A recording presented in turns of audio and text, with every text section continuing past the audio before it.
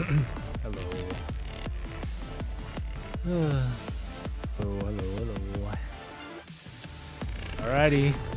It's time to buckle down because the next few days, the next few streams here, PGR stuff. I'm gonna try and catch up Polaris Bond before the end of this year. Alright, we're 3 chapters away from getting fully caught up. And today, we're gonna go through the Lamia story, the Lamia patch. Cradle Parade. Now,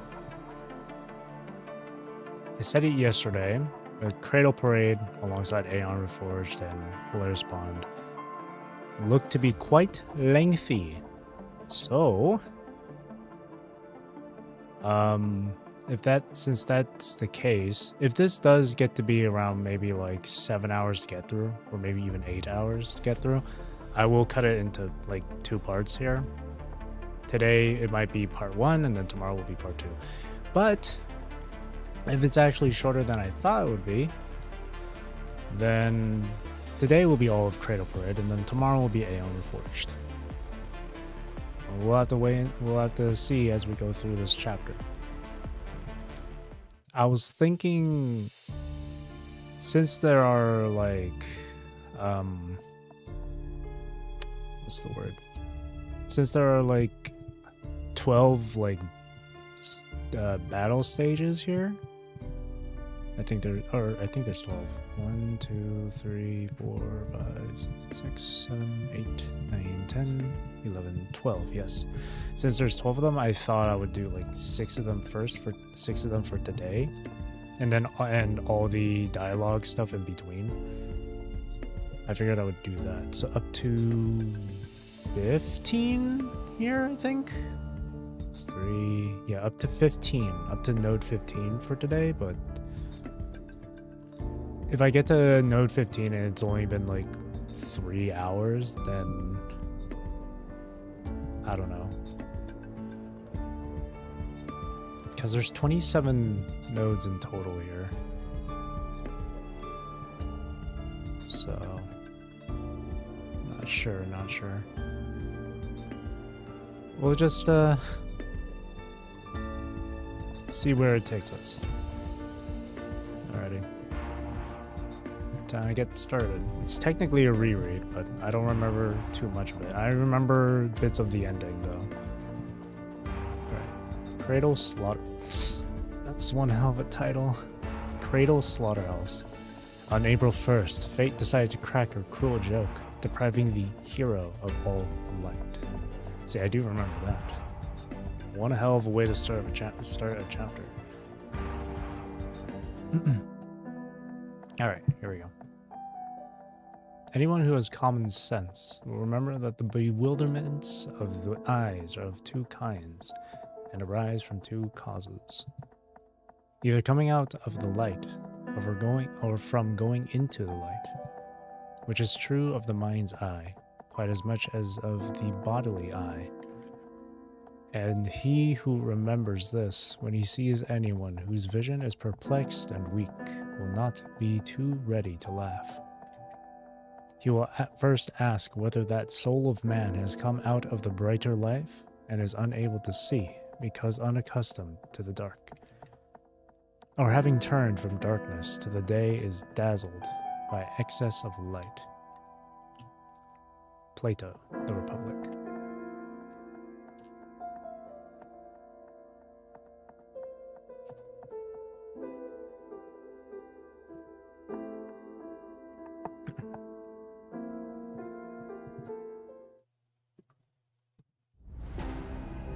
April 1st, April Fool's Day. Fate has decided to crack a cruel joke. The Grey Raven Commandant has vanished. The transport craft back to Babylonia got ambushed. All emergency items got wrecked, and even the parachutes turned out to have massive holes, only spotted once they were open. Thus, with a mere splash, this humanity's hero, lauded by all, plummeted into a corrupted river. Search teams have gone into overdrive, scouring the river and grilling everyone involved, but the person they are after is nowhere in sight. That is what happened. Sometime after the disappearance incident. You finally wake up from a prolonged coma, facing the dangerous unknown alone. Your brain feels like a soggy sponge, your head too heavy to lift. Even your memories are all fuzzy. Your body is strapped to some old table and chair, devoid of any leeway for movement. Scan the surroundings. It's just you in this sealed medical room, trapped with no way out except for that tightly locked door. The floor and medical gear are all stained with old blood, like silent witnesses to past tragedies.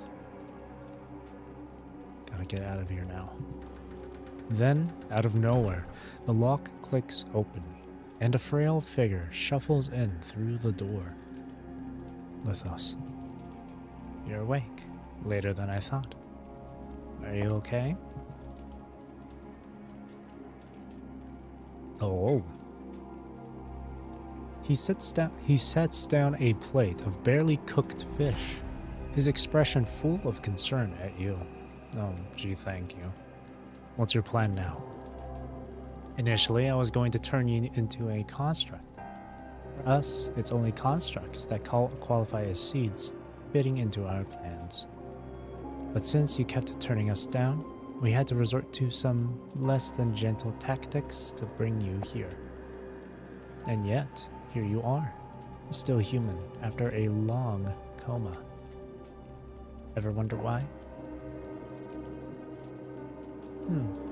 Seems like you've had an inkling all along. The Grey Raven Commandant, hailed as humanity's hero, has no affinity to Tantalum 193. You've held on to this secret, never once denying it when asked. Quite intriguing, isn't it? I've heard from some of us stationed in Babylonia that Bianca and Liv both felt the pull of their specialized frames, glimpsing the simulation of the future. In every scenario, your life ends as a human. Didn't they ever suspect anything? Why don't you tell them? Fear of worrying your companions? Or perhaps it was in order. Lithos lifts his eyes, taking in the human's reactions. Don't let it get you down too much. Being adaptable is just a last resort.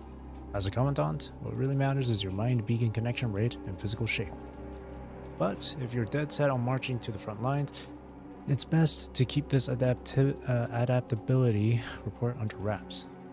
Frontline commandants are always in the hot seat, and the successful grads usually have that adaptability ace up their sleeves. When the missions aren't make or break, those without it get special treatment. Like being handed simpler missions or sticking to the cushy rear. Simon had it that way. But you said that was not what you wanted. This isn't my first time seeing someone tinker with their report, but most folks aren't itching to hit the front lines, flipping past to fail. Training a commandant is a walk in the park, and getting nabbed. Pulling this stunt usually ends in a slap on the wrist. Is that supposed to be Hans? That silhouette looks like it's Hans. Mull it over carefully, because this is about your future too. Humans age, get banged up or disabled. Nobody can stay forever young and battle ready. These issues don't hinge on your determination or ideals unless you're gunning to meet your maker on the battlefield. If you're not up for cooking the books, then maybe it's time to reconsider my pitch to work at Command Central.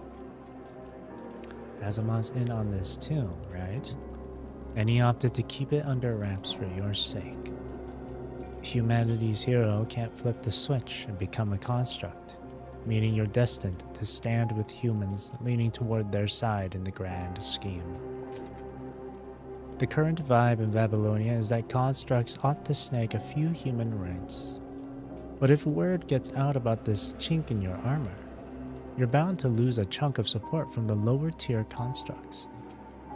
Maybe throwing your weight behind someone like Crumb, who's all about seeing both sides, might be a smarter move, right? But then again, he's gone full-blown construct, marching to a different beat than you. Who's been feeding you this intel? None of this relates to Asimov. Seems like your view is a bit skewed. Who's been feeding you this intel? Those folks you label as defectors. They've been dishing out a lot of dirt to me. Now that you're clued in, you should get why I can't be the seed you're fishing for. But you're letting me hang around for now. What's the catch?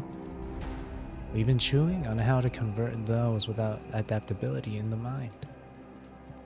Convert them into the mind? To be precise, it's more like getting a state that's close to the mind. If you've ever seen constructs switching frames, you've seen the object separated from the head and torso. Our soul is stored in there. At least, that's my take on it. Turning into that kind of form, but still keeping your self-consciousness intact in a frame similar to your own is a tough task. For the humanoid hybrid constructs, or those diving into the Ascension network for a data feast, it's an even tougher one. Those who manage to achieve this typically have a more beautiful brain, extremely strong emotions, and profound self-awareness. Just what I'm after. Only those with a mind stable enough can be given birth by Catella as a whole. Catella? By now, you must have seen her, or rather, her little cradle. You used to take her as the heterohive mother. She lent a hand in weaving heterosapiens in the red tide, and even gave birth to a pair of twins. In that trial run where the red tide mingled with the sea, we proved that the twins could house a construct's mind. Everything has been set, and volunteers queue up, but only a select few can be fully reborn under her wing. Are you saying that you're planning to do to me what you did to Chico? You want me to become that kind of monster? Right. To become a new breed of human, rising above death's grip. It's a shame. If only you could become a construct, things would be smoother sailing. But it's okay. We've got a plan B. He gestures at the IV drip in your hand. This potion is one of our research results. Needs a jab every day. One last shot, and you'll score adaptability. To become a construct? Sounds too good to be true. It is good for you, just not what you had in mind. This will allow you to handle hetero creatures. A human diving headfirst into the red tide will only end up shredded and become a shattered puzzle. The scattered pieces will blend with others, making it impossible to tell one from the other. Mister reckons that it would be a waste of your potential. Once you've got this adaptability, you'll be more in tune with Catella, more wholly embraced by her. Right. It's been a few days since you had a decent meal or a dose of nutrients. Fancy a bite? He scoops up a forkful of finely diced fish liver and extends it. This was originally meant for Mister, but you won't be coming anytime soon. Turn head away, Refusal. Beat it. Beat it. Turn head away. Nervous, it's laced with poison. No need to fret, I won't do you harm. The only things that can thwart the plan now are you making a grand escape or dying before we seal the deal. You want to get out of here, right? After all that hunger, shouldn't you have a little fuel to recharge? Why would you help me escape? Because I love you, Grey Raven Commandant. I love you. Yeah, nice try. That's not funny. You make me sick. Are you serious? 2 times you doubt him. Third time's like, hang on a second. You serious? You make me sick. Then let's just say it's to keep you ticking until you get that final shot. You could have just kept me knocked out until that day, but you didn't. Escaping is like a game that kicks your emotions into high gear and amps up your self-awareness. Waiting too long to wake you would mess with your mental stability. Fish tastes the best when it's fresh. Lithos twirls the fork in his hand like an angler teasing a nibble. Then why not kick off the great escape after the final shot? After the final shot, you will only have 48 hours left. Even if you make it back to Babylonia, they might not have the tech to save you. In those 48 hours, you feel your flesh withering away, and this drug comes with a strong side effect. It heightens your sense of pain more than usual. I'm sorry. This is one downside neither Cinderelic nor I can fix. While I could give you a painkiller, it would mess with the outcome's quality. Pain's like a tonic that keeps you sharp. During construct operations, pain helps sync up the mind with the consciousness. But the agony from decay after that last shot will be off the charts. I'm afraid you might opt for an early exit. Come on, tuck into these fish. The sea fairies worked hard snagging them, so let's not waste food. Sea fairies? Yeah, they're Catilla's children too. You'll get to know them soon enough. Dig in. Turn away and refusal again. Seems like you're not getting the gravity of your situation. Ouch! That really hurt. My hand, that really hurt. The sharp fork with a chunk of fish on it heads straight for your bound hand, the searing pain stabbing deep. Jesus Christ. Even though there's still time before that final shot Lithos mentioned, the pain your body's feeling has already reached unbearable levels. Impressive. You managed to hold back the screams. Oh, he gives his wrist a slight twist, driving the fork deeper into the wound he made. Oh, good lord. The pain skyrockets, causing your body to convulse and shiver, nearly toppling onto the rickety table. It isn't until the view zooms in very close on the stained tabletop that the multitude of tiny dents becomes glaringly obvious. What exactly went down here? How many people got dealt the same hand? Those. Sorry. I just hope you grasp the current state of your body. Whatever your next move is, make sure to take good care of yourself. Oh, right. By way of apology, you can ask one question. I promise I won't lie. You expect me to buy that? You can choose to doubt it, and keep your mouth shut. No harm in taking info that's handed over, even if it might be a lie. Are you really a man? That's a funny question to ask. How do I get out of this joint? To think you'd ask that question.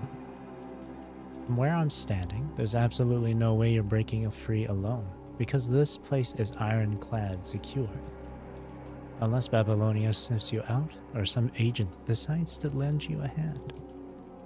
But even if they wanted to yank you out, getting here would be a tough one. Most people holed up here were relocated from shallower locations before diving down to this depth. Diving?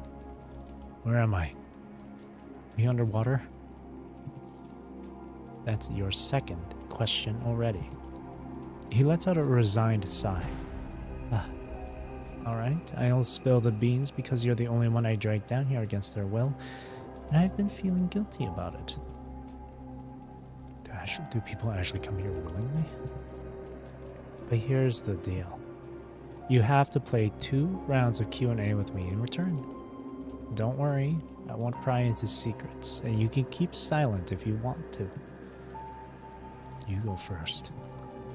Ever heard of the famous trolley problem? Picture this. The researchers over in Babylonia, using mind duplication tech, make 5 lives, now strapped to the tracks with the train barreling down on them.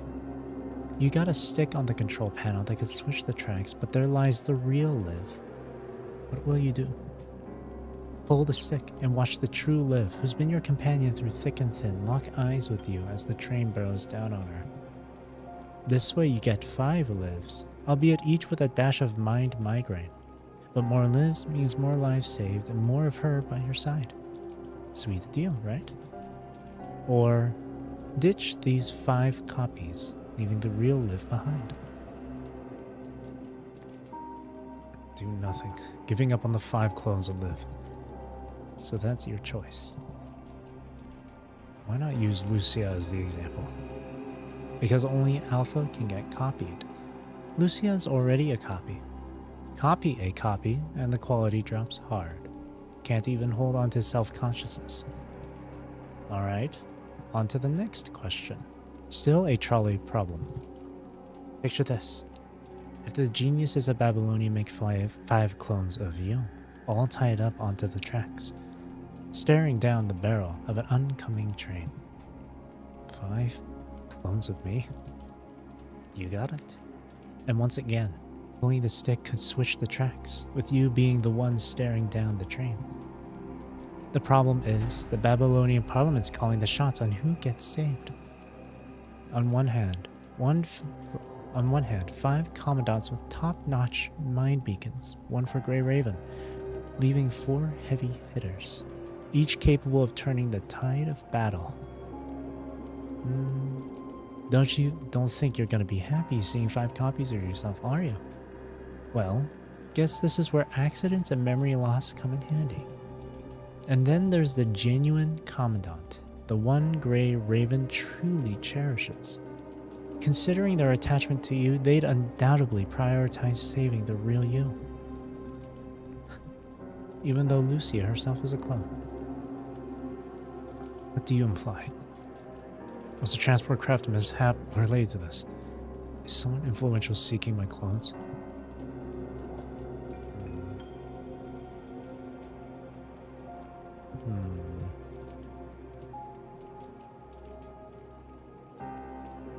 Say the second one. I don't know. We don't even know. Are you the very commandant that Grey Raven is leaving no stone unturned trying to find? Or are you one of the 5 they don't care about at all? Or maybe you are the true one, but Grey Raven has located one of the 5 and halted their pursuit of you. I mustn't let this swindler toy with my emotions. Enough questions. It's time to provide answers. Alright then. We're deep in the ocean, over 5,000 meters below the surface. You can think of this place as a huge submarine. Over 5,000 meters, but how much exactly? No more questions allowed. Even if it's just a bit over 5,000, you can't leave on your own, and it would be challenging for Grey Raven to locate this spot. Despite being down to the last shot, please hold on to hope and keep fighting. You don't want to meet your end here, do you? Our objectives align. Oh, come. Enough with your crocodile tears.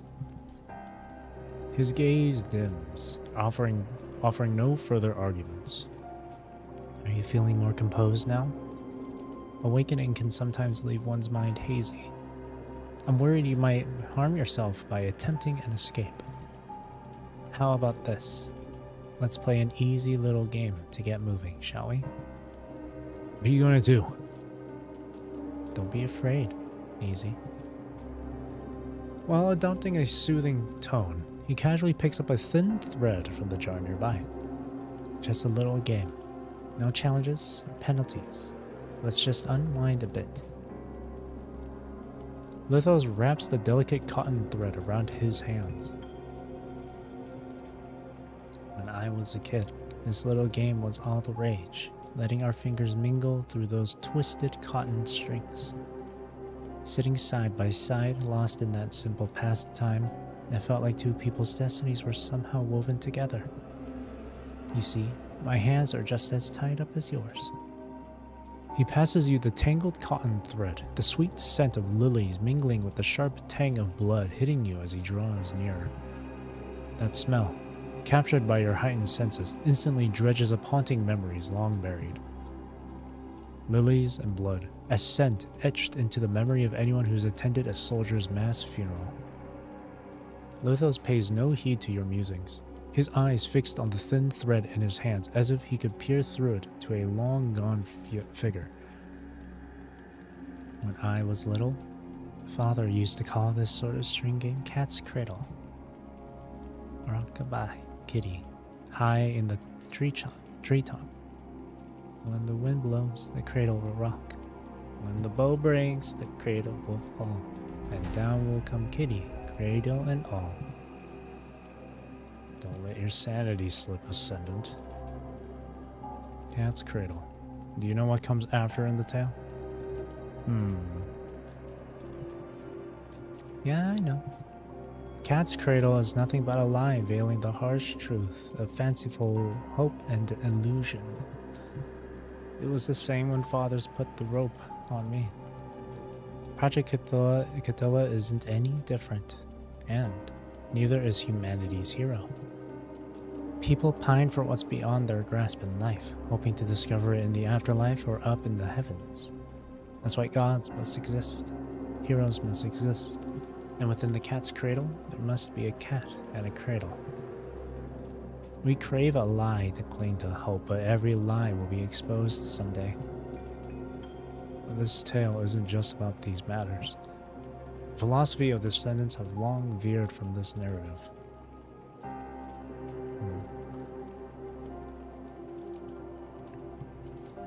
Say the first one.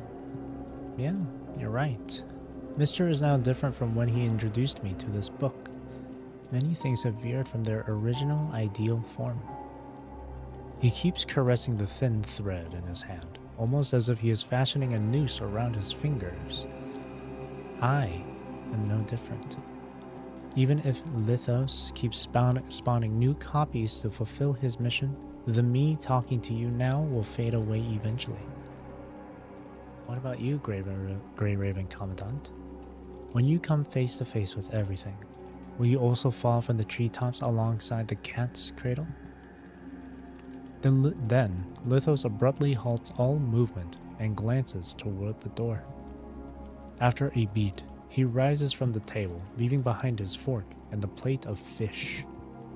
An unexpected guest has slipped in. I should go greet them. Get some rest for now. Cradle Parade. Cradle Slaughterhouse. Parade of Corpses. Jesus. That's one hell of a title. Unexpected Visitor. Feesh. Lamia. From the silent wreckage emerges a visitor Lithos never expected. Hi. The long, conscious child rubs her messy forehead, striving to regain her clarity and return to her original form. My head. Spinning.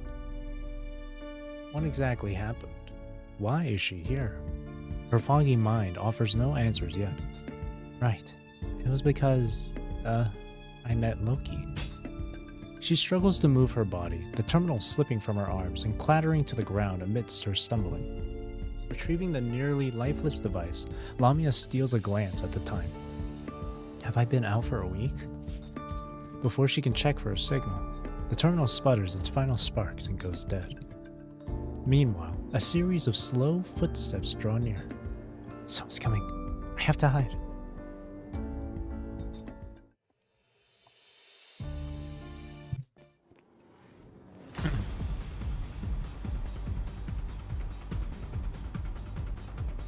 An unexpected visitor.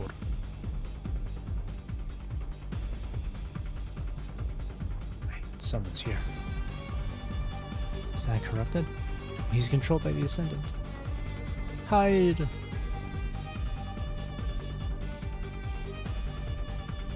Hide in the mess of bodies.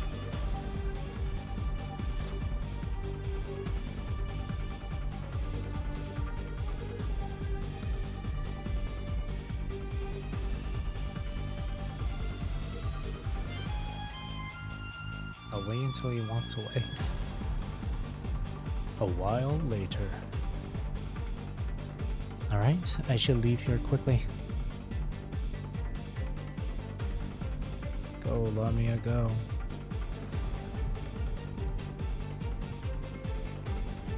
Are not manipulated, it's okay to attack them.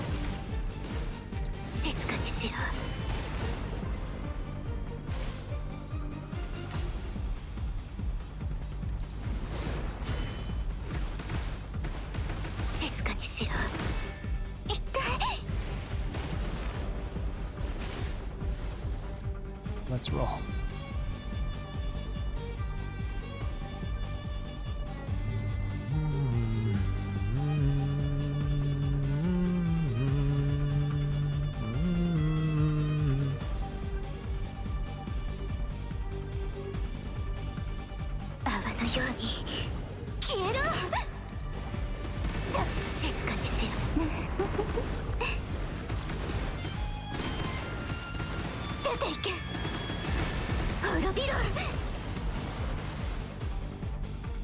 Also,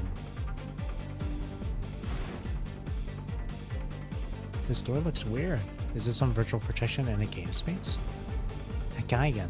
Gotta get through here first. Nice little tutorial. Really short. Maybe not 3 battle nodes today then. Or 6, I mean. Lost Soul. Ah, lovely. I like having a metal fork stuck through my hand. As Lamia deftly avoids Lithos, the lost soul trapped in the depths of the pit begin their own battle to break free and flee. Attempt to wriggle free from the restraints once more. Your limbs are trapped by shackles, firmly anchored to the table and the floor, granting only limited movement to your upper body. Luckily, the shaky sensation suggests the handcuffs aren't securely fastened. If not for this weakened body, it is possible to break free through sheer strength alone. Time to find a tool. Extract the fork from your hand with your teeth. Eee. Ooh.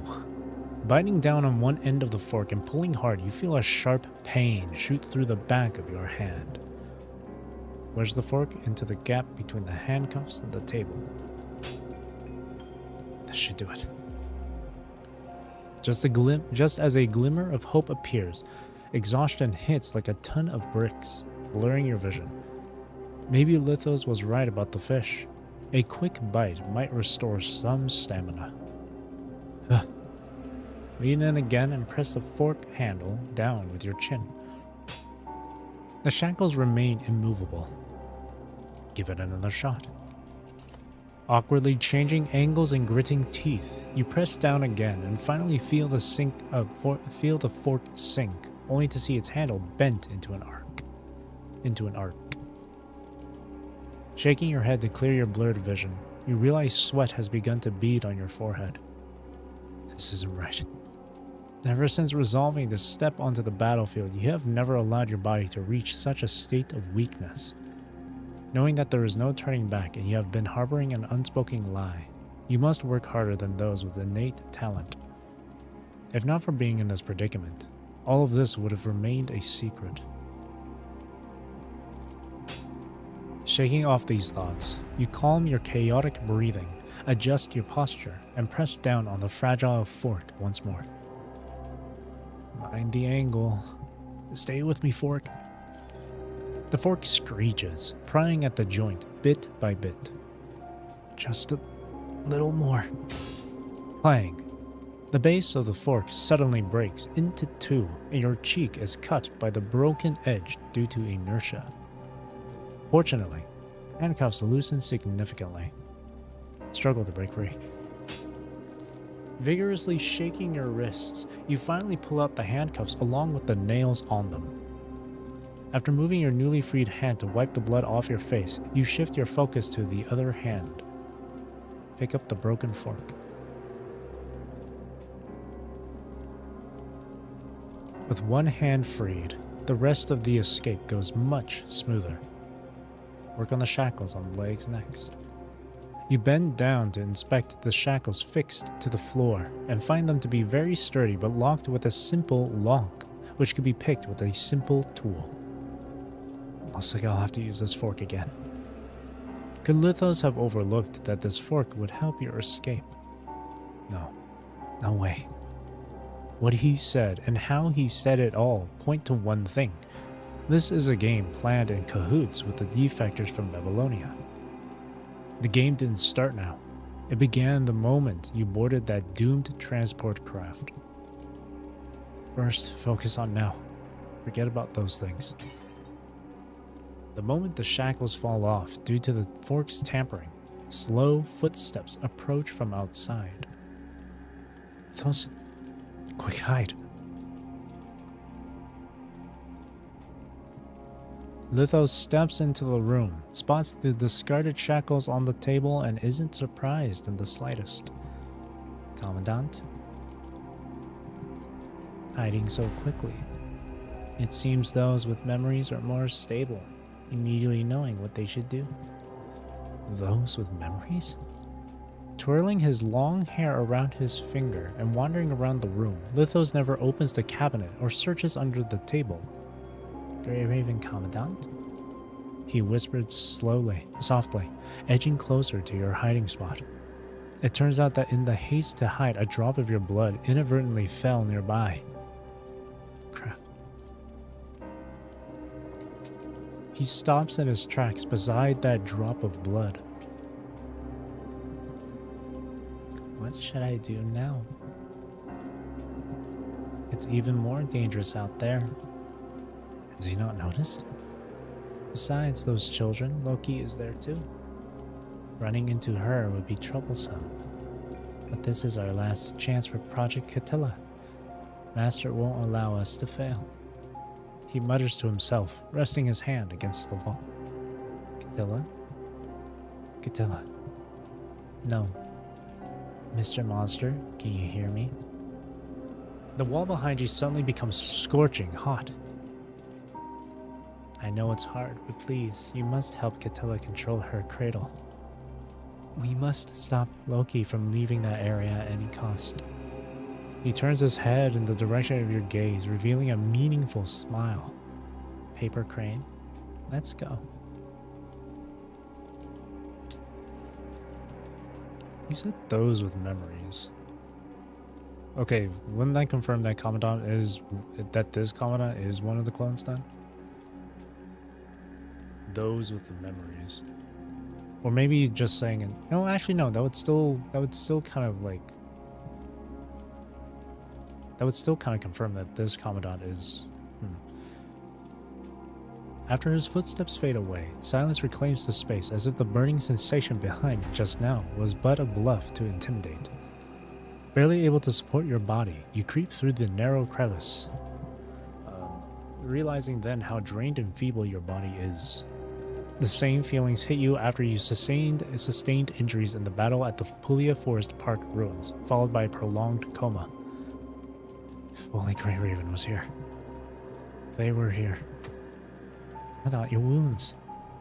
Liv? Reaching out toward her figure, you only grasp the afterglow of light. Hallucination? Your state of confusion grows, unsure if the anomaly lies within yourself or in this mysterious space. You shake your head again, clearing the chaos from your mind. Now's not the time for nostalgia and sorrow. They're still searching for me. I must hurry back. Can't let them worry for too long.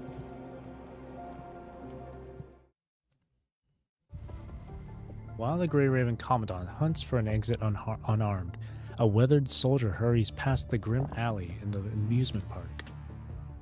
It is the third survivor to fall into the pit, Shorthalt of Scarab. How did Shorthalt come to this? He still remembers the day he left the squad, when the Scarab Commandant, Valeria, called him into the operation room for a confidential mission. Project Catilla? So important about a crazy project that was terminated long ago. That theory and experiment might have been unthinkable during the Golden Age, but it's different for Ascendants. Feral creatures have provided new possibilities. Any news? Yeah, here's what we got from the Science Council and the Purifying Force.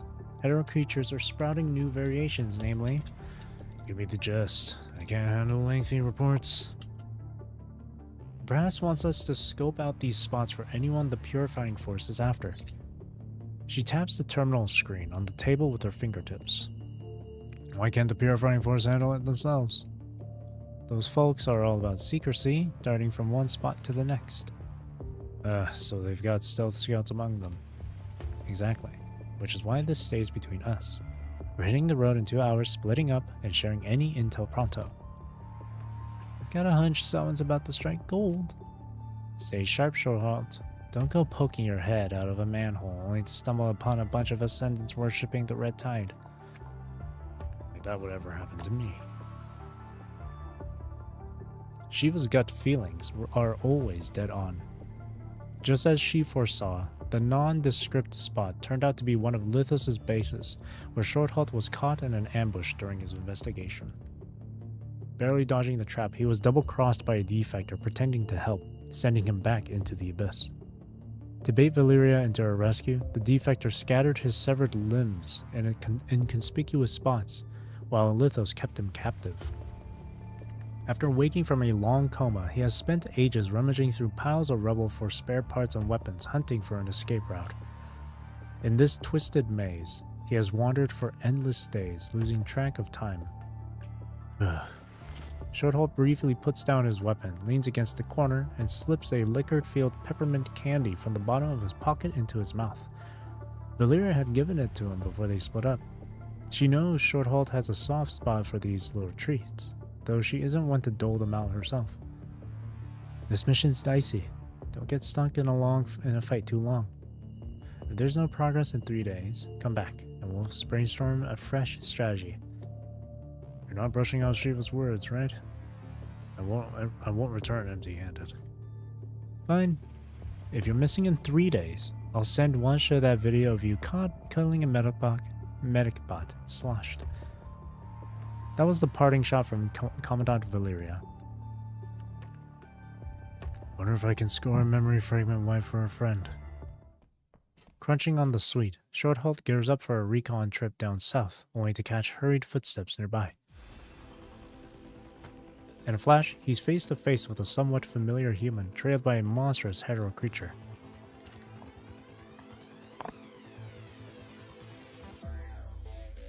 Get down! He pulls the already weary human into a tight hug, then lunges forward to jab the creature with his weapon. Red liquid splatters, and the monster drops. What a surprise, fighting the Great Raven Commandant here in this shithole. Shorthalt? Oh, you know me? I'm flattered. I heard from Bianca that you had passed away. Huh. Why are you here? It's a long story. He pulls out a candy from his pocket, contemplating eating it, and tossing it over. Take it. You'll need the energy. Thanks. Had I known there were survivors, I'd have brought more. He lets out a sigh as he briefly recounts what he went through. The small purple ascendant didn't off me. Just chopped me up and dumped me in a heap of rubble. Commandant Valyria didn't expect me to be alive, did she? What about you? Briefly recount what you went through. The transport craft of Babylonia had an accident. Seems like some folks are driven to desperate measures, willing to do anything. What do you mean? Those who escaped the Purifying Force. How long have you been stuck here? Hard to say. Time doesn't seem to exist in this place. I figure it's been over a month. Most of it's spent knocked out cold. Any luck finding a way out in that time? Transport vehicles bring people in every now and then, but they're heavily guarded by ascendants, and all sorts of hetero creatures, making them tough to approach. And lately, those vehicles have vanished altogether. Is it always this chaotic here? Chaotic doesn't even begin to describe it. You see those illusion-like doors and floors too? Swear word, me. This place is like a maze, with doors floating all over, leading to who knows where. Some are labs, others are orphanages, and there are even underground waterways. I thought my mind was playing tricks on me. Since you can see them too, it means this place has some serious real-world simulation going on. Maybe it's tied to Lithos. Or maybe it's because I'm undergoing mindification. Yeah, Lithos has been popping up a lot lately. Every time I run into her, she pulls some slick move and vanishes, neither attacking nor letting me attack. Believe it or not, when I'm at my lowest, she shows up to lend a hand, like I'm her pet or something. Can't trust a word that guy says. You'd be smart not to take his words at face value. I like how he's calling Lithos her and all that, but then switches to his. She's all about deception and manipulation, so watch her back. And back to she again. Can't believe she fed you that. Well, I'm just gonna replace it with he and him and all that. Can't believe he fed you that line about Grey Raven or rescuing your clone. Total hogwash. You've only been gone a few days, and your clone couldn't have grown up that fast and fooled Grey Raven, could it? Even if those researchers have ways to speed up a clone's growth, it couldn't be that rapid. True enough. You've got a point. Since we seem to be in this together, I've got a favor to ask. Go ahead. Connect my mind. I've been wandering around here for so long, my mind is turning into mush. Sure thing. Good old system. With the mind connection established, Shorthold lets out a long sigh of relief. Ah, that's much better. Your mind beacon feels different from Commandant Valeria's. Every time I connect with her, I feel this restlessness, like I want to pick a fight with someone. That's news to me. Your mind beacon has this calmness that's way beyond your years. We should take it slow and not rush into things, which suits me just fine. He chuckles heartily, giving you a friendly pat on the back with his big hand. Easy there, easy. Oh, sorry about that. Didn't realize you were hurt. Shorthalt regards you, who Commandant Valeria had described as someone noteworthy, with the kind of look one gives to a patient. You're a lot different from what I imagined. I thought you'd be more of a tough as nails soldier type. But hey, when you're stuck in a place like this, you gotta face reality. Now let's treat you like someone who's wounded. Take it easy. And don't push yourself too hard like you used to. Keep that in mind, okay? Got it. Thanks. So, what's the plan now? Can you reach out to the outside world? My terminal got tossed ages ago, along with all that junk in the disposal channel, and turned into scrap metal. Yours probably meant the same fate. But I've got a tiny micro terminal. Lee gave it to me for emergencies. It's hidden in the hem of my jacket and might still be there unnoticed. Even if there's no signal 5,000 meters under the sea, there might be some messages on the terminal that could come in handy. Mythos was the one who shared the information, so it might not be accurate. And here I was wondering why you were dressed so lightly. Turns out you got stripped down. Just lost a jacket. Let's not say things that could be taken the wrong way. Just lost a jacket. Alright, let's head back and find it. There might be some usable weapons in that pile of debris. Better than you going unarmed. Alright. Missing mermaid.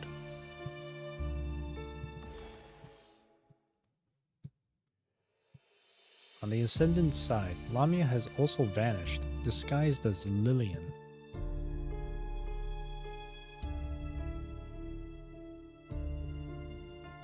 How did things end up like this? Before this mess, Lamia was just settling into her new frame adjusted by Luna, happily carrying out her mission. Luna.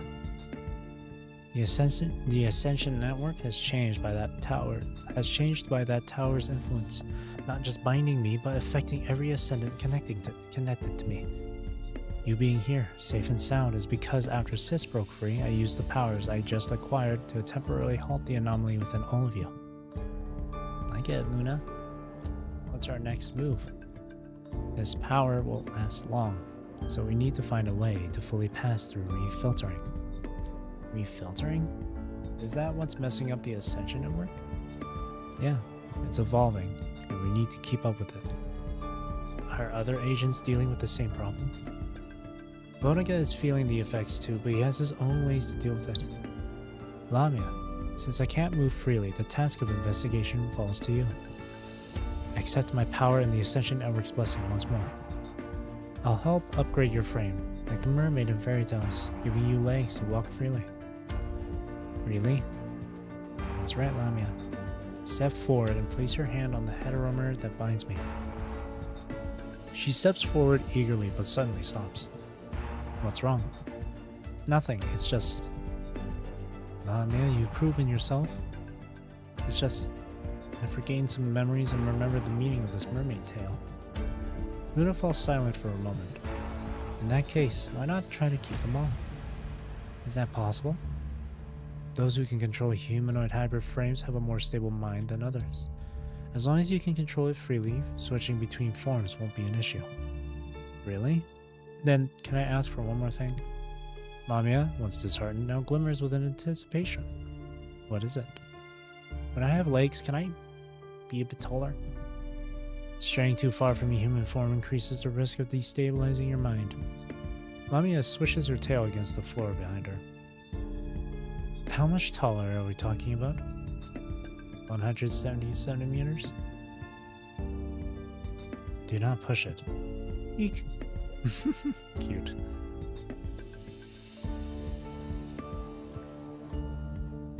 Your new frame is ready. Beautiful. I love her eyes. Her eyes look gorgeous. Like a reborn mermaid, Lamia eyes her legs in amazement, taking a few tentative steps around like a child. Thank you. Luna, I never thought I'd receive such a precious gift. Consider it an advance on your reward. But remember, this frame upgrade is like Cinderella's magic. It'll stop working as my power wanes. If I fully merge with the punishing virus and lose myself, you'll also lose your ascendant status. Not only will the frame fail, but you'll also become just another corrupted. You will not be able to kill and reshape yourself over and over like my sister, nor do you have a sister to share the Ascension Network burden with. If you can't find a solution and want to stay alive, it's best to seek refuge with another agent sooner rather than later. No, you're the one who saved me. I don't really click with the other agents. It's better that I stick with you. Alright, since you've made up your mind, you're in charge of gathering intel. Okay. What about Roland? He has acquired a new weapon and is already set off. Lamia's been wandering without much luck since then. What's Lithos up to, and what's that agent planning? Even posing as Lillian, an acquaintance of Lithos, Lamia struggles to find clear info. When she reaches out to past partners for leads, they either are clueless or are too busy with their own stuff after having achieved their goals. The rest have gone quiet since Fort Winter fell. Recently, Lillian, out of contact for months, finally sent a message. Is this the spot? Yep, that's it. Lithos is cooking something up. They've been moving supplies and construct remains around at night. Lots of constructs and humans went down together and none of them have returned. Alright, I'll go check it out. Be careful, their unguarded moves mean they've likely got a defense plan in place. And unless something unexpected goes down, this will probably be my last message to you. Are they watching Dark Ares too closely? No, being watched like this, I'm kind of relieved. I can't leave, which means they can't pile on more missions for me. I'm tired. I just want to stick around with Dark Ares. This isn't the first time you said that. Yeah, I know. Lillian sighs through the line. I've always had this wish, but it never seems to come true. I've lost the right to dream of a peaceful life long ago. Ever since they took me away from the orphanage, it's been one nightmare after another. Following orders, hopping from one squad to another, then engineering accidents to silence those who knew too much or were in the way. Or sneaking into places as a kid to do someone in. It's been a real drain. Living under the watchful eyes, trained and guarded like I'm in a cage, it's strange, but I actually find some relief in it. Funny enough, the one least likely to suspect me around in Dark Ares is Commandant Simon. Did he not notice a thing? Not even when he got caught because of you? Yeah, the other two in the squad are more laid back, especially Palma. She doesn't even bother to maintain a friendly semblance. Ever since that whole mess, his relationship with no one has been a bit rocky. At least that's how it seems to me. She closes her eyes, her face betraying a concern that seems out of place for her age. I'm fed up with all this. Excuse me. I can't bear to betray anyone's trust again. So, do you hate Ascendants now? Have you given up on working with us? I decided interest in that. Just thought of a few things. You seem different after being gone for a while.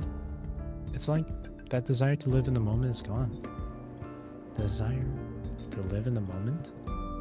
I often felt like the you from the past was trapped in the present, burdened more by the role of an ascendant than by the experience gained from memories. Now you're starting to question the meaning and morality of these roles, aren't you? Sorry, I'm just thinking out loud. What about you? How do you see me? Lamia struggles to find the right words, unable to come up with a fitting description. She met Lillian 6 years into her life as an ascendant, amid the rubble of a battle-ravaged collapse. They helped each other escape the danger, and began their simple exchanges. Lillian provides her with intelligence from Babylonia, and if needed, she sacrifices her own identity to help Lamia blend in. In return, Lamia assists when Lillian faces foes she can't handle alone. Just everyday tasks, so normal that they hardly seem worth mentioning. It isn't her first time teaming up with someone outside the Ascendants. Most people treat Ascendants with caution, their every word laden with ulterior motives. But Lillian is different. Despite not knowing each other deeply, they are equals. Yeah, a lot of yawns. Lillian has to rely on her seemingly youthful and gentle appearance, playing the role of an assassin while posing as a support-type construct. She cries out in anguish and reluctance as she commits vile acts, putting down the villain she despises amid mocking and jeering. No matter how many times she talks about shedding her dual identity, she always finds herself back in Lamia's company. Even if one day her squad uncovers their origins, the blood on her hands must remain a secret. For Lamia, there's a certain allure in adopting Lillian's ordinary identity. Unwatched, unthreatened, not treated as an outsider. She can temporarily set aside the complexities of Ascendant missions and engage in simple conversations with others. Listening to their chatter about family, food, leisure, gripping about missions and teammates, helps while away the long nights. Of course, when reporting to Luna, she mostly claims to be actively searching for individuals who could pass the filtering. But if she was really doing her part,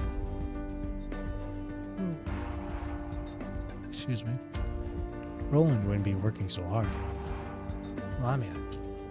Before Lamia can respond, Lillian speaks up. Meeting you in that accident and maintaining this connection has never been a burden for me.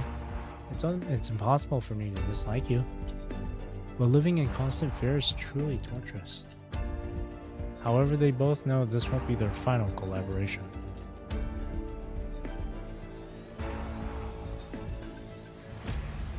After bidding farewell to Lillian, Lamia ventures alone into Lithos' bases, following the address from the intel.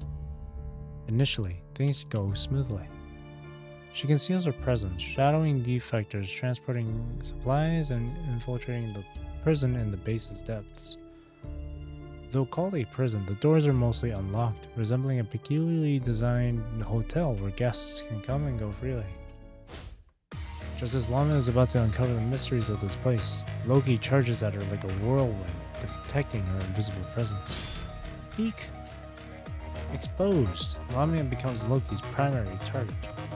Despite Luna's enhancements to her frame, Lamia's instinct to flee kicks in. She tries to pass herself off as Lillian, familiar to Lithos, but Loki, unable to distinguish friend from foe, pursues her with eerie roars. Where's Voodoo? Why is it always Loki? Ugh. Having lurked around Lithos for days, Lamia quite understands Vonnegut's interns.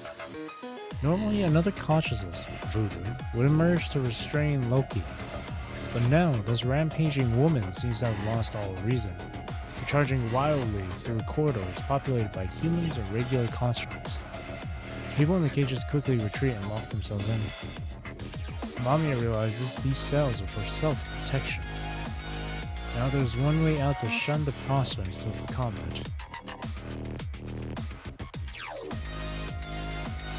She changes her appearance several times and flees through winding corridors until finally shaking up Loki and hiding in the debris container. Oh, there's some space left. We can't let Loki break free again. Suddenly a familiar figure emerges from a side door. Sorry. A woman, unfamiliar to Lamia, steps past Cinderella to face Loki's attack head-on. Intruders, die! Is Loki's frenzied state a side effect of the refiltering, or has she undergone some modifications by someone? Loki's mind seems even more chaotic than before. Kill them! Kill her! Researchers never anticipated that separating you would lead to this. Oh wow. I'm so tired today. Don't worry. Once we get into like a battle stage, I'll be awake. She shows no fear, leaping through the air to hit the emergency control switch on the second level platform. Lamia feels chaotic currents surge around her as her mind, along with the debris inside the container, fades into darkness. Voodoo. Yes. Voodoo looks so cool. The one called Voodoo shows no mercy, using all her strength to knock her once inhabited body out of the air. There's no other way. Find her. We need to check on those in the cages. They're Lithos' guests. Harming them would anger him. The one-winged girl hurries toward the crowd. Would you let Loki go with me? Staying here, she might. Sure. Voodoo answers tersely, hoisting that battered body onto her shoulder. After coexisting in the same body for so long, wouldn't you try to retain her a bit longer? I don't know what to say to make her stay. That mind separation experiment. It changed you both, didn't it? This is the last sight Lamia sees before losing consciousness.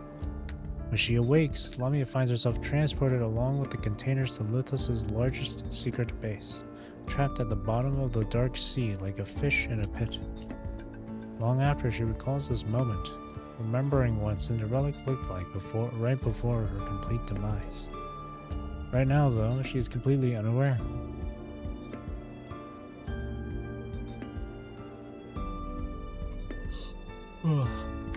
Now, Lamia finds herself navigating through the dimly lit alleys, looking for an exit. What is this place? How can she get out? Lamia ponders silently, her mind racing with questions. All she can glean from Cinderella's cryptic remarks is that this location has ties to Lithos.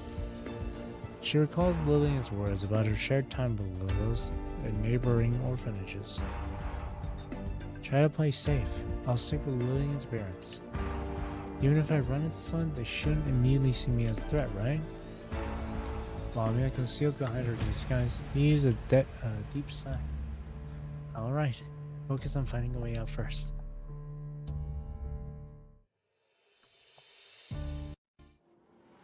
The sky is the sea?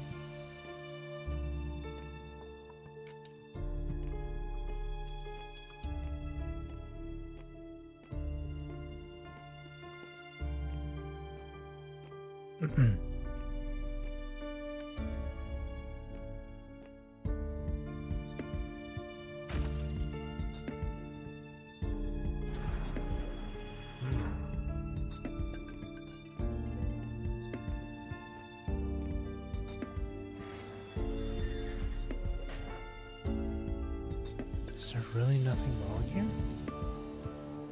Eek, that little thing is leading me to the enemies. Is it the defense system of this place?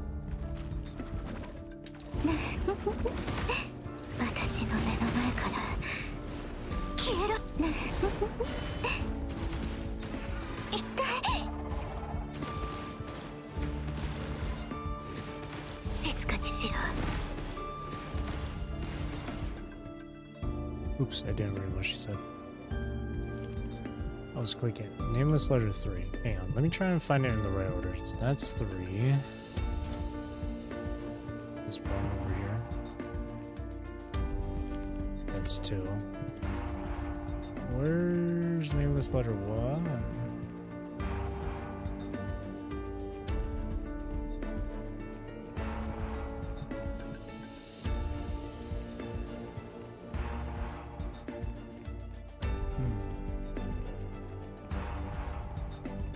Oh, damn it. Oh, they disappeared. Shit, I thought they would, I thought I could read them back again. Damn it.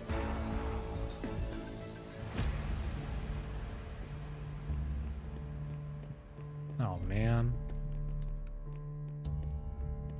I wanted to read those.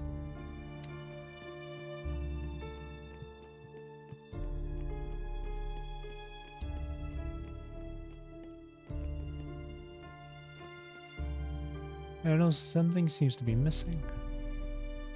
Puzzle time.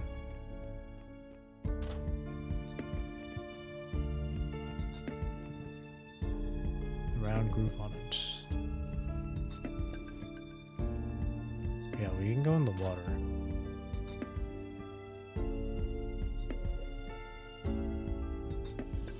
Little horse floating in the red tide.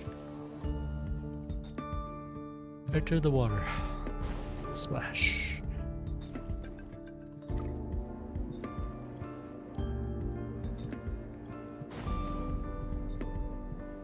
Nice. 4. Eventually, Jane's authority was undermined. They eventually changed the access level of her card. Whenever she approached the CPF, others would dismiss her, saying either "Leave it to us, Jane," or "We are professionals, just leave it, Jane." I suggested she leave the place. She said she was old and could get precise things wrong, which would technically make it harder for her to find another technician job, so it's better to stick with technique management. Moreover, that conservation area was her home. In an effort to gain acceptance for the team that treated her as an outsider, Jane discovered that the leader coveted an antique painting from the golden age and that she would use it to her advantage. I'm still unsure how she managed to get her hands on that painting. Last we meet, she had lost 4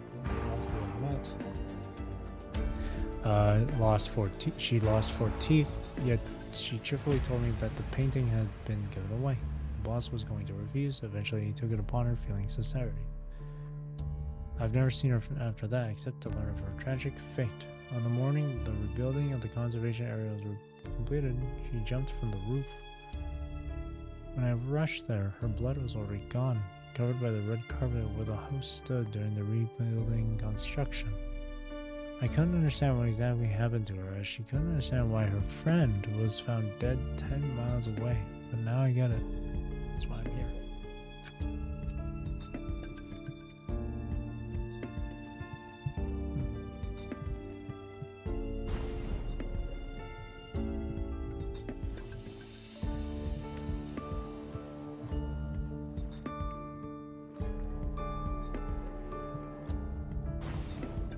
Here, and then the other side.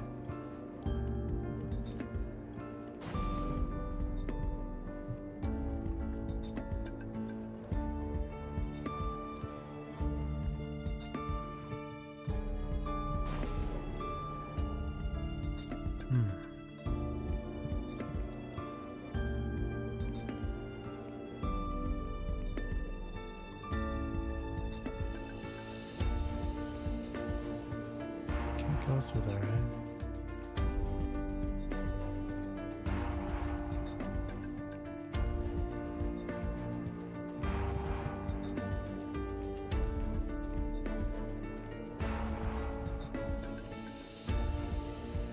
What?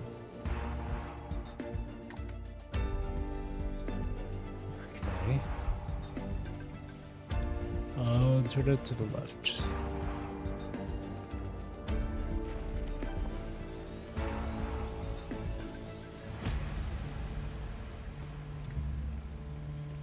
How did it get down there? Excuse me. And I'm yawning so much now. Holy. I had a late night last night. On top of that, I woke up super early. So I'm like really feeling the exhaustion. I don't know why I'm feeling it now. I don't know why I'm feeling the exhaustion now of all times.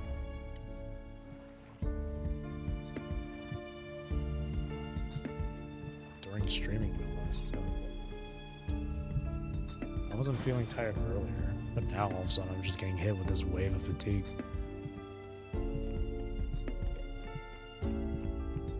Time to play hopscotch. Cute. Okay. Step. Step. 2 steps. Step. 2 steps. And step.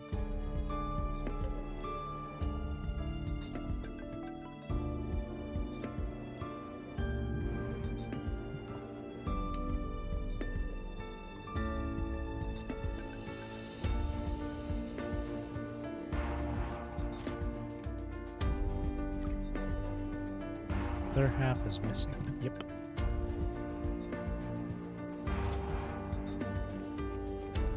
We just have to turn the thing to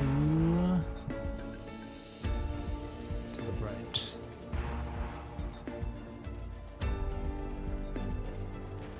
Turn that to the right. Turn it to the right again. Cool.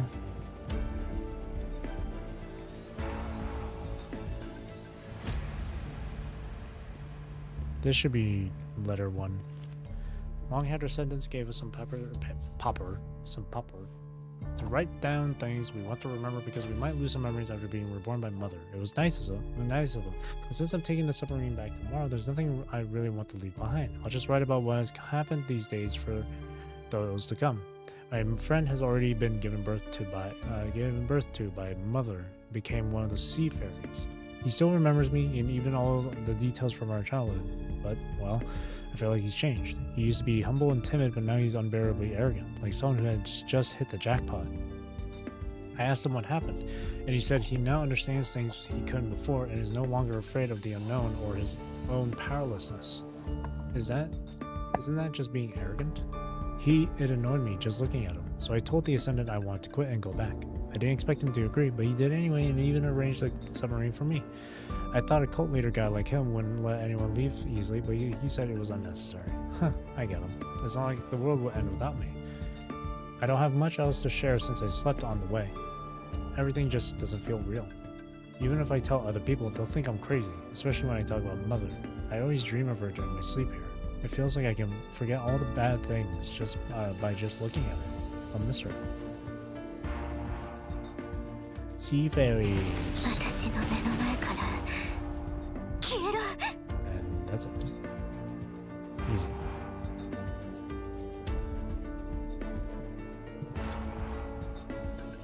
Pick up.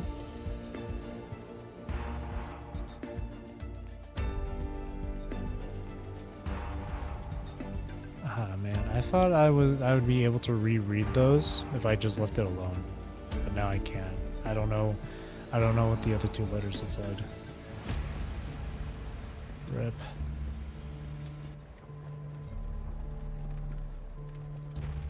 Wanted to read it in order from like 1 through 4, but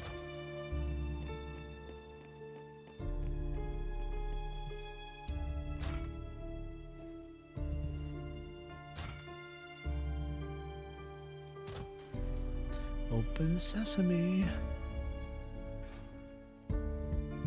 This place looks more and more like a virtual reality game hall. Did Lithos provide these things for people for entertainment? Holy physics. I never noticed that before. Wait, that's...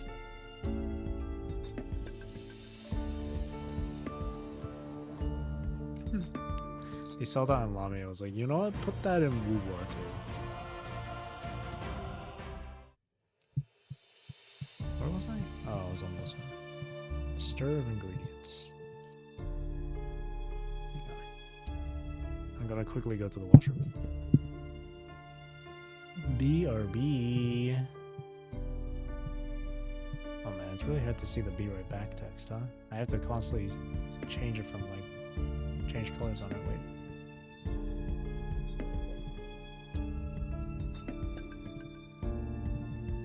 No, wait.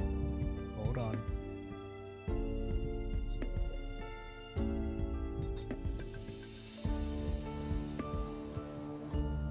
Okay.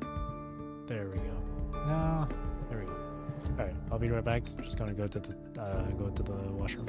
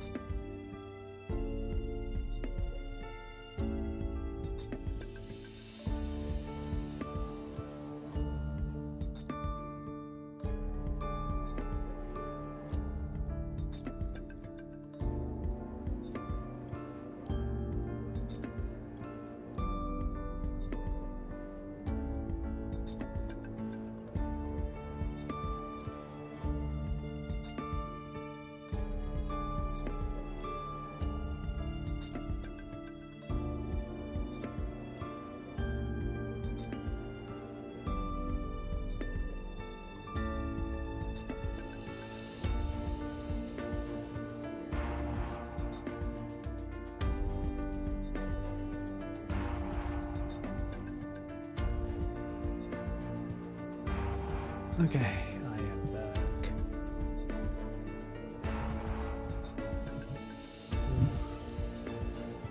Stir of ingredients.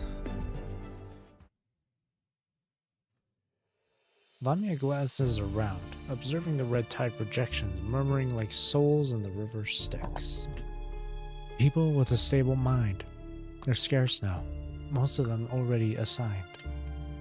Upon their broken voices, Lamia, out of curiosity, moves closer, only to barely make out the words uttered. He and the agent behind him are clutching onto Fort Winter's data. If we don't know what he's searching for, we're toast. Testing the stability of the mind is too risky. It could drive someone insane. Even the Science Council hasn't dared a major filtering for mind stability. Now they want us to conduct covert tests for mind stability? We don't have that capability. We can only target those with existing records like Grey Raven's Lucia. No chance. You can only copy the original mind. She's already a clone. Doing it again will wipe out her self-consciousness. Or are you suggesting taking her original self? Are you willing to risk that many lives? What about Liv? Didn't we say to make a copy of her mind when they made the Imperial frame? We were blocked. They said it violated regulations. Now her mind is damaged, so copying it wouldn't meet the standard. We'll consider it if there's no other option. That leaves Lee as the best option. That's all talk. Anyone fitting the criteria is with their own squad. We can't make a move. What about the Grey Raven Commandant? No matter how powerful, the Commandant is still human. The Ascendants have mentioned it several times. Think carefully. Once you do this, there's no turning back. Why are we cooperating with Lithos? To survive. But continuing these unauthorized tests will eventually expose us. So, no one? No one cares about him. His background's a mystery. It doesn't matter if he dies, it's one less problem for the higher-ups. He's a member of a reserve elite squad, but you talk about him like he's desperate, like us. He's undergone the mind stability test and served as a guinea pig for the experiment's improvements. If this were anyone else, they'd be labeled high risk. His cooperation shows he's been ignored and has no choice. He wasn't driven mad by that test? Can he really be used? It was done by the Science Council, so it's safer than ours. But if he could be used, why didn't Lithos keep him? When you clone a mind, the clone's memories are stamped right there at the moment of duplication. Lithos must have been tinkering with his memories, biding his time, you know? It's a real hassle, having to tweak them repeatedly, but... ugh, such a pain. These red tide projections are a whole new breed. They are more fleshed out, even engaging in basic conversations. Is this the next step of their evolution? Or did Lithos just stick his nose in this one aspect? Protecting Fort Winter. Desperate people. Did these conversations take place before the appearance of that mysterious tower? The content seems similar to what Lillian had mentioned. How does it tie into the whole refiltering of the Ascension network? Lamia extends her hands, aiming to suss out more from the projections, when a loud click comes from above.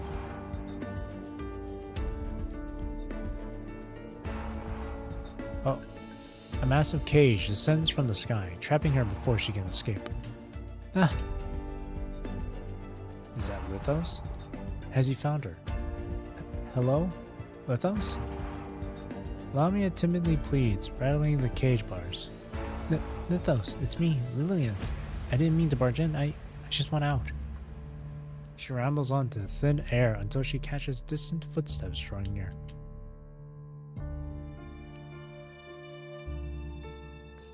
Lillian, what brings you here? Was that racket your doing? Lithos observes from a distance, icy demeanor intact. I had a mission that required getting close to your base, handed down by them, but I ran into Loki, who looked not like usual self and knocked me out. I found myself here when I came to my senses. I didn't mean to barge in. Can you help me out? Sorry, I can't do that anymore. Looks like it's time to bid adieu, Lillian. Despite knowing you for ages, we've never really had a proper chat. Hey! You've successfully reunited. Again. Again? He eyes you next to Shorthold and inches closer. Lillian? What's the call, Greer and Commandant?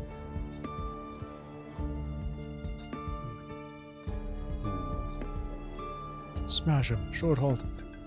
Easy there. Starting a brawl here won't do us any favors. Go straight for a fight, or just...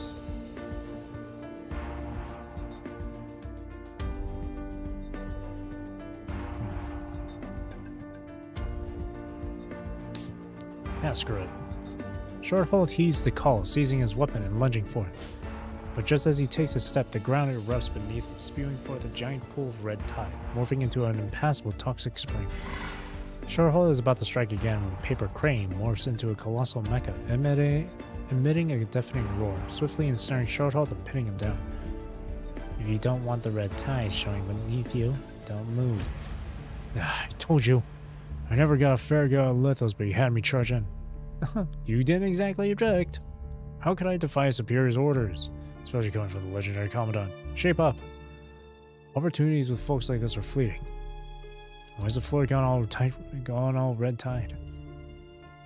It's not the floor that's gone red tide. It's the protective barrier keeping you safe from it that's vanished. So, the red tide springs forth. Protective barrier? You mean this floor? More than that, I've spent ages aiding Cathilla in crafting her cradle. Had you woken up a bit earlier, I'd happily explain where each item comes from, how it's assembled, and what it's for. But now, Lithos hurries over, handing a vintage revolver to you. See what he's up to. He clasps your hand as if to soothe, gently caressing the back of your hand without touching the wound. The smell of lilies mixed with a hint of blood wafts over you as Lithos draws closer. These wounds aren't going to heal right in this brutal setting. He speaks like he can't care less. But I can't go easy on you because you're hurt. It's time for some payback. You... Don't fret. I'm not going to lay a finger on you. Never would. He steadies your hand, aiming the gun at Lillian stuck in that cage up ahead. A game must have some challenge to it to be fun, you know. Too many companions just make it boring. So, take aim at the one who's least likely to help you break free. Hold up, why's it gotta be like this? Wondering why she's here, huh? Because she's a defector. We go way back. Childhood buddies. Back when Lillian lived over at the orphanage nearby. No, it's just... I got caught up in all this. Then, did you finish the job I gave you? What? Sorry, I've been under surveillance and couldn't slip away. You see, she's just a defector, a liability to your cause. She won't be of any help in your getaway. Amidst the clash between Lithos and Lillian, Shorthalt discreetly works his longsword into the joints of Paper Crane, struggling to break free from its grip. Catching your eye, he shakes his head, silently signaling he needs more time. Come on, pull the trigger. Once she's out of the way, the gun's yours to keep. You'll need a weapon, won't you? You've got it all wrong, Lithos. The one standing in the way of escape now isn't Lillian. Aim the gun at yourself. It's me. Don't move. You, being hailed as a hero by everyone, ought to value your own life more. You said you didn't want me to die. So you're willing to risk yourself as the wager. So, my words actually resonated with you. He watches as your finger hovers over the trigger, a smirk tugging at his lips as he relaxes his grip on your wrist. Grab Lithos and fire at him. The close quarters hold makes escape seem impossible, but his naturally nimble and slender body still manages to evade your fatal shot. Bullets whiz toward Lithos in quick succession as he nurses the wound on his arm and swiftly retreats. Countless punishing virus particles coalesce into sharp needles, tearing through your sleeve and grazing the skin underneath in a fleeting warning. Just as he focuses all his attention on you, a solid kick from behind hits Lithos. Paper Crane? Shorthalt leaves his longsword embedded in the joint of Paper Crane. It won't hold much longer. You know what to do.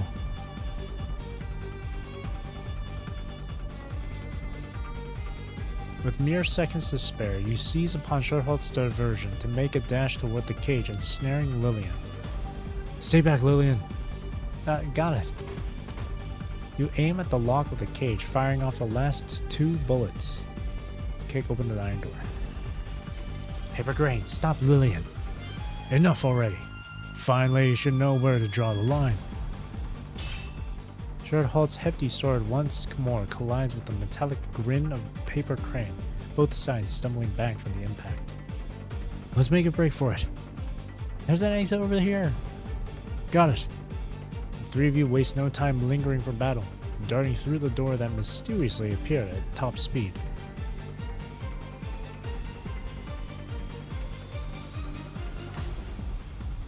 After traversing the tunnel behind the door, taking a steep descent and navigating through 3 areas, you squeeze into a narrow passageway.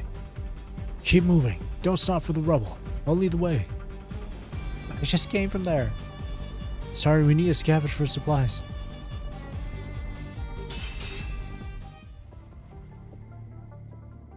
After numerous grueling skirmishes, the 3 of you finally slip into a corridor strewn with debris and discarded items. Completely spent. You 3 are utterly exhausted, collapsing to the ground. I thought the fight would be easier with 2 more people on the team. A commandant without bullets is one thing, but the human's injured. Why couldn't you handle a fight? I'm just not cut out for combat. I'm a support type construct. Due to the significant difference in physique between Lillian and Lamia, Lamia, taking on her appearance, can only manage basic movements, unable to match Lillian's agility. After triple checking your surroundings for safety, the group finally relaxes and brings up the temporarily shelved issues. Lillian. Eek. Eek. Well, I just got startled, you know? Since I was just being chased a moment ago. What exactly did you collaborate with Lithos on? No, I'm innocent. Confess, and it'll be easier for you. Tell me the truth. Well, that is... It's all Corona's fault. They used Dark Ares as a threat, kidnapped Simon, and even wanted to kill him, demanding that I lure out Nolan for a mind replica. What, Simon too? But I didn't agree to their demand. Continue. And I thought I'd sneak in to rescue Simon. Commandant Simon. But I accidentally fell into their trap. Acting alone under these circumstances isn't rational. Why not seek help from the purifying force? They threatened me. And I do know Lithos. I was afraid it would come out. I've chosen a different path from him. It's just because of our past that he can still find me. In tears, Lamia drew from her memories of Lillian's words, with half of her emotions stemming from genuine fear and the other half from acting. These years I've been trying to escape this relationship, but it's always been used against me as blackmail. I never intended to harm Commandant Simon, not even a bit. That's why I find those who wouldn't draw the line so annoying.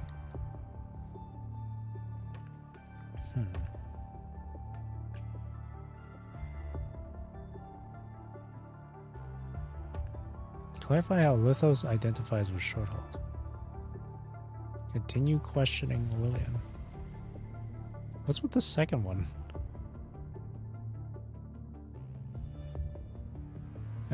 Well, I'm curious about the second one, but... Yes, sir. Hearing your words, Shorthold ponders with a complex expression for a moment.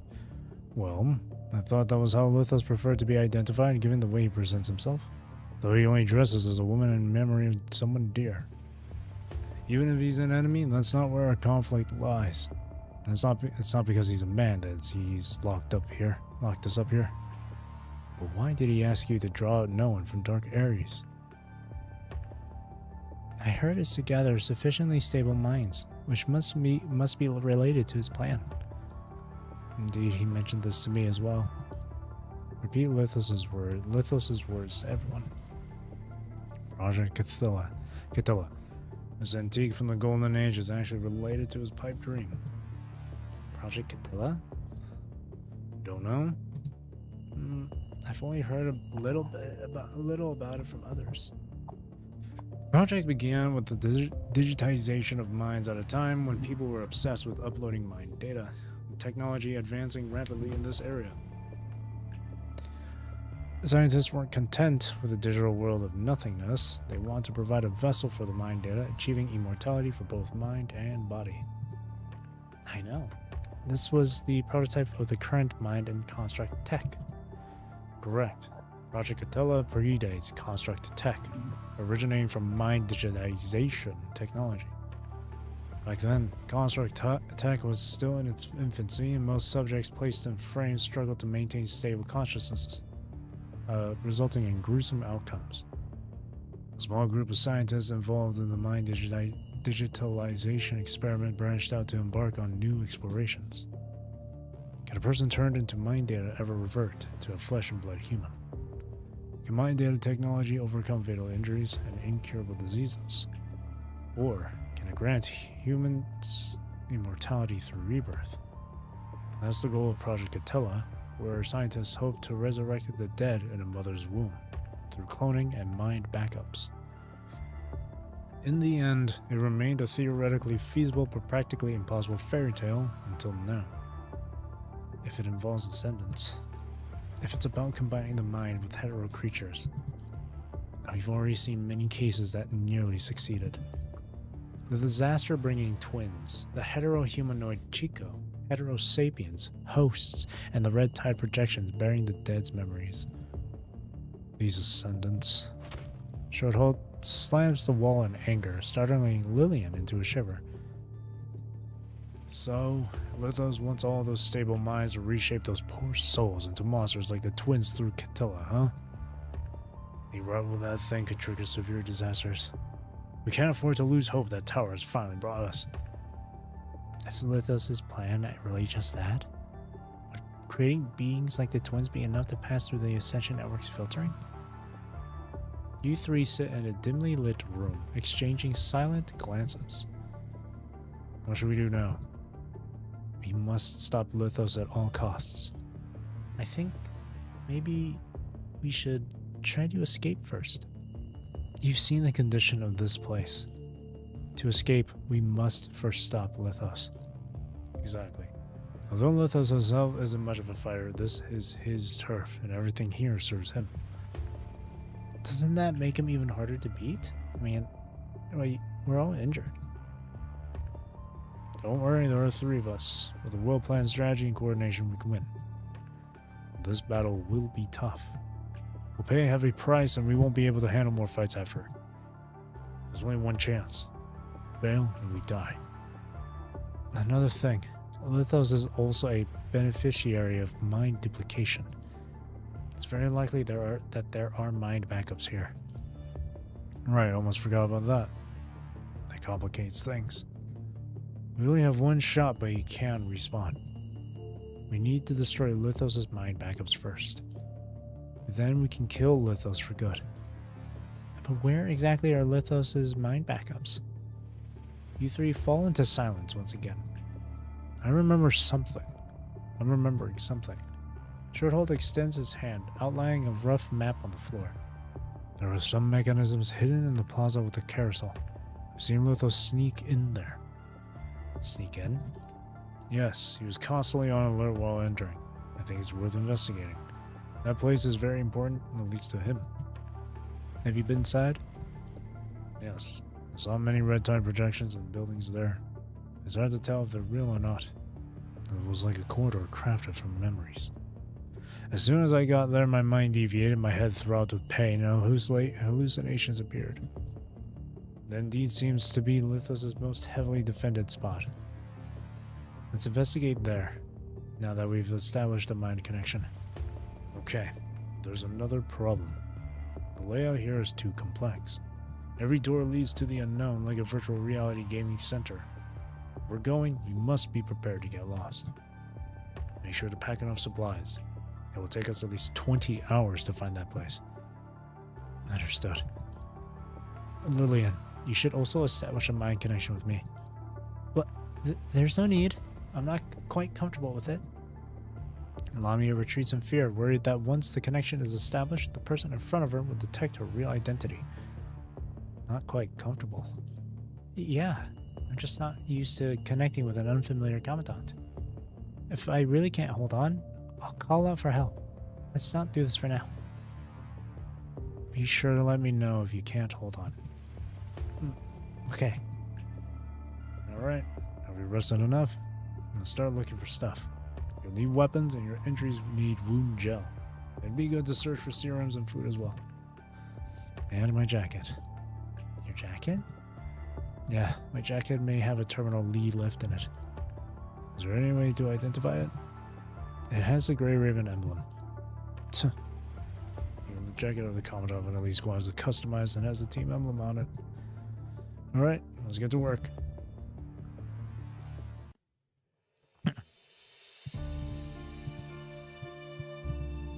If together. On April 15th, the Grey Raven Commandant has been missing for a full 15 days, and the entire squad has calmly been in a berserk state for 15 days. This elite squad has endured hardships unimaginable to ordinary people and has steeled themselves for the painful farewells that death may bring. But there's always a consensus in their hearts that if that day must come, it should be on the battlefield or by the aging Commandant's bedside. They believe that death is simply a spectator to their shared endeavor for a common purpose until the end of life. They hope to be there in the last moment with their Commandant, witnessing the departure of a brilliant soul, even amidst unbearable pain.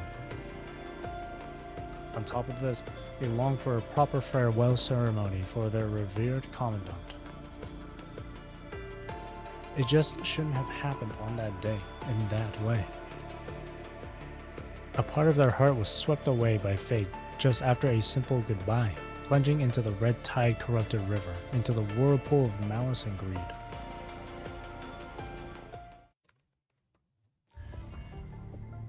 Our mission must come to an end today.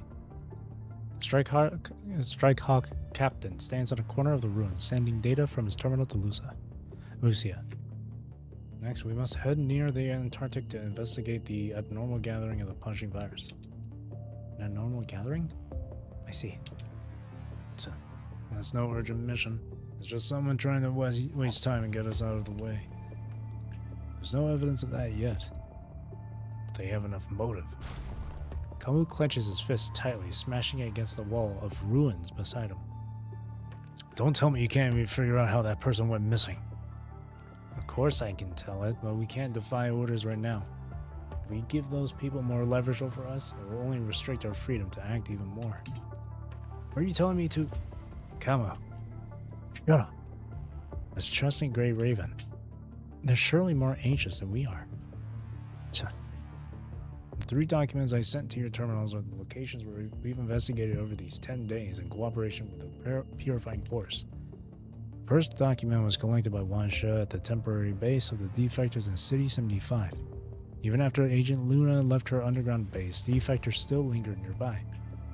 Their main goal was to test the stability of the mind, but due to the lack of safety, many suffered irreversible damage during these tests. The second document was recovered from downstream of the contaminated river. Kamu found records of lithos and the defectors among the wreckage using the Purifying Force's equipment. This record confirms your speculation. Ascendants were indeed waiting by the river on the night of April 1st, accompanied by an old man. Bianca is currently searching for information on this old man, but he has no distinguishing features and isn't registered, making him hard to locate.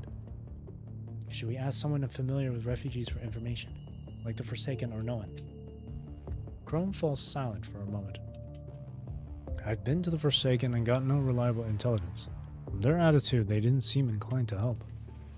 Additionally, another individual appeared at that location 6 hours after the Ascendant left. It was no one. What? After receiving this information, I went to confirm his whereabouts. He was in the clean zone with members of Dark Ares that night, corroborated by his squad. To avoid alerting our quarry, I haven't informed anyone about this except for Bianca. I understand. Let's leave it at that for now. The third document pertains to the Scarlet Revelation. Kamui and I, following the leads provided by Grace, revisited the Copperfield Aquarium. There's still an annex there that hasn't collapsed. An annex? You know, the aquarium has 6 floors in total.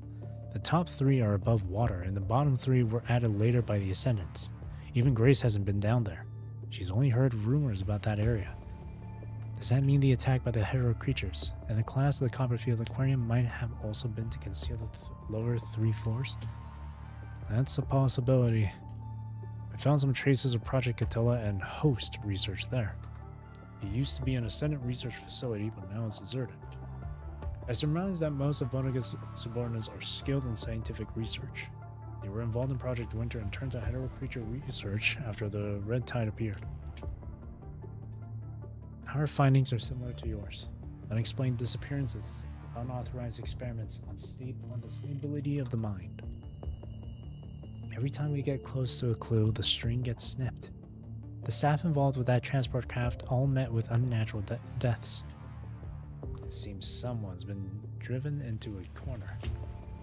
Also, keep an eye out for any tails. The Ascendants are likely plotting something bigger, and it definitely involves an exceptionally stable mind. If casting a wide net doesn't find the target, they'll strike at the obvious candidates. That concludes the mission handover report for Strikehawk.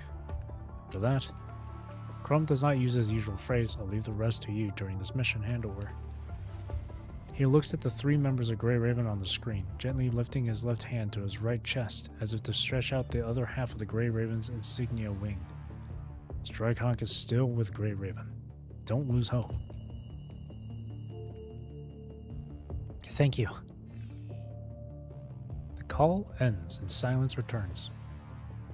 They're looking for someone with a stable mind. Why not come for us?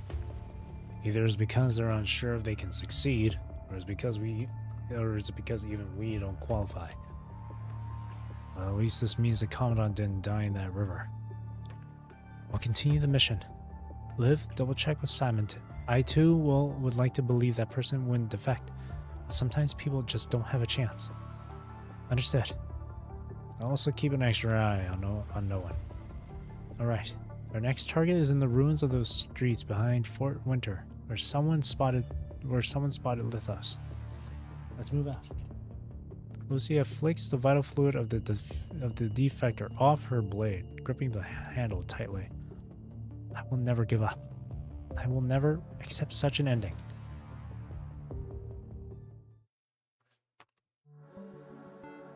Found it. After 3 hours of searching, you three finally find the supplies amongst the wreckage, as well as the jacket bearing the Grey Raven insignia. I'll lift this pile. You quickly pull out the jacket. Okay. With one breath, the jacket is pulled from under the mountain of debris, and Shorthalt lets go of the heavy pile that has been pressing it down, scattering it in the hallway. Ugh, I'm dead tired. That's the downside of undergoing modifications at an older age. You haven't rested for a long time either. Now let me take a break. He slumps to the ground. Lillian, you say you're a support type construct and we found medical supplies. You can do sutures and stuff and such, right? Go help the Commandant. Well, I specialize in construct maintenance, so I can only help with basic bandaging. Shorthalt sighs, deciding not to push further. Alright, it's all yours. She nods timidly, holding the medical supplies and kneeling at the furthest distance she can manage, as if her entire being refuses to touch you. You don't want to touch me? No, I just don't really trust my own medical skills. She moves a little closer reluctantly. Where are your injuries? My hands, my back, probably my shoulders too. Then, let me take a look, okay?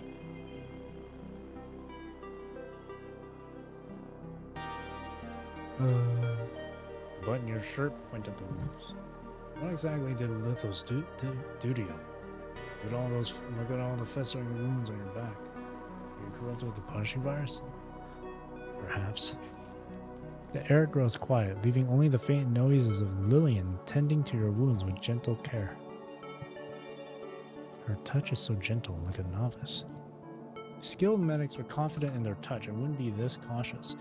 Even someone as gentle as Liv wouldn't hesitate when touching wounds. Look at the Lillian. Feeling your questioning gaze again, her movements become even lighter. Is she not used to interacting with strangers? Lamia knows exactly where the skepticism is coming from.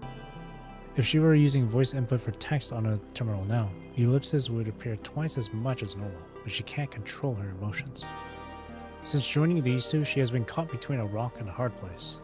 Lithos on one side and humans on the other, all while wearing a form vastly different from her own. One wrong step and Lamia can be exposed in this isolated place with no escape. Doomed to a tragic end, joining the harmonious family of wreckage. How can she not be terrified and cautious? Might as well do what an ascendant should do here. Take advantage of the situation when the two aren't looking and quietly strike. But then she remembers how the human before her, covered in wounds, rescued her from the cage. Even if she were not feeling grateful, who is to say there will not be another cage in the future? Try to find the terminal in your jacket while you're at it. I'm searching now. Shorthalt sighs wearily, sits up, and starts fiddling with the already damaged terminal in his hands. What are you doing? Just found a few other people's terminals. I'm thinking of dismantling them to reassemble one. I don't expect it to connect to the outside. It should work in this area. In case we get separated, we can still contact each other through the terminals. Any information can be communicated promptly. Indeed. Thanks for your work. It used to be Lee doing these things. Shorthalt manages a bitter smile as he works on repairing the broken terminals. Lyria always said you were a lucky bastard. Lucky bastard? Yeah, you found the perfect team members right after graduating and survived countless dangers. If you're not lucky, who is? Just don't say it was me who told you. But then, how many of us standing today aren't lucky bastards? He caresses his name tag. They say you graduated as the chief. You must have had a good time in school, huh? That wasn't smooth sailing. There's no need to dwell on it here. Yeah, I was second to none when it came to my grades or the award I earned. Why do you ask? I was just making conversation. If you don't want to talk about it, I won't press further. I'm finished with the bandaging. Check your wounds. It's just basic treatment. It'll have to do for now. If only Liv were here. Commandant, you got wounded this badly again? Though you'd hate to see Liv's distressed face, you know that no ailment would stand in your way if she were here. It's not the time to be thinking about stuff like this. I need to help ease the burden for the others. You wiggle your fingers one by one. Your body is still weak from the intense pain, and you can tell that the medicine is still in effect. Marrow-deep exhaustion overtakes your consciousness. Your strength seems to seep away, and your vision gradually darkens. You fight to grasp at every fleeting glimmer of light in the all-encompassing darkness in an attempt to return to your usual state. No, I can't continue with this negative line of thinking. This isn't my usual style. This isn't what I should be thinking about right now. By the way, did you find your terminal? Yeah, found it just now. Pass me the knife. Shorthold tosses the pocket knife over. You cut open the hem of the jacket to find the micro-terminal lying quietly inside, not fully intact but still somewhat operational. Activate the terminal. The screen is pretty much shattered, so you have to fumble around, relying on your memory to find the switch to the operating system. After a lengthy wait, the terminal finally emits a faint notification sound. Verifying identity. Voice print recognition in progress. Approved. Welcome back. You have 27 offline messages. Would you like to play them? Yes. Lucia's figure appears on the shattered screen.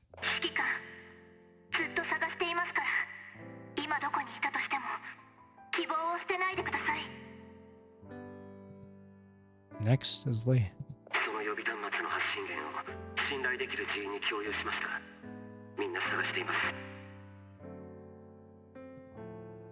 And then comes Liv.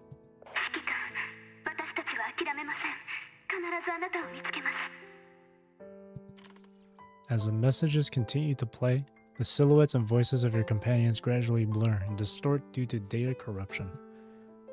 The Strikehawk members are all reporting their search routes, hoping to receive feedback and clues in return.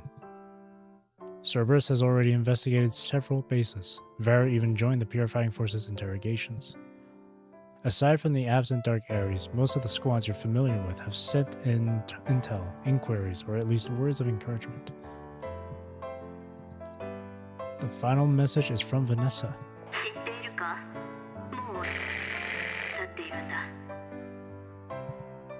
Her voice and form barely come through due to all the glitching.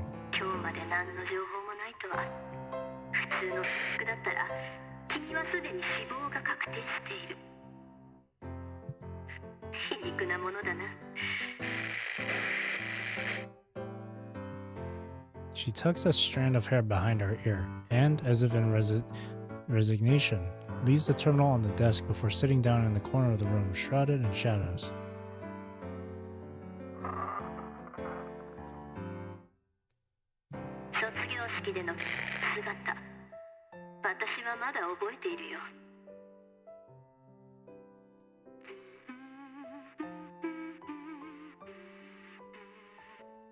Gazing out the window, she brings up past memories, tone as wistful as the drizzling rain, that begins to hum an old tune.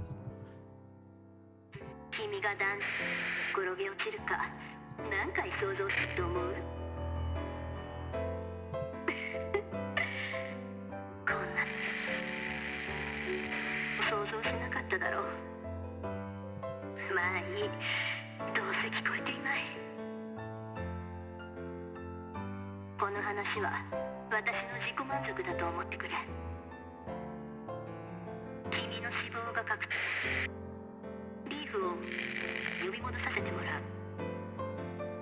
せいぜいここから憎んでくれるといい。死を食いながらな。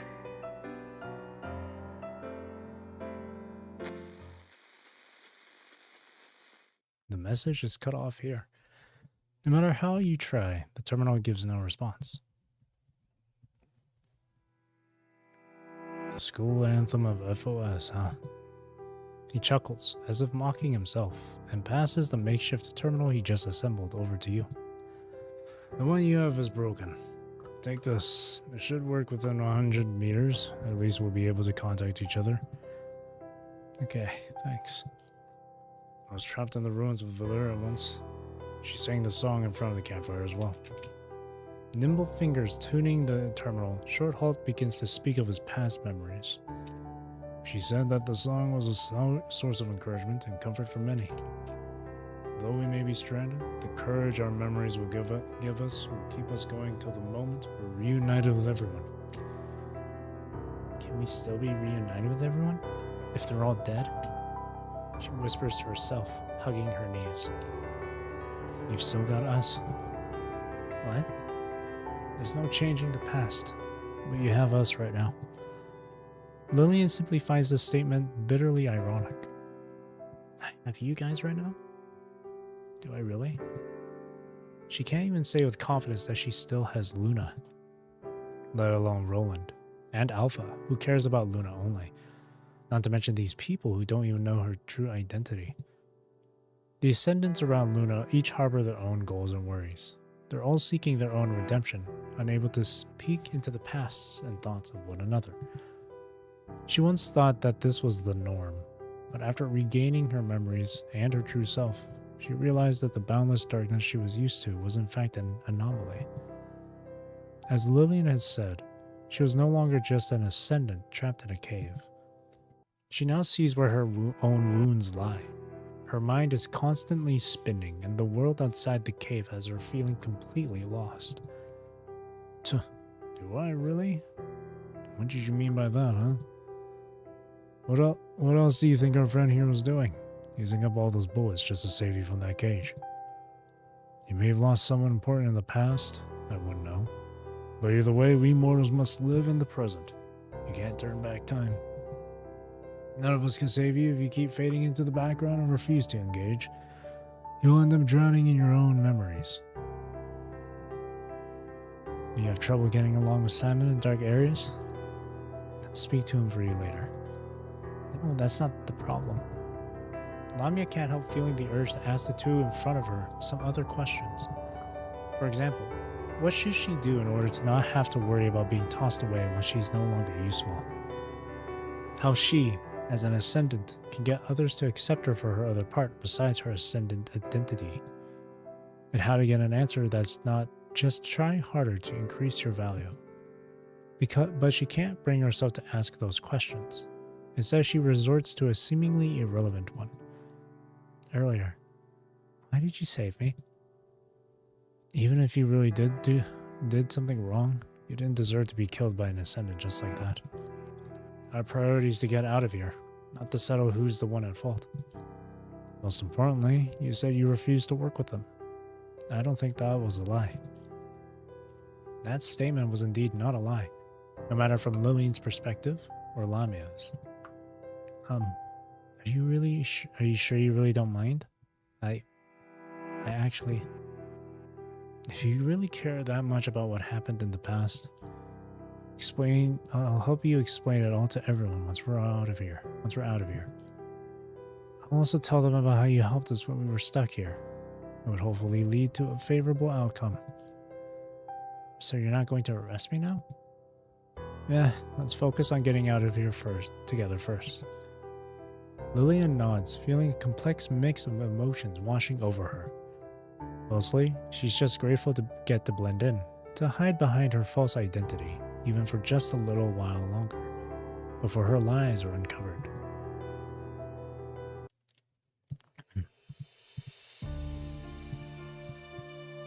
Parade of Despair.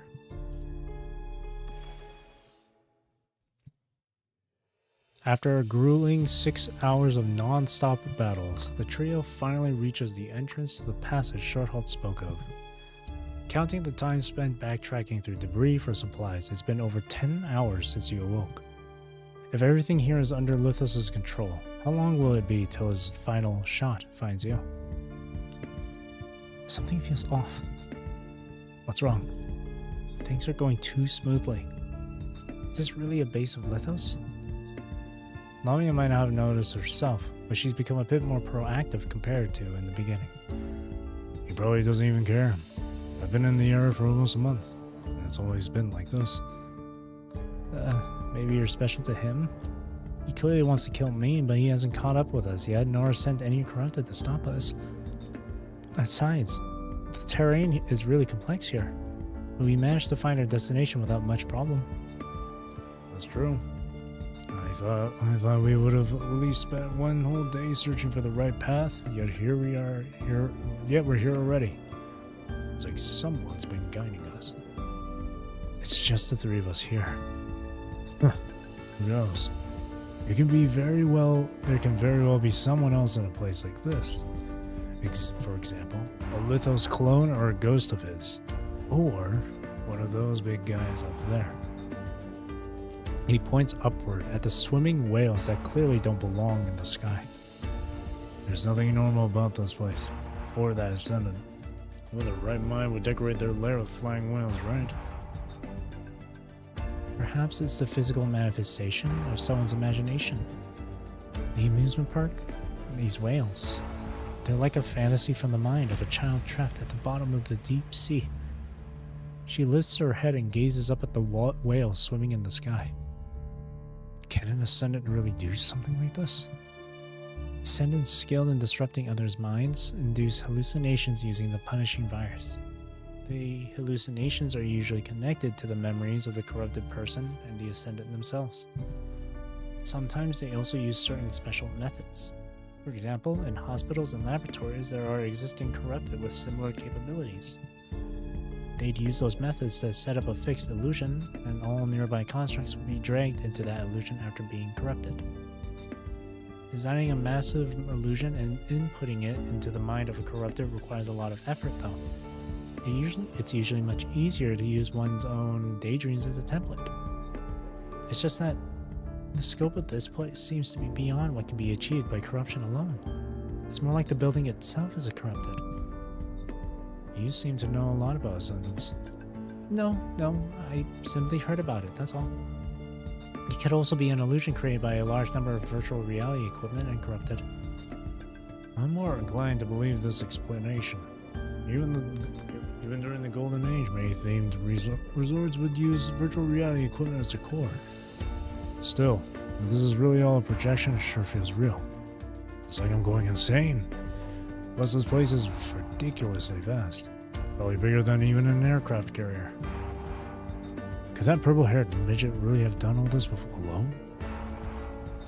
Maybe there are other Ascendants involved. One of Luna's buddies? Huh? No. According to the intel, these two agents are barely connected. I think it's highly unlikely. But Lithos is not the only one working under Vonnegut. Tilla might be here as well. Makes sense. Let's keep going. We can start by investigating that door. Huh? What door? Is there something wrong with your eyes? What? Upon closer inspection, you realize that you mistook the side of a fence for a door. Are you alright? He approaches with concern and grasps your arm with his rough palm. You try your best to hide your fear and disbelief from his scrutinizing gaze. Your eyes are bloodshot. How long has it been since you last rested? I've only just woken up not long ago. This doesn't make sense. Puzzled, he cradles your face in his hands, yet his soft touch immediately sends a sharp pain shooting through your left cheek. The skin he just touched has split open. Blood streams down from the wound and drips onto your chest. Shorthalt lets go right away, staring at his hands in disbelief. Ew. You touch your cheek wound tentatively, and a whole piece of skin peels off, landing in your palm. Eek! Your corruption must be quite severe. The serum shot you got won't last long. But it doesn't add up. With the severity of the corruption we're due to the high punching concentration here, Lillian and I should feel it too. Let's see, as high as the concentration may be, it shouldn't be causing this much damage so soon. Maybe it's the drug that's causing this. Should I tell them about my abnormal situation? No. They're already treating me as an invalid who needs to be looked after. Telling them would only make them worry more and slow down the whole team. I'm fine. Let's focus on the investigation for now. Proper treatment only comes after we get out. She extends her hand but hesitates and looks down. What's wrong? Nothing. Forget it. Now split up and investigate then. Lithos had been through 3 doors in this square, so let's each take one. That should save us some time. Okay, I'll take the door on the far left. Actually, let me take the left one. The previously timid Lillian suddenly blocks the door. I don't really mind, but why? Of course, Lamia can't reveal the truth. She claimed the door on the far left because she sensed a path behind it that's filled with red tide. Neither constructs nor humans can normally enter such a path. This makes it an excellent spot for Lithos to hide his secrets. I guess I just have this feeling in my gut, like the door might lead to somewhere only someone my size can squeeze through, or something. Alright, you go left then. For some reason, this seemingly illogical statement immediately convinces Shorthold. We gotta trust our gut sometimes after all. It's not like the two of us are especially partial toward the left door. Alright then. I'll take the middle. Coming out, you go right. That door doesn't seem very secure, so it's probably less guarded inside. Maybe a better choice for you since you're injured. He points to the door on the far right, making sure that you won't mistake something else for a door once more. In that case, I'll... Wait, I think someone's coming. What? So you had a scouting device on you all along? We'll talk about this later. Hurry and hide.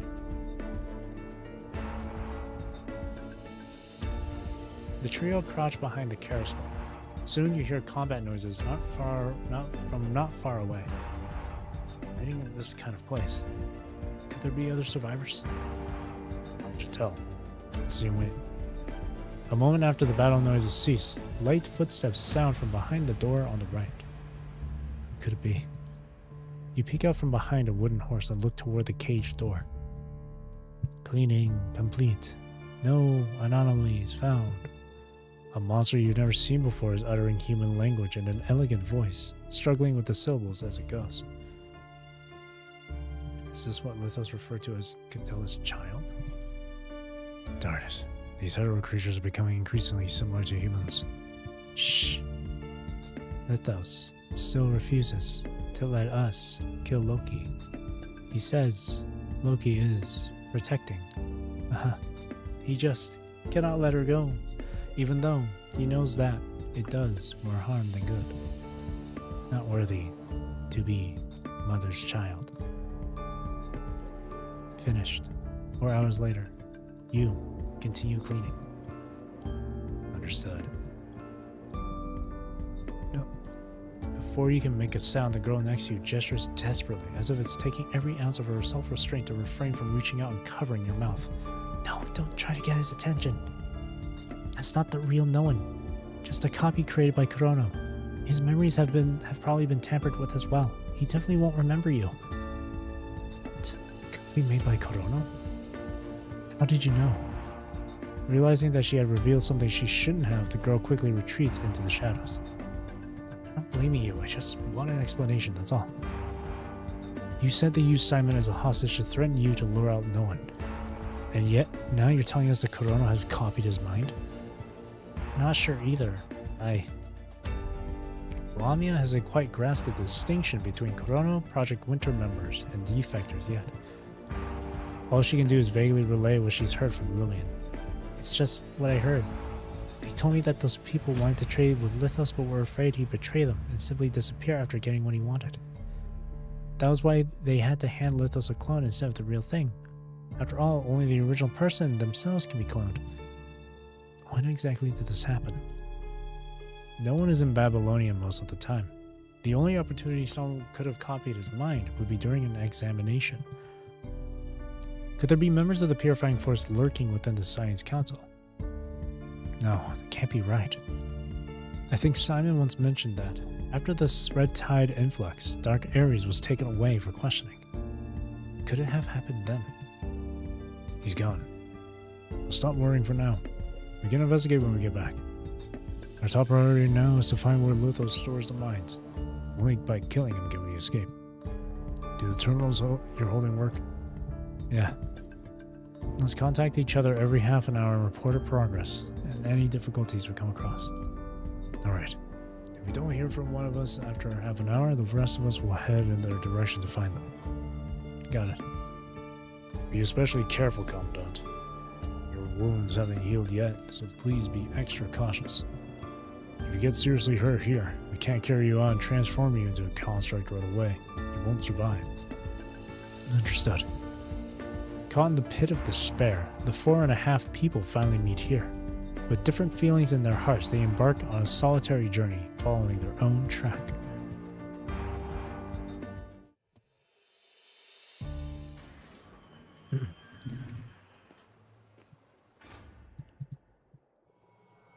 Eek. Red tide projection?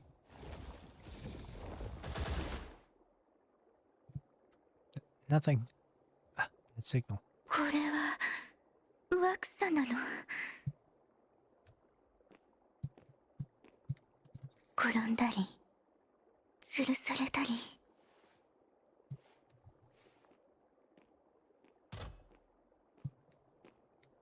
銃弾に撃たれた後も。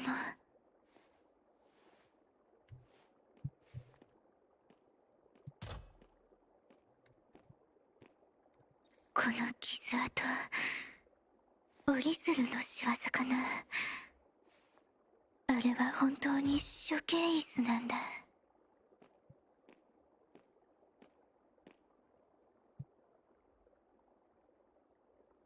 あ、全身の関節がねじ曲げられている。でも思ったより案外平気なのかな。あ、やだ、待って、見つかっちゃった。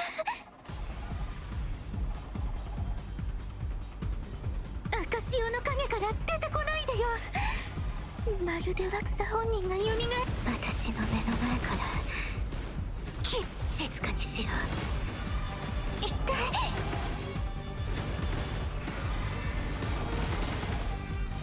静かにしろ。私の目の前から消えろ。泡のよ沈め、海の底に。地震、もう勘弁してよ。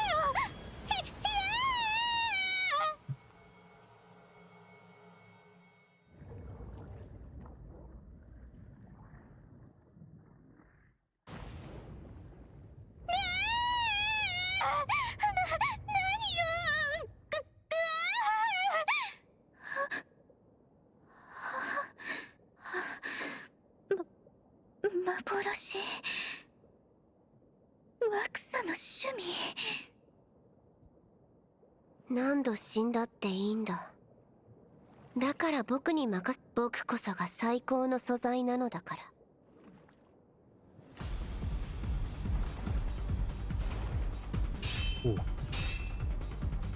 何それ。その上こんなものに殺されるっていうの。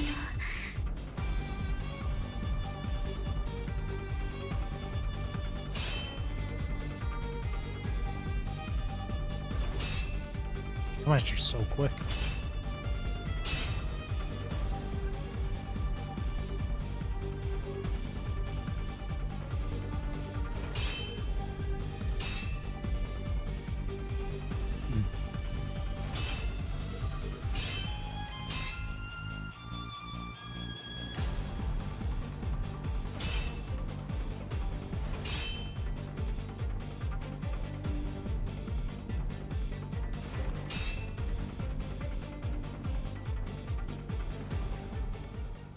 Ugh, landing light.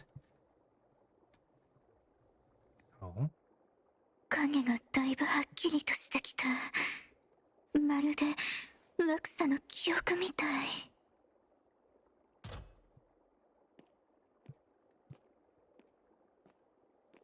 落差たちはこんな形で記憶を共有しているの？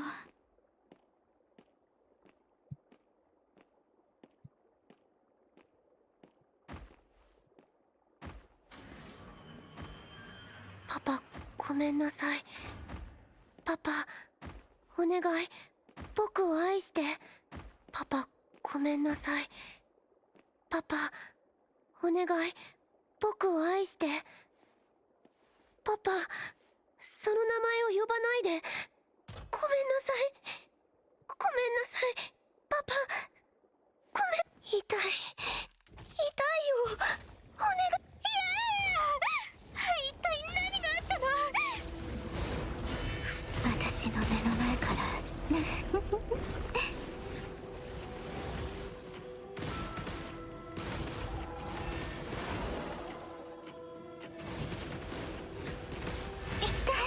Boy. Oh, jeez, come on. 静かにしろ。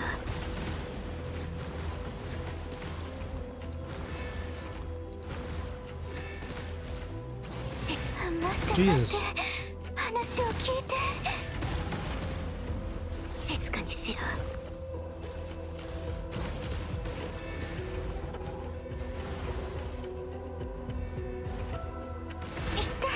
Holy hell. Like, I'm hitting dodge and everything, but I keep getting hit. 消えろ。出ていけ。沈め。海の底に。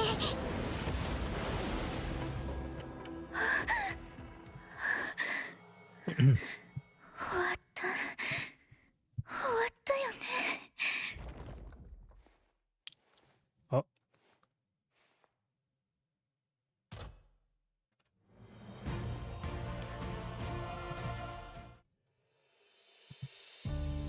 Okay. Wrong timed rose.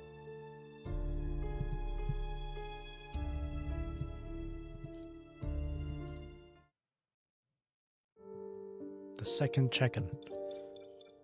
Looks like everyone's safe. Any new findings? All I found were research materials on the mind. I can't understand half of it, but we'll pick them up anyway. We can bring them to the Science Council once we escape. In those reports, I respotted the names Kugawa Korono, Cinderella, Loki, Voodoo, and Catella. So Kugawa Korono was also involved in Project Catella. I'm not at all surprised about that. What exactly is Catella? The beast that birthed the twins. You know the thing that's like a giant heart? That's Catella's in complete form. In plain terms, it's her womb. Just on legs. Huh? Here, it's all in the files. They also mentioned Loki and Voodoo. We have very little information on her anyway, so this is quite a useful find. Sherholt waves the newfound documents in front of the screen. Let me see. Loki 4654512. A test subject found in the basement after Project Catella ended. She had been imprisoned for years due to aggressiveness and consciousness damage. In the concealed basement, she was left behind when all related personnel were cleared out. When they found Loki, she was ramming the cell door non-stop. Her head was severely wounded and it was too late to do anything about it. All I could do was preserve her mind data with Mister's help. Loki 4654517. Loki's mind data was also damaged when her head was injured. Forcibly implanting it into a body would only create a completely insane being. But I don't want to give up on her. Her state of consciousness is quite similar to Catella's. I hope to find a way to stabilize her condition. This will save not only Loki but also Catella. Loki 7964510. If one's consciousness is not strong enough to keep their body stable, then it's better to grant that body another consciousness instead. Mr. asked me to obtain consciousness fusion technology from the humans and use it on her. The person who received the opportunity was someone from the Actolite Commercial Alliance, said to be an abandoned illegitimate child of Ashlar's. She had no name, nor any emotions I could sense. In order to survive, she had turned into a mere obedient object with no mind of her own. Voodoo 001. The experiment was a success. She became Loki's new vessel, the host of all her uncontrollable emotions. This method can definitely be used to awaken Catilla, for her consciousness also suffers from similar flaws. Next, all we need to do is wait for the gospel to arrive, and Cinderella's wish will be fulfilled. Mr. praised me for this. If only these studies could be more of use to him. Looks like some records left by Lithos. And for all those places an old haunt of his, naturally everything left behind must have belonged to him. Right. By the way, I also saw a name on some of the files that caught my attention. Whose name? Kilgore Trout. He was famous back in the Golden Age. Psychiatrist, psychologist, author, and murderer. Have you heard of this name before? No. Who's that? You don't know him. He was practically a celebrity. It's not that abnormal to not know much about the Golden Age, but why do you know so much about it? I was a police officer before becoming a construct. I've worked on both Project Catilla and the case of Kilgore Trout. Shorthalt's expression dims. Project Catilla was especially memorable. It was truly tragic. That accident. An accident? Oh, is that what they call it outside? Wasn't it an accident? Of course not. Also, the purpose of the project might not be as far-fetched as publicly claimed. According to our informants, the purpose of the project might be to create war weapons and divide the world government once more. So the purpose was war. Indeed. It's nothing new. Iberia and the ARU was the victim of a similar situation as well. We were so close to catching them in the act, but the day before our operation, our incinerator exploded, setting the whole research building ablaze. An incinerator explosion, huh? That's why they call it an accident. Yeah. Something must have gone wrong in the last experiment, causing all the subjects to go mad. In turn, they beheaded the researchers and stuffed their heads into their own stomachs. Shorthalt speaks with a scowl. By the time the fire was extinguished, the area around the incinerator was littered with executed subjects, all of them burned beyond recognition. The rest, they were headless scientists with swollen bellies. Eek! Some speculate that this incident might be connected to Professor Kilgore Trout in some way. Even if he was already dead by then, it could have been a copycat of his who was involved. There wasn't much we could do about it as we didn't have any concrete evidence. But now, to see his name again in such a place... Why do they think that this professor had something to do with Project Catilla? Because, well, see, the goal of Project Catilla was to have the dead be born again in the wombs of the subjects. The way those scientists died, with their heads stuffed into their stomachs, was like the killer's way of declaring, if you people want to rebirth this much, then do it yourselves. A similar phrase appeared in Kilgore Trout's final autobiography. I still don't see the connection. It's a bit complicated to explain. Let's talk about it later. Okay. You found anything, Lillian? I saw a lot of Lithos remnants. Some mechanical parts of his frame, limbs, and torso. And there was red-tie projection too. Perhaps he died way more times than can be counted on two hands. The red-tie projection keeps showing how he looked just before his death. Can an ascendant inherit memories through the red tide and the remains of their own physical form? It's indeed possible. Some ascendants can even load and read the memories of the corrupted. Besides, the red tide stores a lot of information, which is why red tide projections can appear. However, the memories stored this way are mostly fragmented. The red tide projections here are more intact than those outside, though. Perhaps Lithos did something to make it this way. Also, the red tide projections shown later are very calm, as if he had died by suicide. Suicide? Why would he resort to that? If a large number of stable minds are urgently needed for Project Catilla, being an ascendant, Lithos is the perfect material. But Lithos is no victim. Would he really be willing to sacrifice himself? It's too early to draw conclusions right now. Everything's on your end. There are only a few rooms along this path. They all resemble orphanage bedrooms. Orphanages have also become hotbeds of illegal activity. Higher-ups, in order to keep the birth rate from getting too low, lighten the punishment for child abandonment crimes after setting up a bunch of new policies. And they also invested in the construction of multiple orphanages. The initial intentions might have been good, but the execution left much to be desired. You know about this, right, Lillian? Just now, Lithos said he and you both came from the same orphanage. Yeah.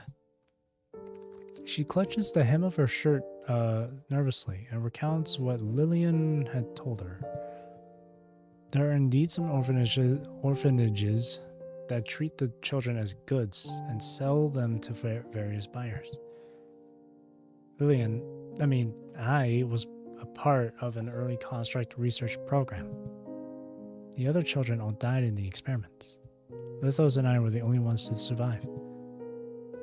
What exactly is the connection between these clues? Any other discoveries? A group photo and some toys. Rubik's cubes, building blocks, origami. Did they used to belong to Lithos' friends? No idea. The only other items I found were some hair accessories of Lithos's. Hair accessories? Yeah, like that wooden flower on his head. The last room was filled with many such items. There were also wood slices, likely for crafting, along with carving knives and shavings. It was like this is where he makes the hair accessories for himself. This guy's an enigma indeed. I heard that the hair accessory used to belong to someone else. Oh? Seems like he's wearing it on his head in memory of someone. Oh. Shorthold stretches out the syllable, as if in understanding, though he's still quite confused. Let's continue the investigation. We haven't found where Lithos stored his mind backups yet. Alright then. I'll see you in half an hour. The two hurriedly end the call, and all is quiet once again. What kind of feelings did that ascendant harbor while he sat alone in a room filled with belongings of his friends, working on these hair accessories? Pick up a hair accessory, examine it carefully. No matter how you look at it, it's just an ordinary wooden ornament. There's nothing special about it. Could he really have made so many of the same item just to celebrate someone's memory? Memory, huh? The thought strikes you all of a sudden, effectively clearing the fog in your thoughts. I think I've seen this hair accessory before. The exact date is no longer possible to recall. It must have been before Lucius started using Plume. On Dominic Memorial Square, you saw a little girl whose face was full of sorrow. She was standing there alone, yet the patrolling drones and the seemingly inadvertent glances from passersby all hinted at her conspicuousness. After confirming the identities of those passersby, you decide to speak to her. Hello. I am the Grey Raven Commandant, Usbeni. What's your name? My name is Rosa. She answered, voice timid, shivering uncontrollably, eyes darting around, trying to meet the piercing gazes directed at her from behind. Rosa. That's a beautiful name. You weren't sure what exactly was going on between the parties present, so you resorted to unrelated small talk as a buffer. Yeah, Mommy said she loved the story of the little princess. She told me that I was the only rose on the planet to her and Daddy.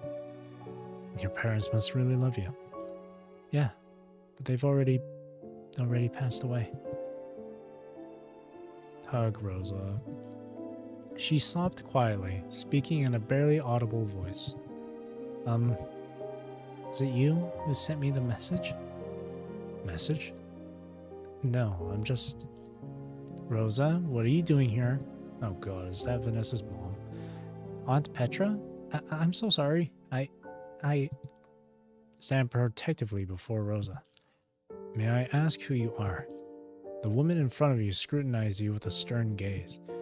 You must be Vanessa's classmate, the chief from the FOS. Good day. I was indeed a classmate of hers. Vanessa's mother. So, she mentioned me to you before? No. I saw your graduation photo posted on FOS's public subscription account, that's all. Are you Rosa's current guardian? No. Despite her heavy sorrow, the little girl spoke firmly, clutching the hem of her shirt tight. But Mommy did tell me that when she was a little girl, Aunt Petra's grandfather took good care of her. Alright, let's get out of here, Rosa. What are you standing around here for? No. Rosa refused to come out from behind you, still sounding rather timid. If you're not her guardian, I'm afraid I can't let her go with you. No matter what, my connection with this child runs deeper than yours. Impatience laced the lady's tone. Her mother was taken in by my grandfather during the Great Evacuation. He believes she must have been a distant relative who got separated from her parents. Though there was no evidence pointing that way and the timing of the separation didn't match, he still brought that girl named Rosa home. He had her take our family name and renamed her Anne. I would never harm young Rosa here. In fact, if you weren't the chief, I'd find your interest in her rather suspicious. Stop standing around here, Rosa. It's for your own good. Sorry. I'm waiting for someone. Someone told me they knew how my parents died as heroes. They told me to come here wearing my mother's hair accessory and said I'd be able to find their names here. Died as heroes? Anne and Rand died in a household appliance accident right on your birthday, right in front of you, no less. Have you forgotten? The names carved on the Dominic Memorial Square are all the heroes who perished on the battlefield. No way you'd be able to find their names here. Who would deliberately fool a naive child by sending such a message? She raised her voice, gripping Rosa's shoulders tightly, as if in warning. Following her words, Rosa's tears began pouring down her face like blood from a wound, yet she seemed to have lost even the strength to sob out loud. I'll take her home. Can you trust me with this? Fine. Petra, tucking a strand of hair behind her ear, a gesture that reminded you of Vanessa, turned around to leave. Do you still have a place to go back to? Yes, my godfather's place. Your godfather? Rosa lifted her hand, pointing toward the direction of the Science Council. After inquiring with Asimov, you learned that Rosa was the orphan of his friends and seniors at work. Asimov, so young at the time, had reluctantly agreed to be Rosa's godfather under their insistent convincing. Even back when they were alive, Anne and Rand often worked outside of Babylonia. Rosa grew up lonely, with the domestic robots at home as her only company. Under their guidance, she picked up a lot of concepts quite advanced for her age. She was a true prodigy, possessing an astonishing amount of talent beneath her youthful exterior. Despite her age, she became a capable assistant of Asimov's. Asimov declined to answer any further questions. Long after that, Lucia mentioned the dossiers she saw and the intelligence she had gathered. She spoke about the Ascendants connected to Ravage, about Project Winter, and about Anne and Rand, the Science Council members who died because of it. Why did Asimov look so sorrowful when those two were mentioned? Why would they, members of the Science Council, not work in a safe location such as Babylonia? Or was there perhaps no longer any need to hide the true allegiance of the deceased? Encrypted dossiers don't lie. They present a reality utterly contradictory to what you thought was the truth. Died in a household appliance accident. Died due to Project Winter. You now have a vague answer to the question he refused to answer that day. Waking up from your reverie, you look down at the plain hair accessory once again. You didn't notice the hair accessory back then, but now it seems that there might be a connection between Rosa and Lithos. Think this over later. Tossing the hair accessory aside, you turn and set off toward another unexplored area. Let's find where Lithos stores his memories to defeat him once and for all. Can't keep everyone waiting for too long.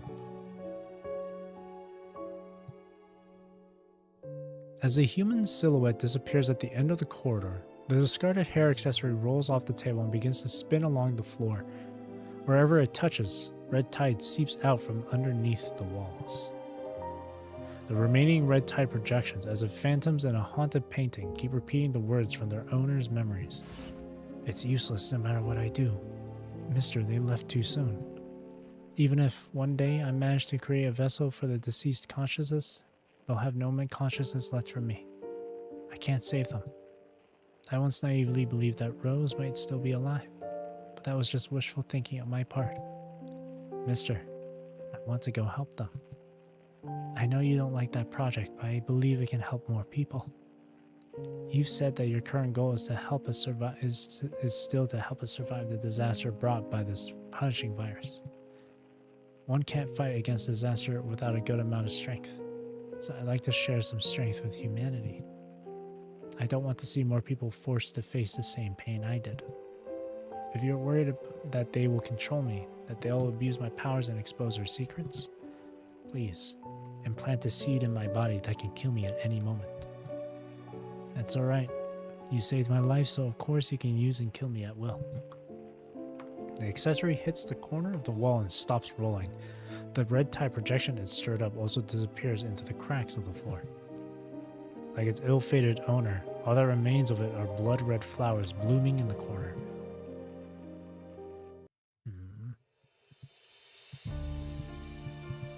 So much lore, so much like information, detail, this stuff, holy.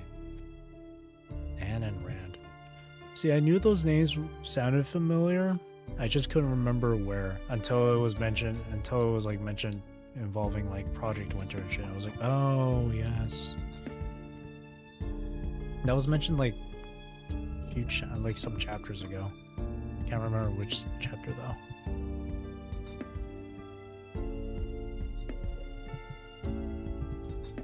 Caught right on. It's been almost 3 hours so far, and we're not halfway done yet. Yeah, I'm thinking once I get to 26-15, or when I finish that, is when I'll call it a night and then continue the rest tomorrow, maybe. Though it looks like the rest of it looks fairly short, so I don't know. Let's just get through this though. I'll decide what to do once I finish node 15. Caught right on. Once the call is cut off, Lamia temporarily reverts to her original appearance. She stares down at her legs, indistinguishable from a human's lost in thought. The orphanage. Back in Atlantis, she had wished countless times to leave the place sooner and see what the real world was like. But what happens after that? Want to bet on your luck? Want to bet that you'd be sent to a legal orphanage instead of getting dragged into some inhumane experiments? No child who falls into that kind of hell has it easy. A premature death might actually be a mercy. Those unfortunate enough to survive spend decades trying to escape the trauma. Personally, I think, compared to those people, ascendants aren't so bad. With a bitter smile, she handed over her identity to Lamia. Lamia wanders absent-mindedly along the corridor, preoccupied by past memories. Gabriel's disappearance didn't faze her. Roland and Alpha were constantly busy doing what they could for Luna. She had grown accustomed to that too. Even a certain human who used to contact her often said his wish had been fulfilled and there was no need for them to remain in regular contact. And even Lillian found a better, more reliable place to be. And that was how those who had formed fragile bonds with her in the past all left in the end, one after another. Lamia sighs and squats down in the corner. She's not utterly clueless regarding where to investigate. She'd rather just avoid it if possible. For she has detected a large concentration of red tide under the ground at the end of the corridor, alongside a punishing hetero hive with an extremely high concentration. How will she clear the red tide, expose the target, and then lure those two unsuspecting individuals over here? This is exhausting. If it weren't for how dire the situation is, she'd have snuck off to an unnoticed corner and spent her time gazing at the sky or the sea, indulging in trivial thoughts for at least a blissful moment. Can't rest now. Must come up with something quickly. Though she is determined, her body refuses to cooperate. Lamia sighs again. looking down at the basic terminal they gave Lillian, and the mermaid's hand holding it. There are many dangers here, just like the Grey Raven Commandant said. Cooperation is essential to defeating Lithos and possibly escaping. Lamia was included as part of the team under Lillian's identity, but all that was just a lie after all. How much longer can she keep this lie going? Once exposed, she'll be attacked from all sides. She's no stranger to this feeling of belonging nowhere. Like the mermaid princess and the daughter of the sea, who gave up her fishtail in order to walk among humans, the palace, no matter how magnificent, was never meant for her. A mermaid princess? That sounds a bit too lavish a title for her. Lamia feels way more like a lone monkey undercover in a crowd of humans. With this thought, she finds it even harder to continue her investigation. Might as well pretend to have lost the terminal, she tells herself. That way she can rest here for a little while longer. Accompanied by her melancholic thoughts and mental exhaustion. As long as no one finds out, she isn't slacking off, and all investigations are smoothly carried on. As long as no one sees. A faint breeze drifts through the silent corridor. How can there be wind in this kind of place? She stares toward the direction of the wind is coming from, and at the end of the corridor, a nightmarish figure appears. Found you! Uh-oh.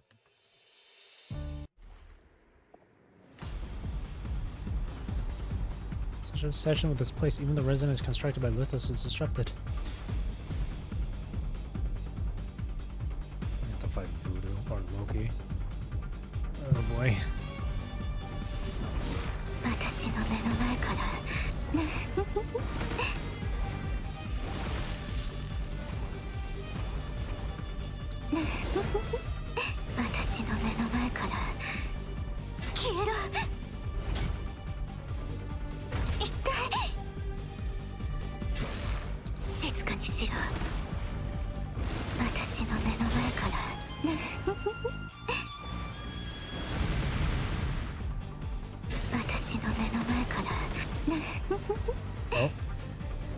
Oh.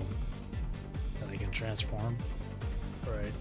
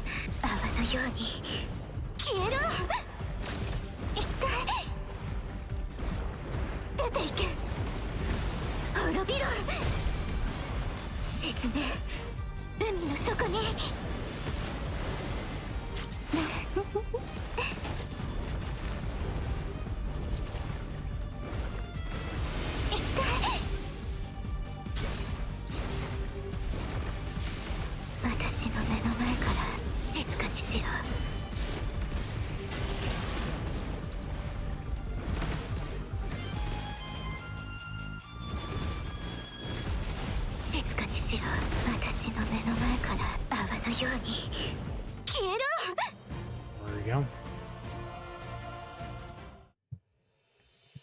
Wow, that was really quick. Storm impending.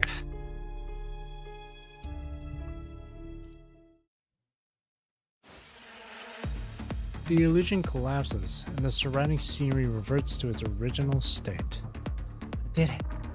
I did it. Hang on a second. Okay. Lamia stares down at her hands in disbelief.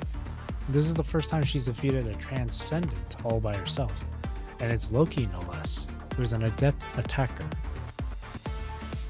But the joy is short-lived, for her defeated opponent soon shakily rises from the floor.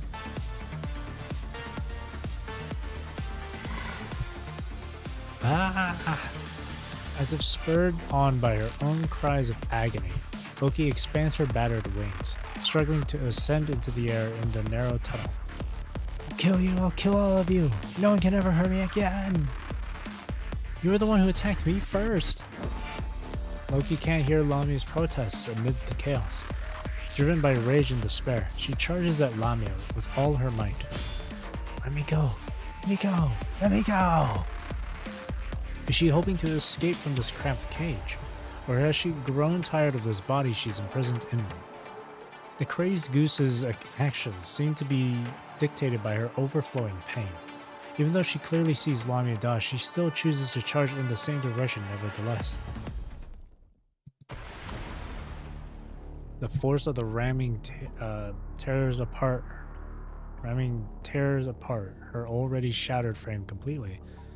The caged goose, finally having nothing left to give, sinks into her mother's embrace along with the crumbling floor. What is that? Foamy red tide splatters everywhere, revealing her face, as serene as a statue. In her embrace, Loki's cries gradually weakened, her unquenchable fury dissolving under this bizarre giant tree like a pill in water. The woman, whose form has completely merged with the giant trees, tenderly embraces the dying figure in her final moments. Oh shit.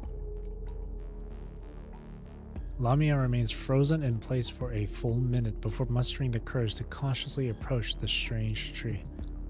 Its roots are submerged in the red tide.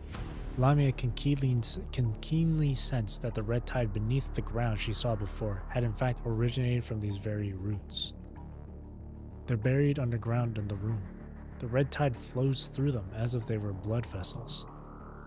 Looking up, she sees objects resembling blood bags hanging from the tree top, also absorbing the red tide transported over by the roots. She can even see some wriggling creatures inside them. They're just like the artificial wombs I read about in the materials. Could it be that those weird hetero creatures were born from here? She steps into the red tide, hoping to pluck a bag for closer observation, but a strange twitching from underneath her feet nearly drakes her under the ground. Eek! She shoots up in horror and flees the area, narrowly escaping being entangled in the roots. Lamia senses buried secrets below and realizes the need for a deeper investigation into the red tide disturbance. However, the sticky feeling clinging to her legs makes her utterly unwilling to approach the spot again. She looks around, hoping to find something else she can investigate.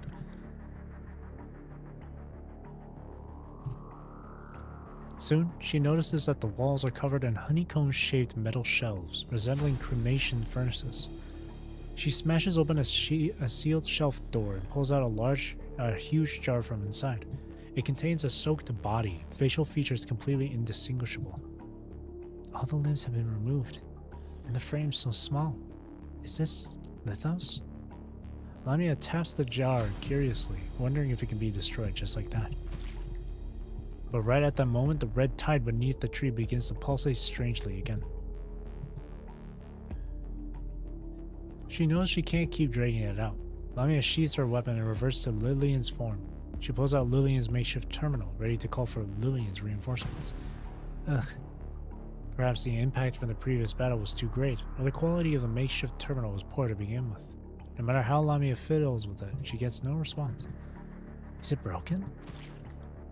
As if to add insult to injury, the strange surge of echoes overtakes her senses once more. Stay calm. There's nothing to be afraid of. She tiptoes closer to the giant tree adorned with embryos, peering into the red tide underneath the woman. Are those eggs? As if drawn by an irresistible force, Lamia reaches out her trembling hands and lifts out from the blood-red abyss an egg that's pulsating like a heart. In that instant, countless vivid illusions flood her vision. It's over, Great Reverend Commandant. What are these? Memories? Or a vision of the future? Did I kill that human?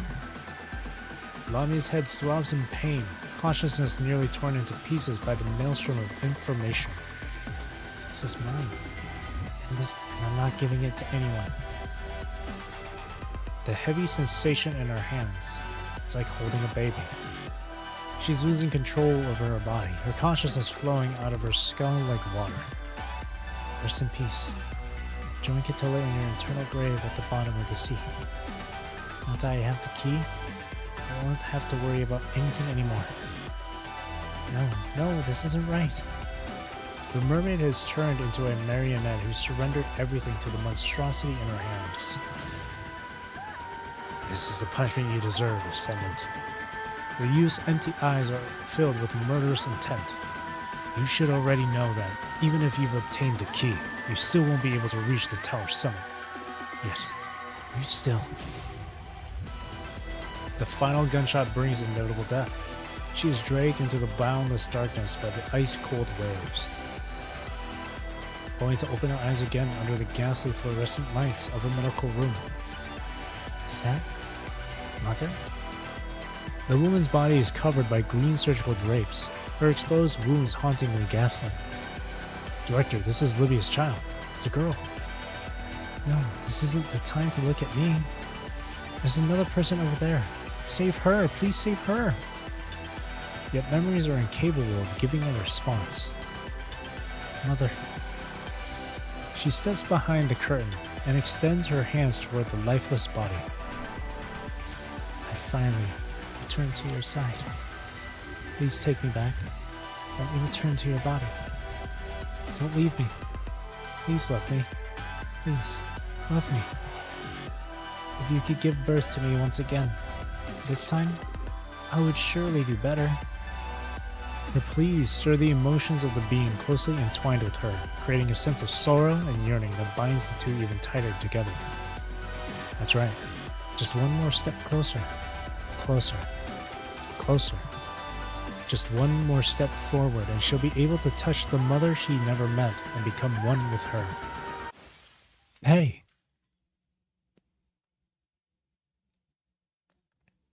A pair of hands grip her tightly from behind. Ah!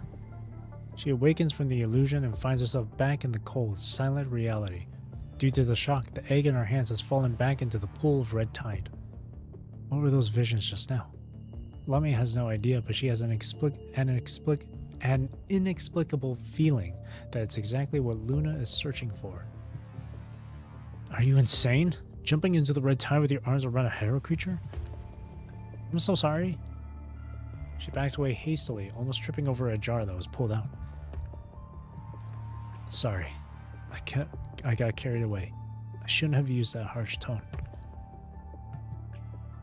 Half an hour's passed and no word from you. So we came looking for you only to find you were zoning out with a hetero creature in your embrace. The Commandant was practically scared stiff. I was attacked. Loki was here. Loki? Are you okay? Did she hurt you? Huh? In fact, it's the first time anyone's apologized to Lamia after scolding her. Also the first time someone's ever asked her if she was hurt. Usually when she reported that she had just been attacked by an enemy, Luna and Roland would simply ask if she won the battle. As for Alpha, she would barely react. I'm fine. She crashed through the floor while charging at me, and I fell down here with her. She was already wounded then and ended up being consumed entirely by that red tide over there after the fall. I wanted to check if she was truly gone, and I began hallucinating immediately when I took a few steps in that direction. You were very close to the red tide. The fact that you didn't turn into a corrupted is already a miracle in itself. Yeah, luckily you guys arrived so soon. I think I was only stuck there for a few seconds. You should establish a mind connection with me. It'd be too dangerous otherwise. No, there's no need. Sensing the doubtful look from the human beside her, Lillian quickly lowers her head. How did you two get here so quickly? We encountered some bizarre little creatures on the way. Oh yeah, those ones right there. He points at the phantoms resembling sea creatures floating lightly in the air near the entrance. When you mentioned that someone could be guiding us along, I thought of them immediately. I was also guided by them. Do these little creatures usually tend to lead the way? I have no idea. It's not like others needed guidance before. They wouldn't be able to get out no matter what anyway. I'd love to catch one for research, but they always moved out of the way as soon as I reached out. They even led me straight to our enemies. I thought they were Lithos' guards or something. Oh? They moved out of the way? Huh? Did do the same for you? You raise your hand and those jellyfish-like phantoms come swarming over, circling you gently before tenderly touching the wounds on your hand. Wait, don't move. She tiptoes over, but just as she's about to pounce upon one, they immediately vanish without a trace. Ah, let's not worry about those harmless things for now. They seem like the Commandant only. They seem to like the Commandant only. It'd be pointless to capture them. Look at this. These ascendants sure are getting more twisted by the minute. What's this anyway? From a safe distance, he fires a few shots at the woman who's become one with the giant tree. The holes created by his shots only remain for a moment before automatically healing up.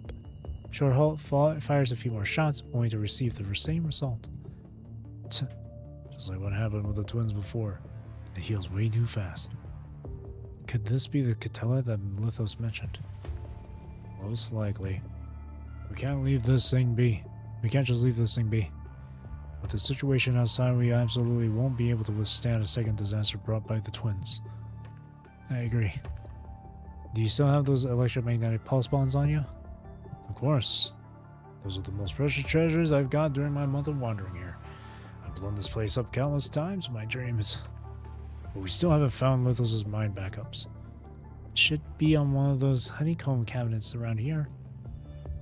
Hearing her words, you and Shorthalt immediately gather around the cabinets. This construct has nothing but a torso left. That should be it. Nothing but a torso, huh? He pauses for a moment, then suddenly barks out a dry laugh. What? Nothing. Just suddenly remembered that it was that it was how I looked too when I first woke up. Huh? It's fine. I've already reassembled myself. Let's continue dealing with the following issues. I owe you thank you too, by the way. Not only did we find the main target, but we also discovered Catella. This is a huge win for us. You really helped a lot. Really? Of course. Lamia is hit with a brief moment of joy, just like back when she was given a coffee cup toy back in the day. Now that we found the target, let's get started. First, we dig out the stuff in the cabinets. Those little ones have limited power. Shorthalt pries open several cabinets in a row to check their contents while the two behind him stand waiting. Are you guys just standing there or reminiscing over your glory days or something? Come and lend a hand. What? It wasn't. Lamia, who had just begun to relax due to the praise she just received, and the fact that she hasn't been busted yet, tenses up once more. Sorry. I'm coming. You've already helped a lot on the way here. You aren't fully recovered yet, so take it easy. Lillian, come out. I feel like a bodyguard and nanny at the same time. It was just like this when I was back in Scarab, and things haven't changed one bit. Lillian approaches timidly amid Shorthalt's complaints. I heard that in thriller movies, the most reliable characters are always the ones who die first. You're cursing me now? No. She expects Shorthalt to laugh it off, yet he simply pauses working and heaves a long sigh. Who knows? That might be exactly what happens. For some reason, I've been feeling a strange sense of deja vu during this journey with you two. It's as if this isn't the first time I've done these same things. As if this isn't the first time? Lithos did mention reuniting again. Forget it. I just find the paths here eerily familiar, that's all. But everything feels alien again now that we've reached this point. He subconsciously touches the pocket holding his candies, now entirely empty. I remember that Valeria gave me a whole pack. There were over 100 candies in there, but I only recall eating 2 and giving you 1. It's like there's a piece of my memory that's missing. I also don't understand why Lithos left me alive. He could have easily killed me here. You're a clone, dude! After thinking about it, I've decided that there's only one possibility. I could still come in useful as part of his plan. Useful, huh? We've come this far. Things have gone far beyond Lithos' expectations. What happens next is anyone's guess. If I can't make it back, bring a message to Valeria for me. Tell her to delete all my embarrassing videos. No, actually just say hello to her and watch her for me. I've had enough of you and your stupid faces. Don't rush to join me anytime soon. Yeah, that sounds about right. Tell them that. You can tell them yourself. We're all going to make it back, safe and sound. Don't be so heartless. It's just that, you see, don't you think this is the kind of situation that often appears in movies? Soon we will encounter an even greater crisis. Only through a soldier's sacrifice can the knight protect the princess and make their safe escape. The people cheer for the victory, and the sacrifice ends up merely celebrated for a short while, or completely forgotten. Unless we have an insane scriptwriter here, it's the most likely outcome. What happens then if the scriptwriter is indeed insane? In that case, everyone besides the real villain meets a grisly end, or ends up living a life worse than death. But who's the real villain here? Lamia wonders, though she can't voice her question. Compared to such an unexpected outcome, I'd much rather that the plot follows the usual cliches. At least you guys get to live. Short halt? What? Given my corruption level and my wounds, I'll probably be the first to fall. You can play the role of the knight instead. Isn't this a time to say, don't give up hope, there's always a way? Can't believe that you, the great hero and walking beacon of humanity, are saying such a thing. Don't I have the right to be accepted too? I'm human too. I also get to feel sorrow. True. The situation is completely different from what we've been through in the past. Our allies, no way out, our bodies slowly decay. Even a hero can feel lost if suddenly blinded. As confused as I may be, I'll fight to the very end. But I'm the type who can cry and eat at the same time.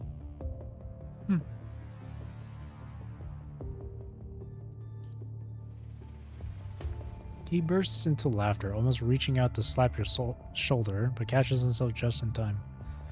Okay, I'll fight next to you till the very end.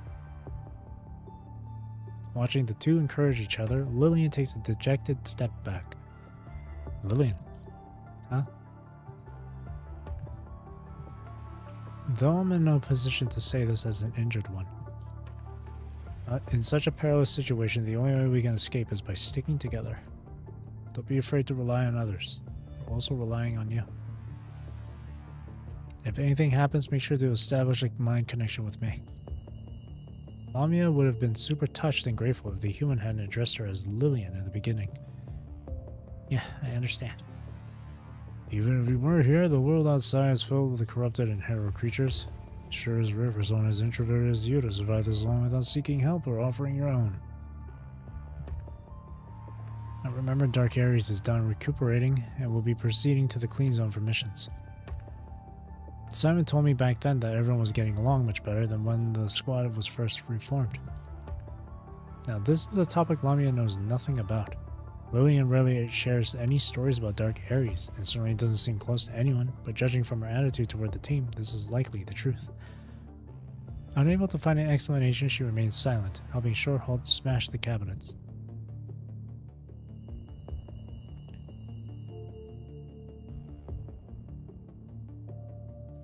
Under the eerie gaze of the giant tree, the three spend half an hour there just smashing the cabinets. After pulling out all the jars, they finally notice the bodies in the jars in the back. Some of them are significantly larger than the previous ones, resembling an adult's torso more than anything. Why do these torsos vary in size? Probably vessels for different body types. Inspect carefully. Let me see.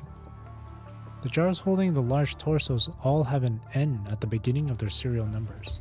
There are only a few of them in total, and they all boast more recent sealing dates. It might be new prototypes designed by Lithos. Might be replicas of someone's mind. If it's an adult's torso and it starts with an N, it might be no one. Let's not worry about the specifics. Right now we only have one task: to destroy these things. These mind replicas, that bizarre tree, the woman inside it, all of them must be destroyed. As he speaks, he smashes the final cabinet open and then freezes in place. Short halt. Following his gaze toward the last cabinet, you see a construct lying on a jar, its overall outline obviously resembling. Is this you? I should have expected Lithos to do this to me. Short halt. Which one is the real you? You or The one in the jar. How would I know? Damn Ascendants. Should we rescue you from the jar first? Rescue? He looks down at his own self lying in the jar, then at the two people standing near him. One a wounded human, the other a petite girl with dodgy eyes. This isn't a summon Dali from one of those video games. Its creator must have protected it with layers of encryption. Won't be able to lock that. And if we can't awaken this thing, it'll just end up an extra burden for all of us. They might figure something out if we take it back to Babylonia, but... He clenches his fists in rage. What good does having another me do anyway? Who can guarantee that the other me will walk the same path I do? Even if I get lucky and now have another me to share the workload with, I'll have to share everything I like with him too. It's alright if it's just resources. But Valyria? What about Valyria? The seasoned soldier, who's been calm and reliable all this while, kicks the jar once and punches it as well, before he begins pacing around it anxiously. This self-inflicted struggle lasts a full minute before he recovers his cheerful tone and stops pacing.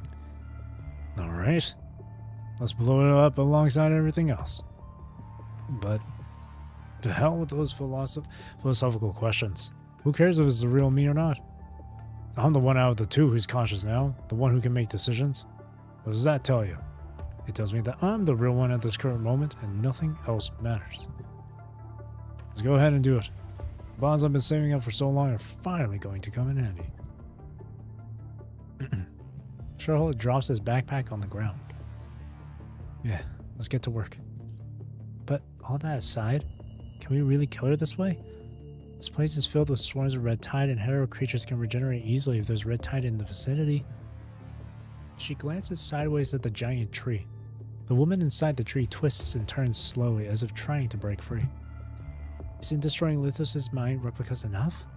Escaping as soon as we can is what matters the most now. Escape? Escape where? Once this thing gets out, the whole world will be thrown into chaos. He's right. Now that we've discovered Catella, we can't let her leave. There's no turning back now. We can't just think of ourselves. We must stop the disaster from happening here and now. Okay. Start assembling, quickly. Yeah. Though uneasy, she reluctantly compromises.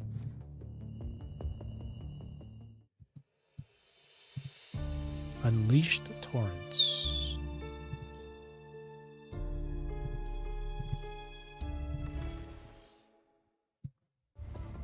About an hour and a half later, everything is in place. The trio retreat to a safe zone and activate the detonator. With a loud bang, the great tree and all the replicated memories stored beside Catella, turn to ashes in the blaze. The entire space turns dark amidst the shaking, reminding Lamia of the darkness she saw when she fainted from the severe pain. Ever since she touched that giant egg, she's had a vague feeling that this entire space itself is alive. Did the power go out? Hard to believe there's even electricity in this forsaken place. He activates the portable light on his terminal, casting light into the dark tunnel, where countless maws and fangs are glowing in a ghastly white. We hit the jackpot. Turn off the light. Stand back to back. Get ready for battle. The call comes too late, as swarms of giant-toothed anemones charge directly at Lillian, following the light. She frantically pulls out two rusty daggers from behind, but before she can retaliate, another abyss angel descends from above, taking a bite out of her flesh. Ah! Sharp teeth pierce through the artificial skin, leaving a patch of crimson blood on her back. The bullet, following the predicted trajectory, hits the creature clinging to her and silently slides down to the ground. Fall back! Shorthalt pushes Lillian aside, his sword slicing through the gaping maw just in time. Shorthalt, you still have a few grenades left with you, right? Just one left. Toss it and keep quiet. With it, Shorthalt immediately tosses the grenade he's been holding to cover the two retreating behind him. The grenade explodes in a blinding light. Standing back to back, the three of you pass eyes over your surroundings without turning on your flashlights. Click. A crisp sound echoes down from up the stairs. Click, click, click. It sounds like someone walking in a slow, abnormal fashion. The crimson particles of the punishing, like a stream rushing amidst a downpour, start gushing down from the depths as the sound slowly moves this way. The lights that have gone out start flickering in the comforting twinkle of the red light spots. With the darkness swallowing the light, she walks over a carpet of shadows. She nods gently at the trembling souls, allowing the light to outline her form before darkness finds its way back into her body again. Hurry up and run. We're stuck. There's nothing but those monsters from earlier back there. Come on, we need to get rid of her here. She's going to join Lithos and have us cornered if we could let her get away now. But we haven't figured out her attacks. The hero creatures back there are going to start jumping on us if we wait any longer. We can't learn how she fights unless we fight her. I'll keep you covered. Just make sure these things don't get in my way, yeah? Shorthalt grips his weapon, standing in front of the two. Lights out again. Shorthalt raises the gun he's been holding and takes aim at the shadow lurking in the darkness.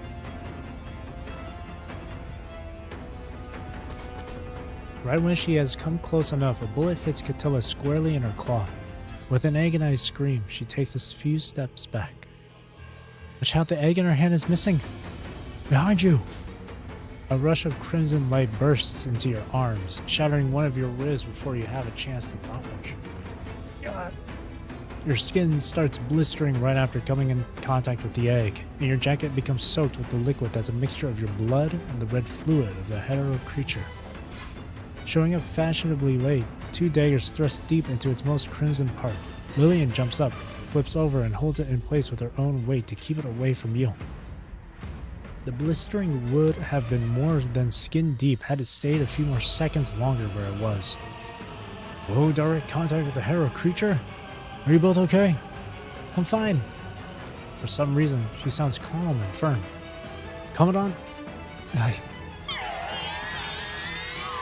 Before you can say more, Catilla lets out another scream that sounds like a moan. My head hurts. My mind. With it, Lamia starts seeing a whirlwind of memories of people who are long gone. Enveloped in emptiness, Lamia is plunged into a deep sea of solitude, accompanied by a familiar agony. Connect with me, Lillian! But I can't let them see me because no one is going to accept a wolf in a sheep's skin. And it doesn't even matter that I had never asked to be like this. While her chaotic memories trap her on the spot, the egg breaks free of her dagger and returns to the embrace of its mother. Shorthalt! In a panic, you try to alert Shorthalt to that which keeps itself hidden in the dark. Can I possibly? As a source of intelligence, you will find your worth in survival. She seeks answers from reason, only to be met with a chaotic whirlwind. A source of intelligence. Right, the egg. We have to be careful. You've been paying extra attention to that thing for quite a while now. Because it still hurts so much.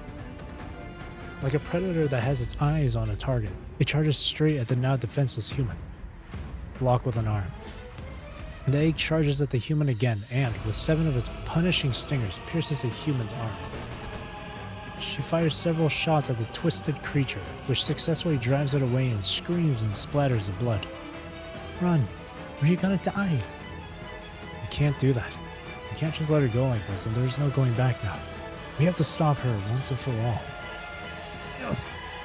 The pain is so excruciating that it all but knocks you out cold, though it doesn't seem like the world wants to go any easier on you. Commandant, get behind me! Why would anyone not want to live? Have you all gone crazy? Light once again returns to the light around you, and that's when you see Shorthalt. What? Before the two's very eyes, his sturdy figure shatters into countless pieces, plummeting to the ground without even affording him the opportunity to shout or utter a final word. Sure. With it, Shorhalt's vital fluid and mind splash onto Cathilla. It takes less than a second for the fluids to seep into her body. How could this be? The ground wriggles and swallows the pieces that were once Shorthalt.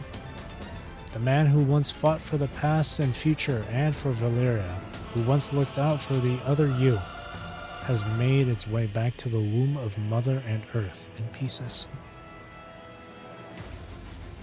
without leaving so much as a trace. Open fire on Cattilla. Wait, up there! What?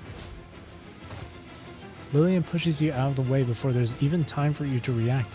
The two of you tumble toward the corner in confusion. The egg is coming this way again. It's flying, and it's super fast. The girl struggles to get back on her feet and falls onto the ground. In trembling fear, she has to lean against the wall behind her to keep herself from falling again.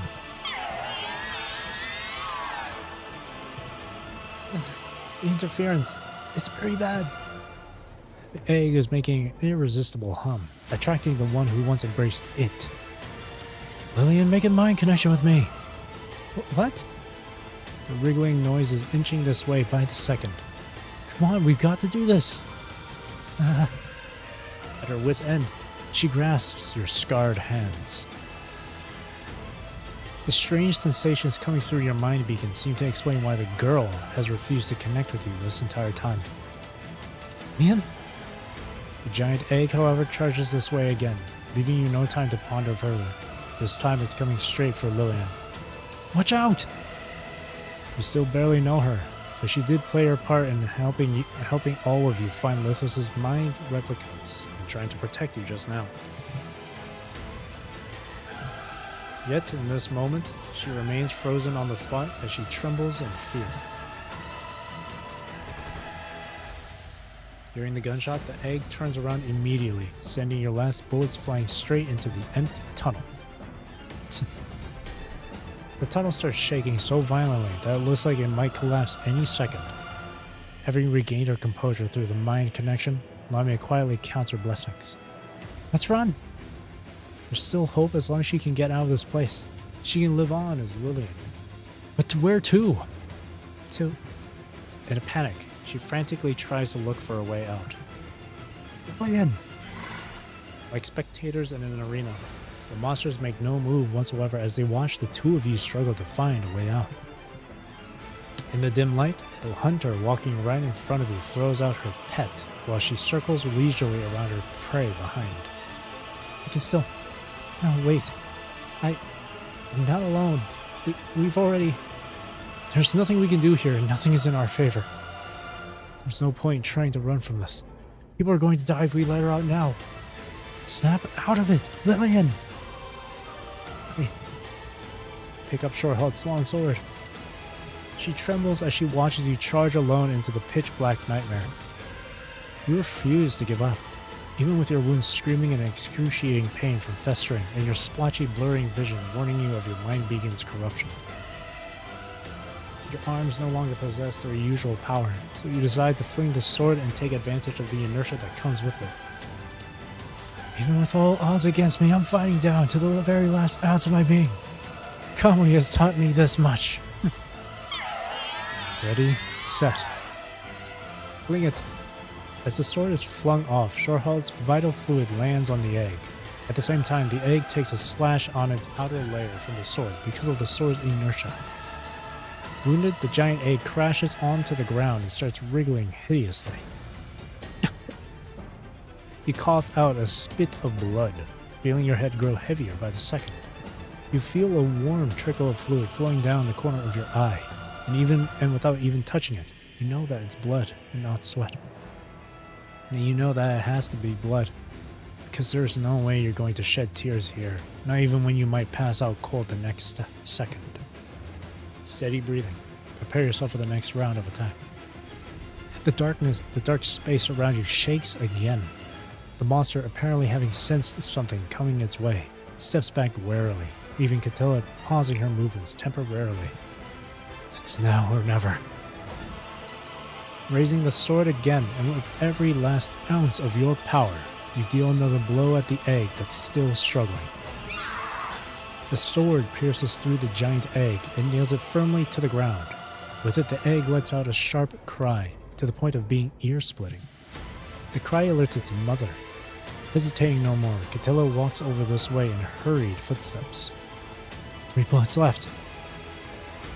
You raise your hands, now feeling as heavy as rocks, and train your weapon squarely at Catilla, who's coming straight for the egg.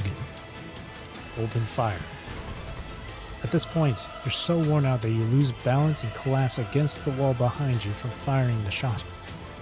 The monsters run in every which direction as the roaring and shaking intensify, and you're sure that Lillian would have no trouble making it out of here now on her own if she takes advantage of this window. Should I ask her to run for it? Can I really tell if she's an ascendant? Through a mind connection. Your head overflows with a gazillion thoughts as your body cries in excruciating pain. On top of it, Catilla is fast approaching you, leaving you no time to think. Lillian! Trembling incessantly, Lillian looks back and forth between you and Catilla, who's trying to save the egg. There's still a chance for redemption. All she needs to do to increase both her and the human's chance of making it out here alive is to lose her disguise and fight Catilla as the ascendant that she is.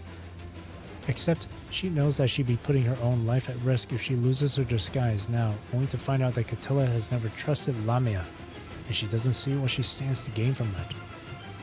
Every second that passes by puts the Commandant, someone who's trusted her, that much closer to death. But why does she care when their relationship is as good as transient? That's right. To an ascendant who keeps a safe distance from the Punisher, these people are essentially coffee cups, network cables, or writing pads. In short, they're substitutes for toys. I don't like this one, and this is the only one I like. I hate myself for not even being able to keep a coffee cup. She has to face Catilla alone either way. Either she lets the human die or lets Catilla see that she's here. But living in constant fear is truly torturous. Screw it, here goes nothing! She screams hysterically as she charges toward that which she knows she has no chance against. A split second later, her halberd blade clashes with Catilla's long whip. In the blinding sparks that ensue, her mermaid form overshadows her body. I'm sick and tired of having to give up every time, and I'm sick and tired of being scared. Surrounding her, a high concentration of the punishing turns into countless blades that shoot straight at Catilla. Might as well take a step forward if I'm going to end up regretting it anyway. Controlled by the Ascendant, the red tide around Catilla ceases flowing. Catilla and her egg too have slowed down. As a splitting headache hits you, the world around you seems to turn into a kaleidoscope of glass balls flying in every which direction. While Lamia is aflame with determination, the corruption of your mind beacon is quickly dragging you all the way down to the darkest part that lies at the bottom of the flames. The more she uses her abilities, the faster it's wearing you down. This is what happens when one connects themselves to an Ascendant, and being a genius only alleviates this consequence to a certain degree. And it doesn't help that there is only a thin layer of protection standing between you and the highly dense punishing that permeates the air around you. What little light there is left starts flowing toward the mermaid. You struggle with breathing as your airway becomes clogged with blood. No longer able to keep yourself upright, you collapse against the wall. The world around you shakes more violently by the second. It probably won't be long before this place falls apart. You see her, she who is still fighting the monster in the dark, and reach out your hand at her with the last bit of your being. Mia. With it, your consciousness shatters into pieces, and the world around you grows twisted, crumbles, and sinks. And the last thing you see is the mermaid holding onto the egg that's nailed to the ground.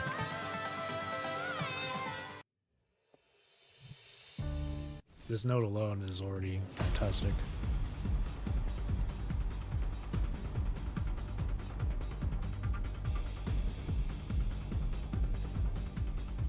Rip short hold though.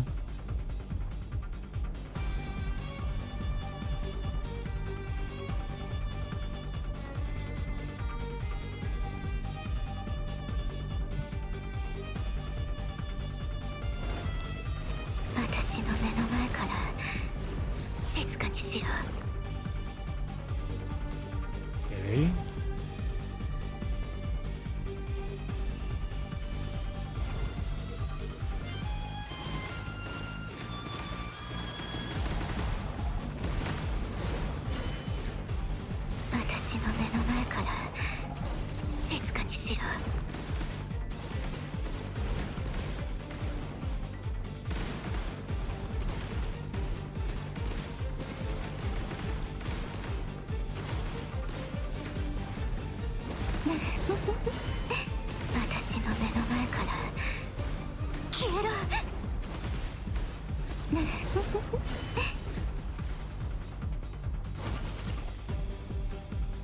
Let's go.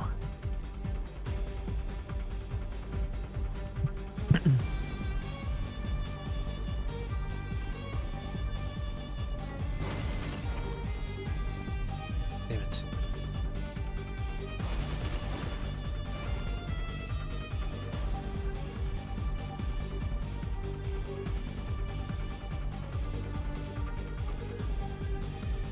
Come here.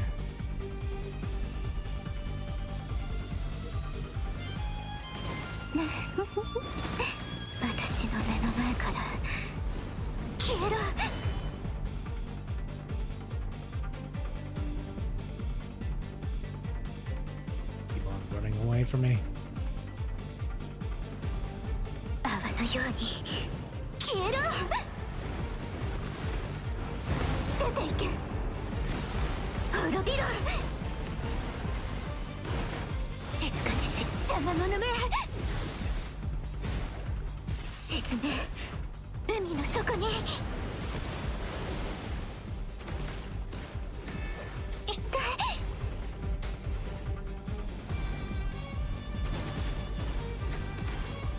Use the egg constantly here.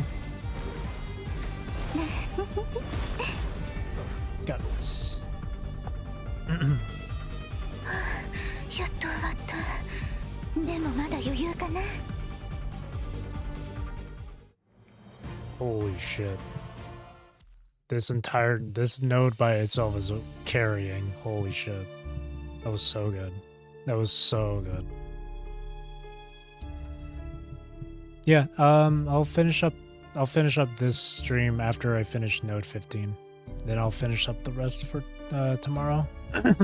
Tomorrow might be a shorter stream depending on second half, but let's see. Deep sea suffocation. There's three dialogue ones here. But yeah, that was so good. Holy hell. I never thought, like, I really thought I've seen it all when it came to like the really dark and violent stuff. But it feels like this one's like they're really like this one feels like it's being stepped up a notch. Holy. Like you don't like I don't think I can't or maybe there has been like an illustration or whatever in this game. But I can't recall another illustration that was that like violent. Depicting that much violence. First the fork through the hand and then short halt being freaking like Resident Evil lasered. Got like completely cut up into pieces. Like that's crazy. And people who skip out on the story, man, oh god, actually just missing out. All because, well, if people are busy with work or school and something, completely understandable. But like, if you're skipping it for the fact that you're just more focused on gameplay, sure, I guess, but you're really missing out. Or if you're someone who skips because for a really dumb reason, all because it's not voiced, you are doing such a disservice. This game's story, so good. And there's so many things in the story that like like it connects so many things together. A lot of callbacks to certain terms or names and whatnot, and or locations and all that. Like everything, like everyone it just feels so good to read. Seriously. All right. Enough of me. Enough of me glazing. You're neither Catilla, who tends to slowly lose her mind if she loses the egg, nor Lamia, who thrives with the egg. The collapse sends you straight into the pool at the bottom, tumbling into a deep well along with the current. The rumble of the earthquake continues in the distance, and it sounds as though some gigantic monsters are fighting where you can't see them. With your eyes locked on the well's opening, you try to make your way up, only to slide back down, completely exhausted. The fight just now was the last straw for you. Short halt. You've been relying on him since you came to. You find yourself not knowing what to do, having never thought that you'd have to say goodbye this soon. Lyria. You don't know much about Scarab, save for the few times you've seen Commandant Valeria walking alongside the rest of her squad. Death is commonplace on the battlefield, but many have still yet to grow used to it. You reach into one of the pockets. In there sits a candy he left behind. The cool peppermint with a hint of alcohol restores some of your cool. You clutch onto the candy wrapper and put it back into your pocket. Good to find your name tag at least. Your body, however, seems to be failing you. You feel as if you're being skinned alive as your clothes rub against your wounds, and the cold and trembling slowly stop you from moving. Fever. When you put your hand onto your forehead, however, you feel a slimy lump of red. It doesn't help that your mind beacon hasn't gotten any better, and many negative and violent thoughts are now adding to the chaos. Try to cut off the connection. Except Lillian doesn't seem to want to let the connection go. I never knew Ascendants could do this. No. Can't give up. Can't give up just yet. I haven't even gotten my pension yet. There are people waiting for me. The world would be doomed if Catilla is let out now. There are people waiting for me. This is what you keep telling yourself, but try as you may, you keep falling back into the well. You're trapped here, at your wit's end, and yet you don't know what you have to gain from the world out there either. Out there are countless hetero creatures, an invisible Catilla, and a descendant who's shown her true colors. Despair fills your heart, and yet you never stop looking for tools to use in your surroundings.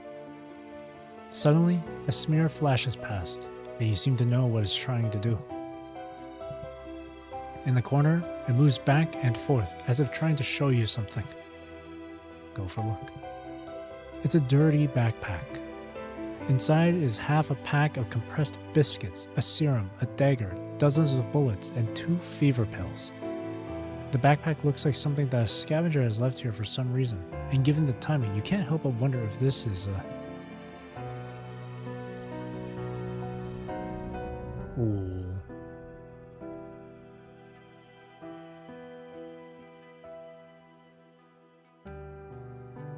Given the timing, you can't help but feel like this is a trap. Oh, but man, it's really highlighting feed. I wonder what happens if I say trap. But be that as it may, you know that you don't have the luxury to just walk away from the backpack now. Eat the biscuits. They taste normal, like any compressed cookies you've had, except your throat is much too dry now for them to go down smoothly. Inject the serum. Just like the biscuits, there's nothing out of the ordinary about the serum. Take the pills. With the biscuits, the pills begin to tear at your throat.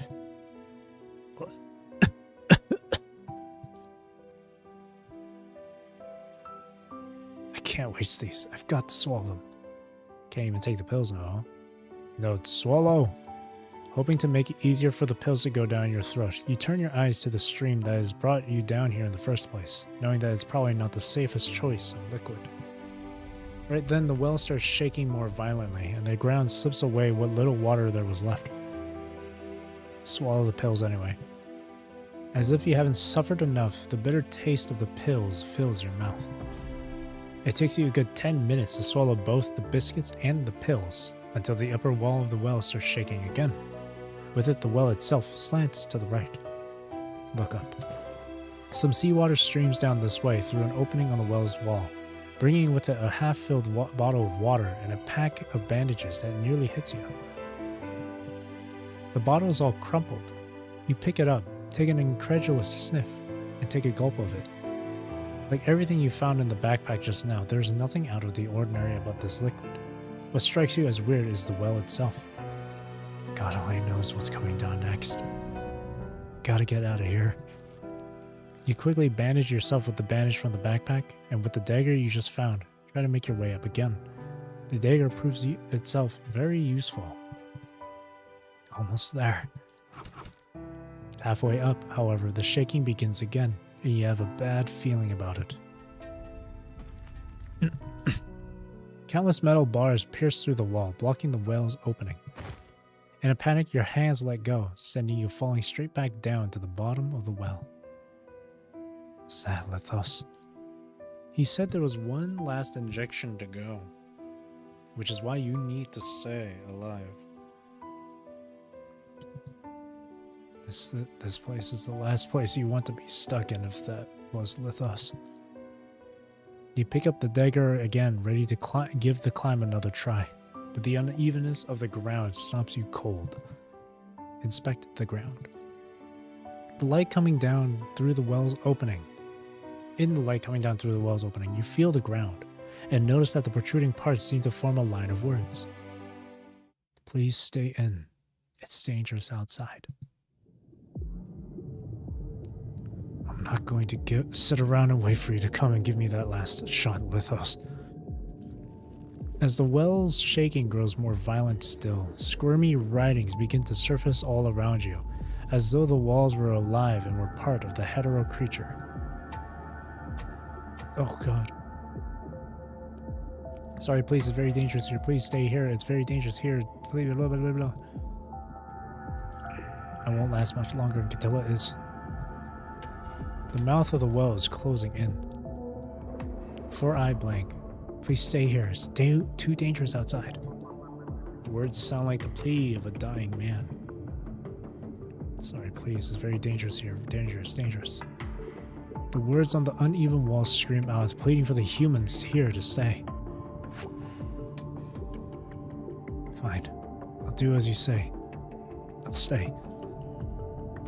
The tremors all around gradually subside as the mouth of the well returns to its original state, as if understanding what you've said. As the painkillers start to take effect, you are awash in a wave of fatigue. At your wit's end, you lean against the well's wall before sitting down and slowly closing your eyes. Wonder how they're all holding up.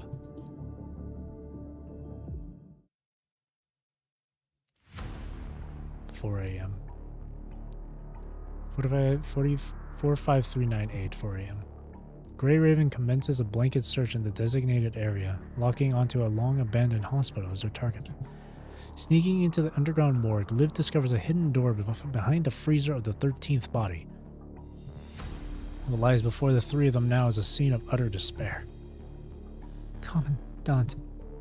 An unbearable stench assaults the senses. Behind the hidden door is a room with 6 bodies, all bearing the same face. Some of them are stiff, while some have started to decompose. Others are still bleeding from their wounds. Regardless of their states, these bodies all bear tragic expressions, as if trying to show what they have been through before meeting their fates. Fighting the boiling pain in her mind, Lucia grasps Liv's trembling hand. Liv, Lee, the blood on some of these bodies is still fresh. There might still be hope. Let's check on them first. These might just be clones, or it might be the Ascendants trying to fool us, but whatever. Whatever it might be. I know. Seeing Lucia struggle to find her words, Liv gently shakes her head.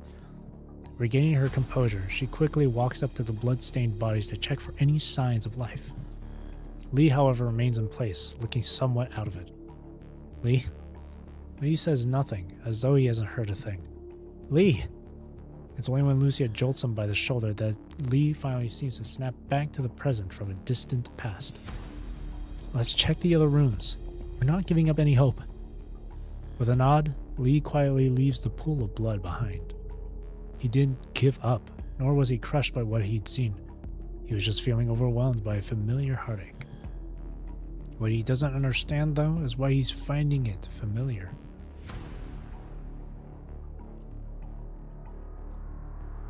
Breaking through the partition wall covered in dust, the trio finds a clean space beyond the stench and bloodstains. In the space are rows of empty cryogenic chambers, with only the one at the far end containing a person who looks exactly like their commandant. This commandant is still alive. Lucia called for backup. I called them the moment we entered. They're on their way now. But is this really okay? The three look at the body before them, still with a heartbeat, and exchange silent glances. Can they really turn a blind eye to that certain question they haven't been able to answer if their commandant never turns up again? And just exactly what would they have to do with this lookalike on the off chance that they found their commandant soon? After a long silence, the three decide to leave these questions unanswered. Commandant has only been missing for 16 days. Is that really enough time for someone, even with growth drugs, to go from birth to the state this clone is in now? These clones were here before Commandant went missing. That much I can say for sure. But when exactly did... Wait, we can hack into this terminal here. Lee brings up a projection keyboard and inserts his storage device into the terminal. After quite some time, surveillance footage from a while back is recovered. The footage shows Lithos overseeing a couple of constructs as they move a large machine in here. What's this? I know what that is. It's a memory synchronizer, and Professor Hippocrates has data on it. A memory synchronizer? Yes, it synchronizes memories between two brains. It was used during the Golden Age to treat amnesia, and in some illegal research. It damaged the brain easily though, so they stopped using it. In the footage, Lithos gently caresses the machine, muttering to himself. Now, to bring you all here from Fort Winter. And this is where I'll be giving your memories back to you. Let's hope this machine still works. Sorry, it took me that long to finally notice who you are. The footage ends here. Fort Winter, huh? What he said is true. That means these people were created before Commandant went missing. Wait. A human skeleton. They had lost all patience. I saw a human skeleton near the access device when Alpha and I were at Fort Winter. Is that one? A human skeleton? As in all bones and no flesh. No, I couldn't date it because it didn't seem like it had decayed naturally. But here's my guess. If there was a window of opportunity for anyone to do anything before Commandant went missing, it would have been after the mission with Washa to set up the domain nodes and Longinus Arsenal vaporized the red tide. Remember how we were told to stand by in the prep room when they clearly could have used help? I do. Commandant was trying to find out what was happening but was immediately taken away. They said they need to monitor memory replays caused by the corrupted mind beacon. Nobody knew what those medical checks were for or what they took. Says Lucia, with the hilt of her knife in her hand on the verge of being crushed by her grip. Is this all for Project Winter? Fort Winter has been turned upside down. Why can't they just let it go already? They must have run out of choice. People probably shunned them at all costs, even if they managed to survive the punishment from the purifying force. Which is why they've chosen the thorny path. Says Liv as she tries to suppress her own anger. Lithos needed memory sync because mind and self-consciousness go hand in hand, and that couldn't have happened without memory. And that's why they took Commandant, so they could memory sync Commandant.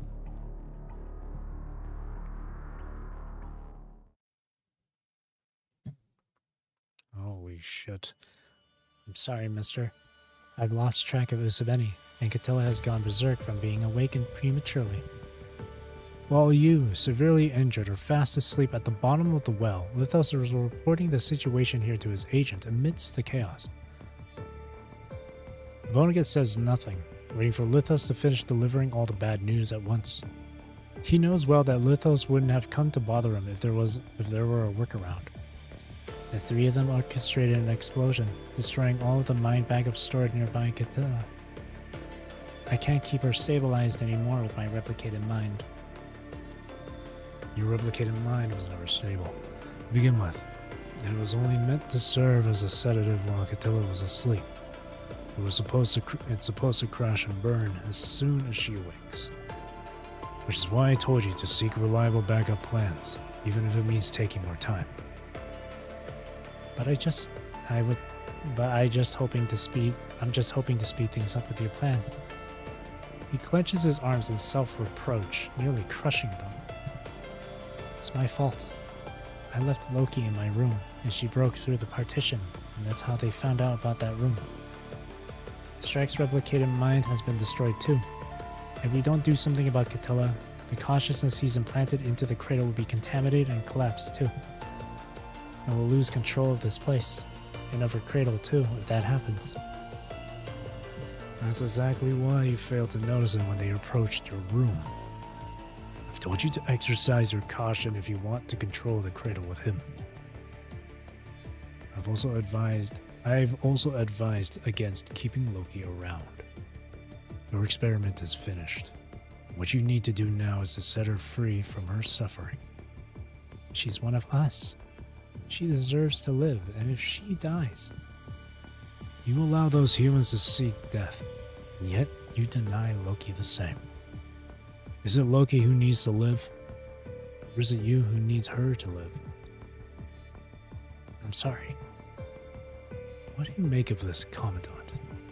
I don't know. We had no idea who the connector was behind that wall when we were running mind connection experiments back at Fort Winter. I am not who I was then, and Usabeni is no longer the same Usabeni I connected with. So, what do you think now? Mister, I promise you that no matter what happens, I will see this plan through. He answers Vonnegut's doubts with a promise. And I ask that you believe me. Your mission isn't finished, so don't dissolve yourself into Catilla just yet. Yeah, I know. It's because Lithos can only die after this that he asks his agent for help. It still pains Lithos to know that his death is being treated as an insignificant matter. Lamia infiltrated this place and took Cinderelic. Luda's pawn didn't get here too late at all. The figure cloaked in darkness ponders for a moment. I needn't bother then, since it isn't Alpha. As long as Catilla lives on, the cradle can be rebuilt. This Commandant is just one injection and a little time away from the full effect of the medication. We need to find them at once. The egg has accumulated quite a few stable shards and is only one step away from hatching. I just need to see it hatch and make sure Catilla survives now. That's all you need. What are we going to do with Cinderelic if she doesn't hatch? He's well prepared for that. She went back to Catilla knowing this might happen. I'm not going to stop you if you can salvage her too. Lithos knows that that isn't something he is capable of. Not to mention that Vonnegut starts entertaining the thought of forsaking the cradle the second he learns of Lamia's invasion. Using Lamia would maximize what he can get out of Catilla and the Commandant, because he needs the cradle and the egg to connect with each other to bewitch the holder. Now with the joystick gone, he's lost control of both Catilla and the cradle. Use the key I left to unlock the device in the control room. You'll find your last mind replica there. You mean? Right. That's the replicated frame you left behind before becoming an Ascendant. Stabilize Catilla with it. Both Catilla and the cradle are out of control. The frame alone won't last long. That's why you need to inject the Commandant with the final dose as soon as possible. Leave the retrieval of the egg and Catilla to Lilith. Lithos wants to say more, then realizes his own mistakes don't give him the right to object. He once hoped to use his past self to escape back to a time when things were untarnished. Looking back now, however, he knows he can't be further from achieving it. Thinking that he had this coming to him, Lithos almost wants to laugh at himself. While we're still at this Lithos. But this person, now a completely different man from when they first met, quietly stops him and utters the very same words he did the day they first met. Don't rely too much on pain.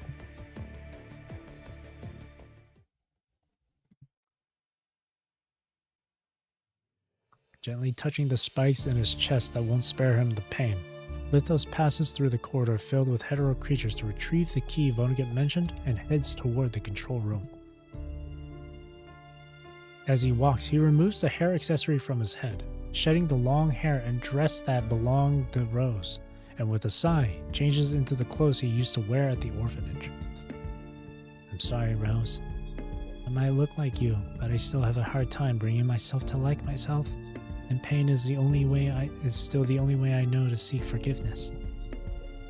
Let me be the person I was and face the person I was then. Until now, Lithos has been relying on pain and self-punishment to stay lucid. This is the mind beacon Lithos has always been attentive to, and he has come thus far walking down this path. And while Lithos has been replicated more times than he can ever recount, this individual known as Lithos will always remember that very moment when Paper Crane, a medical chair a kind-hearted donor had given him, was turned into a punishment chair.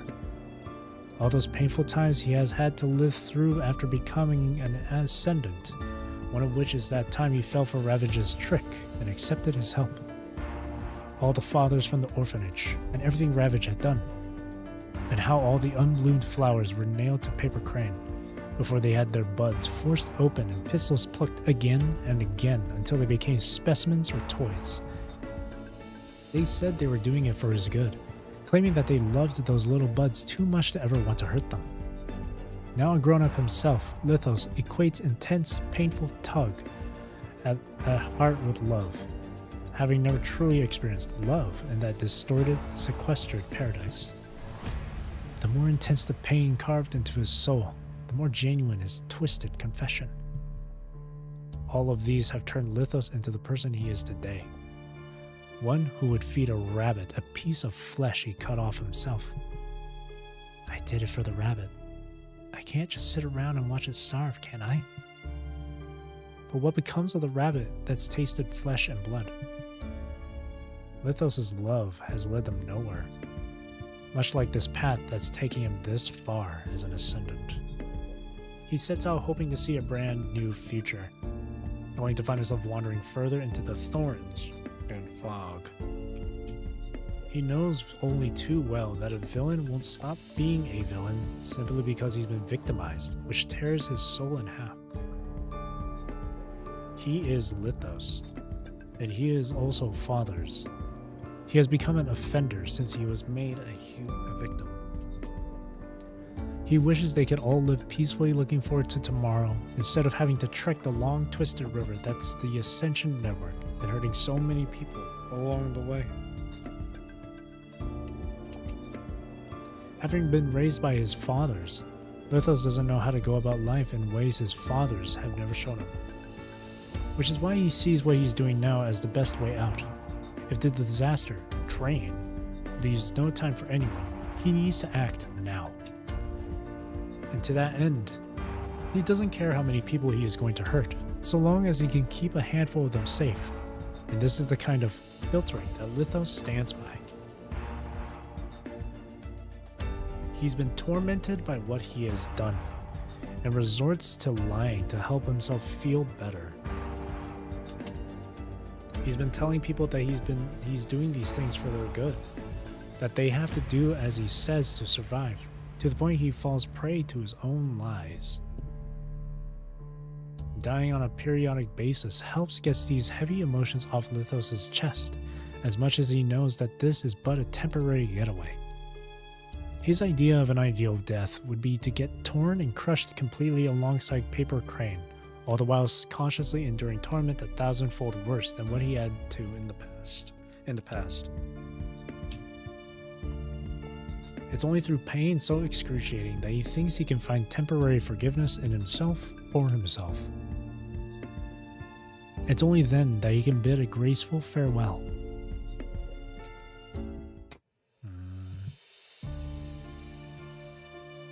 A fish back in water.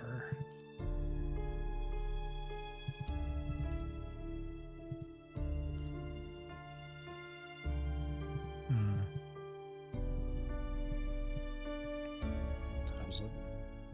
10 p.m. It's been 4 hours now.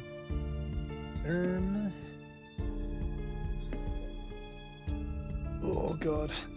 Let me stretch for a second here. I feel like going through these next 3 nodes would take up like another hour. But yeah, for sure. After 15, I'll call it a night and then continue from 16 to the end tomorrow.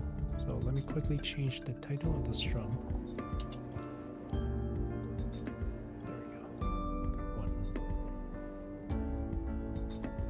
1. Okay. A fish back in water. The torrents of fate drag into the abyss, into the deep sea all those who have drowned. Suffocated, they're all on the verge of death. In endless despair, only one feels reborn. I can do all these things now. It has hit her that she's in control of everything, so long as she holds onto the strange-looking red giant egg in her arms. Neither the entangled sea anemones nor the arrogant sea fairies can hope to stop the weapon in her hands. This egg, what exactly is it? Catilla can make it attack out of its own accord, and it can make me an ascendant more powerful with it.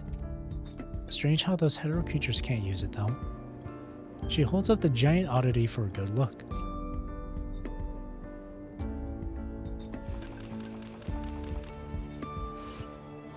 She finds herself drawn to it the longer she keeps her eyes on it, her mind seemingly swaying like a flickering flame in the wind. Had it not been for the mind connection of that commandant, Lamia is sure she would have been swallowed by the same illusions that had engulfed her before. This time, however, she is able to see past those illusions with a lucid mind. This reminds me of the little match girl. In the story, the warmth and light coming from the match gives the girl the power to fight back. Lamia reaches out despite herself, her fingertip gliding over its translucent surface. At that moment, the egg, like a struck match, draws her into a dazzling shopping street. She's tempted to reach for the goods. A sudden chill makes her shiver. Lamia walks down the nearly frozen street, her consciousness fragmented like a scavenger's clothes. Guided by the mind beacon of that certain human whose whereabouts have become a mystery, Lamia makes her way into the street in the illusion. She looks at the phantoms on either side. It feels like a kaleidoscope, reflecting a colorful world with omnipotent doctors, endless dry of food, bright classrooms, and intimate friends. They almost seem like they came straight out of a child's imagination.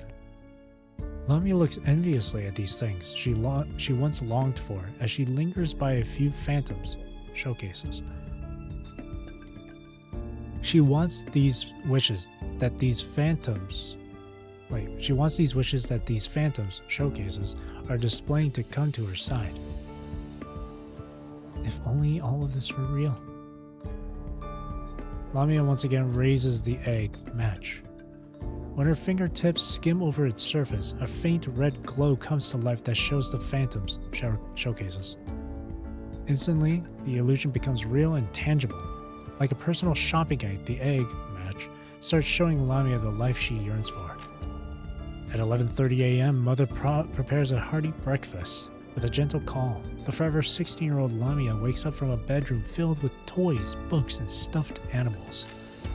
At noon, after breakfast, she opens her terminal to find 99 messages from friends, each one kind and eager for Lamia's reply. At 1:30 p.m., when she's finished replying to all her friends' messages, Lamia takes her father's spaceship to school in Babylonia. No. Don't replay my memories. Be peaceful. At 1:30 p.m., when she's finished replying to all her friends' messages, Lamia takes her father's spaceship to school in Babylonia. At 2 p.m., she walks to the classroom surrounded by her classmates and teachers. Her teacher proudly announces her as the top scorer on the test. At 4:30 p.m., when school ends, she hangs out with her friends. They take pictures from memory, and everyone wants a picture with Lamia. 7 p.m., father picks her up in his spaceship, and of course, mother has already prepared dinner and a late-night snack. Anyone who's experienced a truly ordinary daily life can tell that these scenes are anything but ordinary. If anything, they seem more like scenes coming straight out of the life of a princess in a fairy tale. What price does one need to pay for these wishes to come true? What are the potential risks? Lamia, the little match girl, has no time to think about these. Mother. Despite herself, she's drawn toward that figure. Following her choice, the egg, Match, locks onto the future where Libya survives. Searching for key notes. Lustrous approves Libya's pregnancy stay. Change. Lustrous does not approve Libya's pregnancy stay. Libya follows the original plan to return to the continent with a supply ship for vacation, working at an ordinary laboratory nearby. Lamia is born. Loading future preview based on users' known information. Age estimated at 16 years old. Observers request for world event loading delayed. Lamia stands in the corridor watching as the egg, Match, shows a peaceful golden age. She finds herself back in that familiar home, in that familiar living room, seeing her mother, whom she knows well, yet barely recognizes, busy working at the workbench on something that little Lamia can't understand. Mother? The piercing cold seems to diminish slightly with her presence. Mother, is there anything to eat for dinner? There's plenty in the fridge. Help yourself. You've still got work to do. Mother is expressionless. This is nothing like the dream life Lamia has envisioned. Yet this future is based on reality, with only the minimal nodes changed. Where is the fridge? Mother? Finally looking up this way from work, Mother looks indifferent and makes no effort to cover her annoyance. So stupid that you can't even find the fridge. I can't imagine you last a day without me around. I gave up my entire future because of you. How much longer are you going to keep me stalled with all these trivialities of life? These words shattered the observer's heart, sending ripples across Lamia's mind. I'm out of time. Her tone suddenly grows poignant, catching Lamia by surprise. Go away. She now speaks in the same cold tone. Leave us alone if you got nothing else to ask. We need to work. Mother, may I ask you a question? You have 1 minute. Fire away. 30 seconds. Mother, is it true? 15 seconds. Is it true that she wouldn't have died if I hadn't been around to begin with?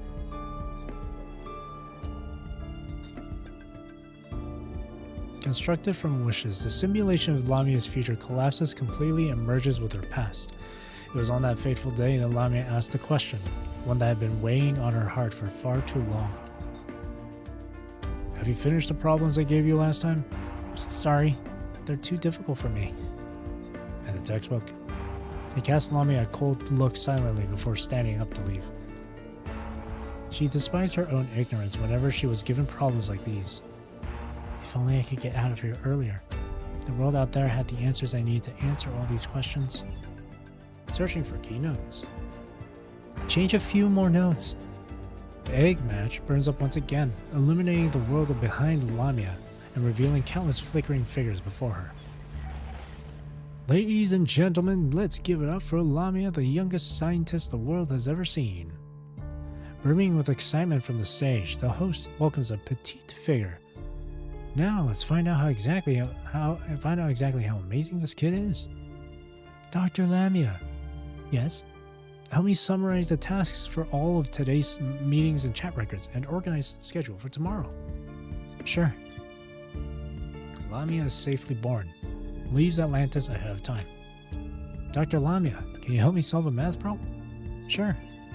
Sent to an orphanage. A passerby enjoying an ice cream walks by the television as Lamia's exciting life unfolds in it. A new version. Let's get one. I heard they made this one with the mind data of real people. It's got to do with Project Cattell, apparently. Really? I didn't know that. Did you hear that? If you don't want to go to school and just wait for some magic to fill your head with knowledge, you'll end up in a jar, turned into a service AI with a bunch of other people. And now comes the blind draw for Dr. Lamia. We've got classic human gray, playful monkey pink, and even a mermaid edition the world has yet to see. The audience's applause can be heard from the television as a terrified child starts crying out loud amidst the cheers. The camera isn't showing Lamia's face, but the child's cry already speaks volumes for her. Order now at all major specialty stores. Dad, look at this. On the bustling street side, a girl passing by the window laughs as she passed the head of the product, me. Becoming a candidate for mind data human experimentation. This looks like a monkey. Experimentation and commercialization successful. As her mind grows unstable, Lamia's wishes are once again poured into a cup filled with memories. Lamia finds herself by Atlantis' corridors, watching as countless researchers pass by coldly like mindless drones. She tries calling their names, hoping to get some emotional support, but doesn't get any response. Which leaves Lamia stranded as she watches the humans and machines pass her by in an orderly fashion. When they pass her by, they move around her, reminiscent of cells avoiding a blood clot still in the process of forming on a blood vessel, or tourists passing by an animal's cage. She lowers her head, holding the empty coffee cup in her hands and caressing the engravings on it. To my future self, I want to be like everyone. I need to make it happen. It's her yet-to-be-realized wish, in the form of a bunch of crooked letters paired with a meaningless layout. Want to bet on your luck? Want to bet that you'd be sent to a legal orphanage instead of getting dragged into some inhumane experiments? Luck, huh? As long as she has luck on her side, nothing bad is going to happen to her after she gets out of this place, and she'll finally be able to go to school, which she's read about in books. That's where she can enjoy bathing in the sunlight and listening to the calls of cicadas and the laughter of people. Where the teachers would start with the basics and guide them with patience. It's okay if Mother isn't perfect, as long as I get to live the happy life of a normal person going to school. The egg match glows red in her arms. She pats it devoutly and closes her eyes.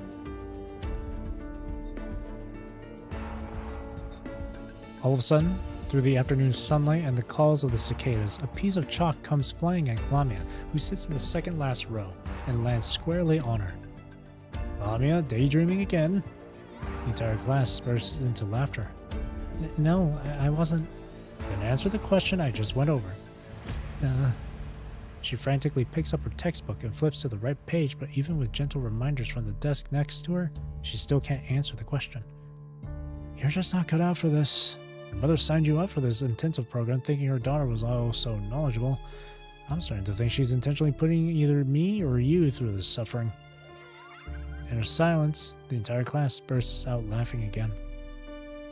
The cozy sunlight, calls of cicadas, and laughter of friends, everything is as she had hoped for, yet falls short of her expectations.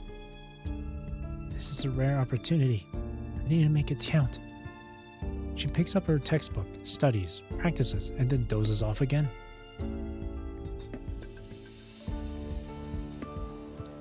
It's not until the school bell rings and everyone getting ready to leave the classroom that Lamia finally stands up from her seat and quietly sighs relief. It'd be perfect if I could skip all the classes and just go straight to when school ends. She lowers her head, the egg match in her hand revealing its intended purpose. I try to dumb down school a little if that's possible. A normal school would do. Polishing the egg match, Lamia changes 31,206 key nodes in one go. Lamia figures that she'd be okay going back to a time when her mother wasn't around, and there is nothing she can do to change her mother's mind about sending her to an advanced school. Humans of the Golden Age didn't yet master the technology to control time, but Lamia is sure that she can count on people in the future, and that the egg match will take care of that just fine. and she decides that she's not going to bother with the number of changed time nodes she's seeing on the phantoms, since she doesn't see what impact they might have.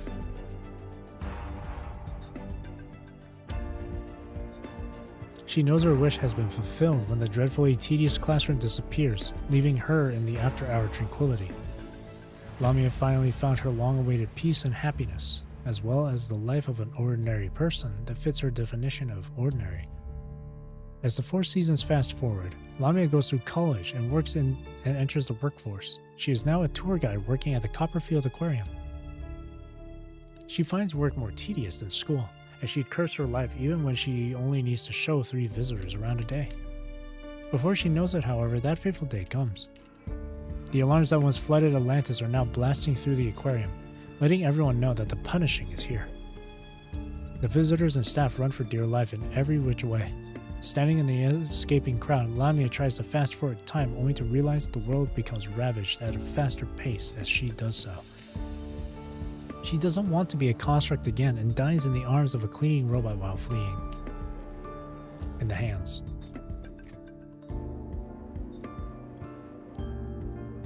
If only the punishing never happened. Lamia's desires inflate. But when she once again raises the omnipotent egg, the punishing virus, the phantoms offer no answers. It, the tower, couldn't erase its own existence, nor the punishing. What do I do now? Going through her memory, trying to find someone she hopes she can talk to, she suddenly recalls Roland. I wonder what Roland would do with this opportunity. With a snap of her fingers, Roland materializes before her. You're lending me this egg, Match, that can fulfill any wish. It doesn't exactly fulfill any wish, though, which is why I wanted to see what you do. Well, he takes the egg and without a moment's hesitation, chooses to fulfill a childhood wish.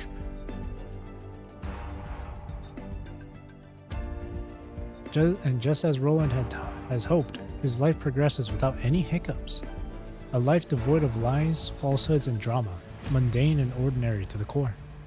He stays by his mother and brother, repeating daily chores, schoolwork, and childish games, living a life with an end visible at a glance. Don't you find it boring? Deeply engrossed, Roland says nothing. But what would you do when the punishing hits? She was hoping Roland would show her what to do, but on the day the alarms echo through the square, Roland simply makes the same decision she does, more candidly than ever. He bids farewell to his loved ones, and waits for death to come knocking on his door.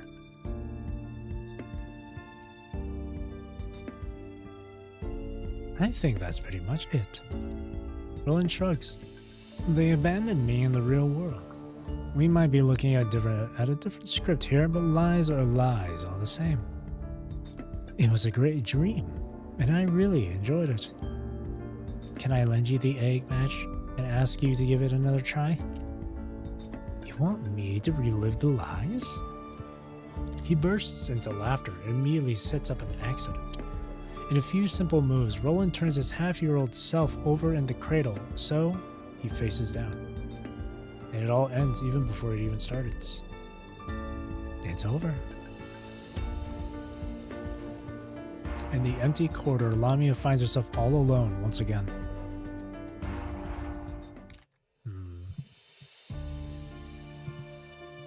Daughter of the Sea.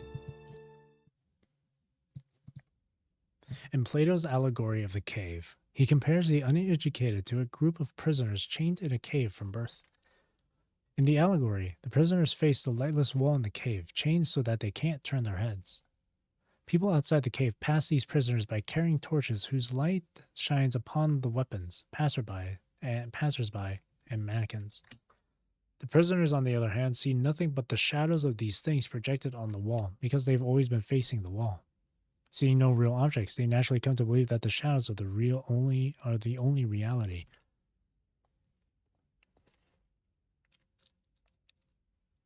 If they were suddenly freed from their shackles, stepped out of the cave, and forced to look directly at the fire and accepted that all they used to see were mere illusions, they would surely feel pain in the process. And confusion, too.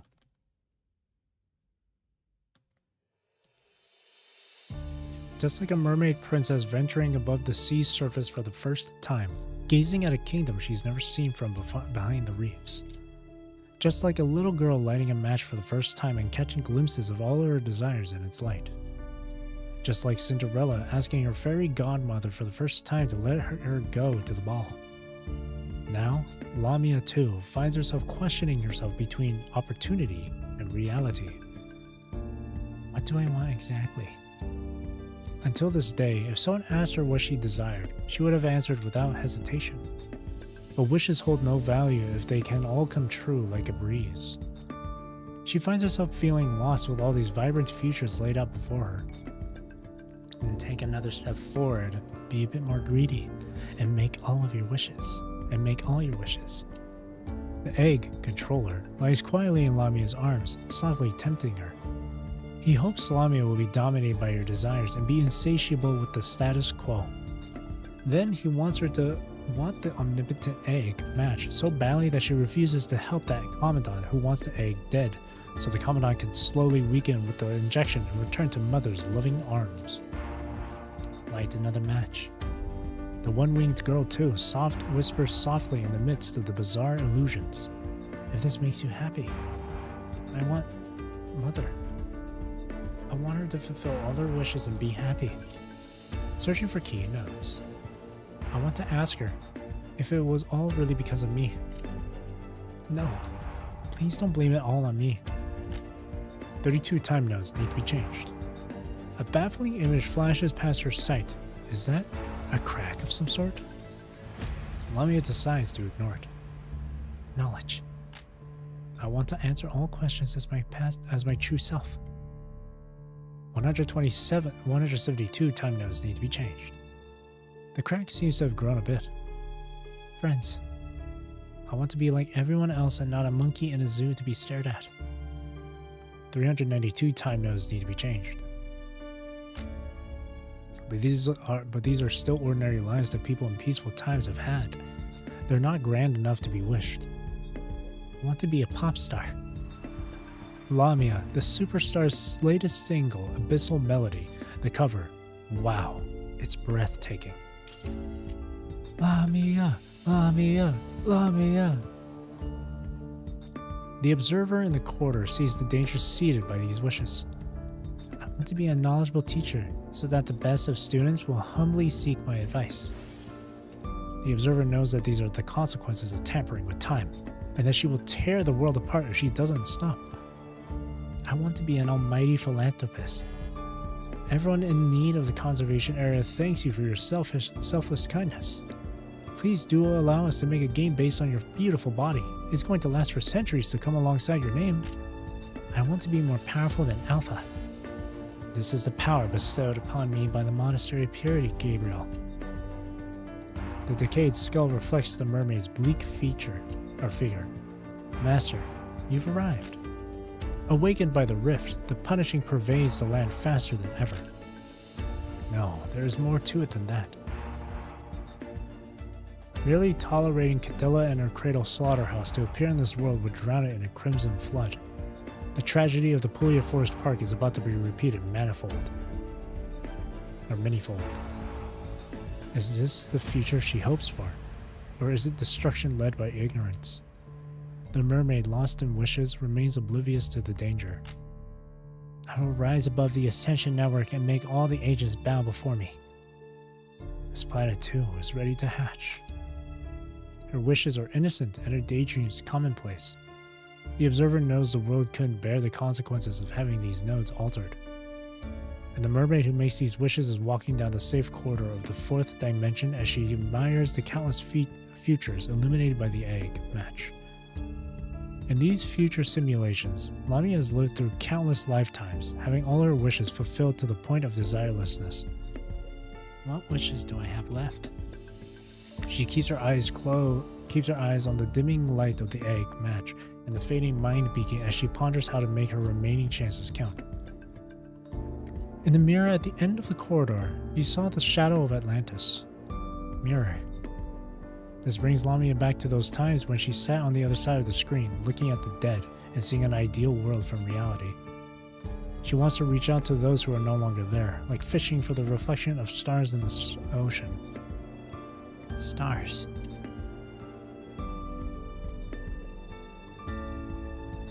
The daughter of the sea looks at the reflection of stars and makes her final wish. I wish to venture into the starry sea, to see the starscape you longed for. I want to understand why it is that you chose to move forward even at the cost of your lives.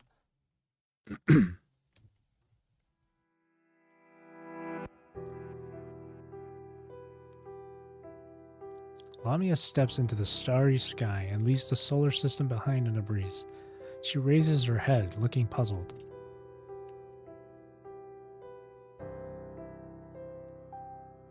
To her delight, she realizes that she has no trouble traversing black holes yet to be explored by mankind.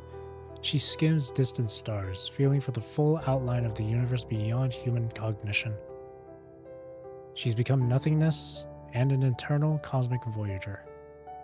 She's sought all philosophical answers, and yet she doesn't know what significance these questions hold nor what the answers mean.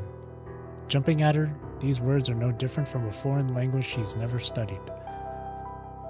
She's seen the answers to science and everything unknown, and yet seeing them is all she's able to do with the answers. Existing beyond the darkness that shrouds the cave perennially, these unknowns remain a puzzle to her, so much so that she isn't even aware of them. She embarks on an endless journey throughout which she imbibes the stars and seas. After a long period of bewilderment, she finally comes to grips with the meaning of all that could be seen and their significance. Upon touching the edge of the universe, the darkness that has clouded her mind begins to fade. The mermaid, dancing among the stars, looks back and laughs at the wishes she has just made. Singing, earning people's respect. In the vast universe, these desires seem so petty to the point of laughable.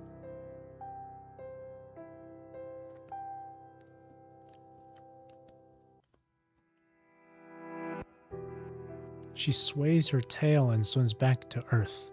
She plucks the moon in a breeze and toys with it in her hands. Earth is hit with tides that swallow the land, sinking Atlantis, a place she once held dear, to the bottom of the sea. The few remaining souls vanish beneath the sudden tide, their suffocating cries failing to reach her ears before Mother devours them all.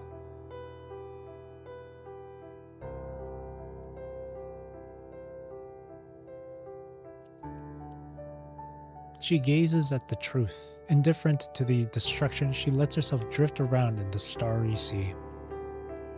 The rise and fall of 1,570,000 cosmic civilizations cycle like sunrise and sunset under her watch, flowing incessantly. Under the unyielding laws of cosmic wars, the key in her hand, just like the moon, is nothing but a substitute for a toy.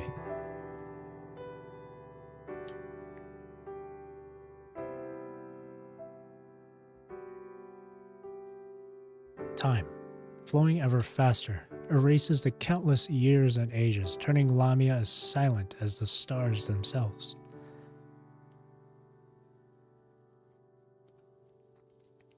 When the starry sea before her eyes collapses to zero, the light of the mind beacon, in reality, will too extinguish.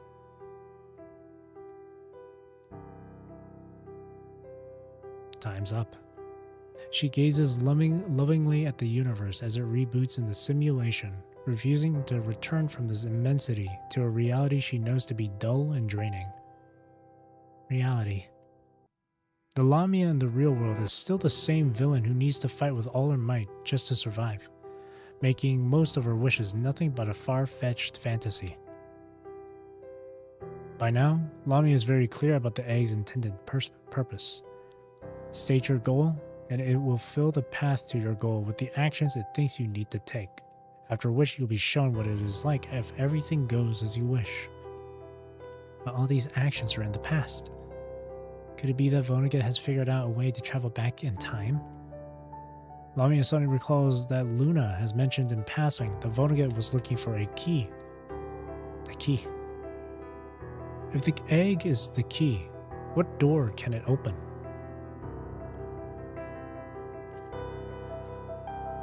As Lamia murmurs to herself, the phantoms around her immediately show her the answer with the light that remains for the mind beacon. When that weird tower turns red again?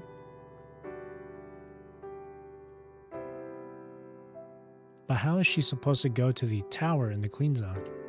And how is she supposed to make the tower red again? But it could be a second tower, right? How is she supposed to travel back in time using the tower? How is she supposed to change the time nodes she's seen in her simulations one by one? And where exactly is Vonnegut trying to go by doing this? While Lamia still doesn't know the answers to these questions, she now sees how important the egg is. This is what Luna and Vonnegut want. I'm sure this is the solution to all the issues that came with refiltering. It finally hits Lamia. Just like the corrupted, the minds of agents have been corrupted long ago, yet their minds are stable enough for their self to persist. Perhaps, to humans, agents and ascendants are already as dead as the corrupted. Losing connection with the Ascension Network means losing oneself, which is why it's so hard to break free. Transcendents, though slightly different, are still subject to the control of agents or ascendants. The punishing inherently stores a vast amount of ownerless mind data. The data congregates, which in turn allows the Ascension Network to upgrade. I guess I can see the resemblance. On the one hand, she has the consciousness and information of ascendants left in the Ascension Network, their original selves. On the other hand, there are cobbled selves, forming from all the ownerless consciousness and information. The essence of refiltering is the evolved weight of these cobbled selves, messages, that overrides the agent's authority. This is the parade of the punishing virus, where the messages contained proclaim their autonomy. They aim to break free from the control of agents, to coalesce into independent entities. If left unchecked, one day it will become a vast army, merging into an unbeatable, incomprehensible, indescribable monster. One that will bring destruction to both humans and ascendants. Agents must undergo refiltering to reclaim their authority. It's not just about survival, but also for the sake of a more distant future. So that's why Vonnegut created the egg, Key. The egg, being a highly concentrated punishing heteromer, likely stores a consciousness that absolutely obeys the ascendants. Not only can it help ascendants pass refiltering, but it can also come up with simulations using the messages stored in the punishing. Messages. The messages in the punishing have a fourth dimension to it to begin with. Lamia's gaze travels through the starry sea and into the past.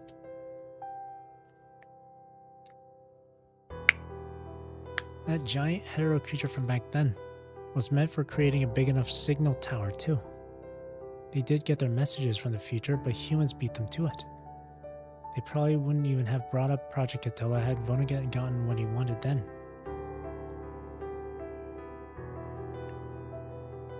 I get it now. The messages are not unlike the fire on a torch that shines through the dark, and this, Lamia figures, is exactly what Vonnegut is after. At the same time, it also hits her. That Catilla, who's laid the egg, is connected to doors of all sizes to begin with. Just as the hetero hive mother connects hetero sapiens in the red tide, she has become their central processor, like a queen bee. I can use that to control the hetero creatures she gives birth to, if I can get my hands on her.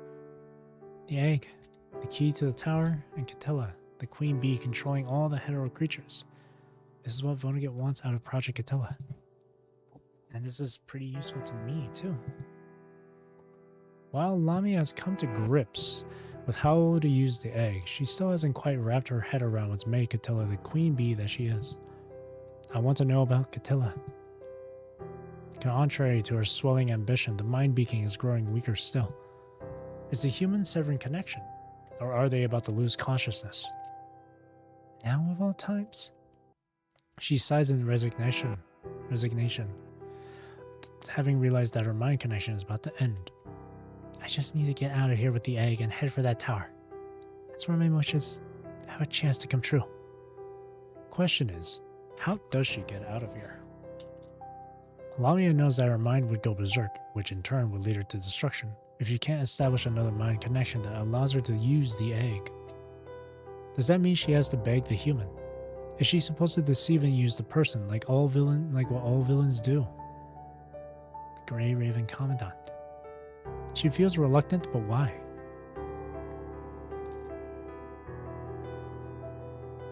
Lamia withdraws her thoughts from wandering in the cosmos and starts sketching the contours of humanity anew.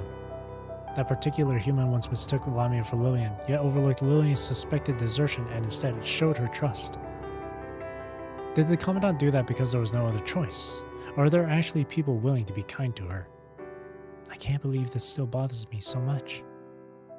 Lamia looks back at her newly made wishes and laughs in self-derision when she notices something shared between them. Just as the people of Atlantis pursued the distant cosmos and stars, Lamia too chases after them, after all those who step into the light and out of the cave to see the real world.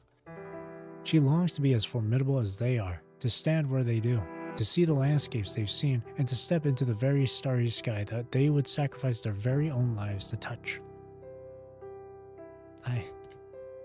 I'm done staying in the ignorant cave.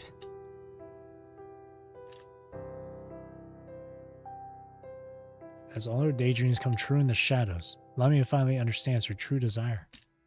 Carefully holding up the egg key in her hands, she asks a question of her heart's desire, one rooted in reality yet she's been too afraid to face directly, to all the silent stars. Please tell me, the one who just discovered who I really am. Will they forgive me?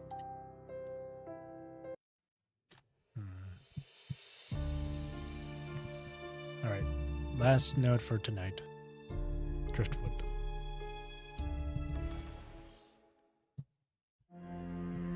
At the bottom of the well, the Commandant has a dream related to Mother.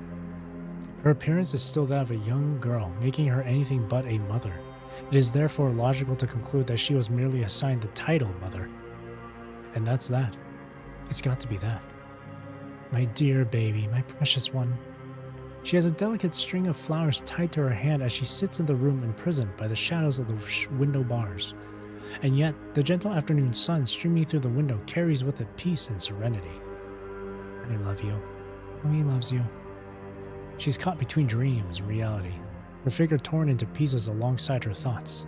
They then merge with all these concepts named Mother and take on an appearance that's both familiar and barely recognizable. Welcome back, my child. She settles down. Look at you getting yourself hurt so much again. Mother picks up the hot soup from the table and kneels before the person covered in scars. But I know that's not your fault. There are just so many troubles and unbeatable monsters out there, and it's truly remarkable that you've come this far. Now, forget work and training and stay home for a while. Mommy really missed you. Don't worry, I'm going to help you figure things out. She carefully blows on the spoonful of soup until it's cold enough to drink, then passes it over. Well, damn, this is a tough decision. I think I'll go with open mouth. A familiar taste awakens a sense of security. Long drowned by pain and the instinct to survive, you grasp her hand. Still hurts, doesn't it?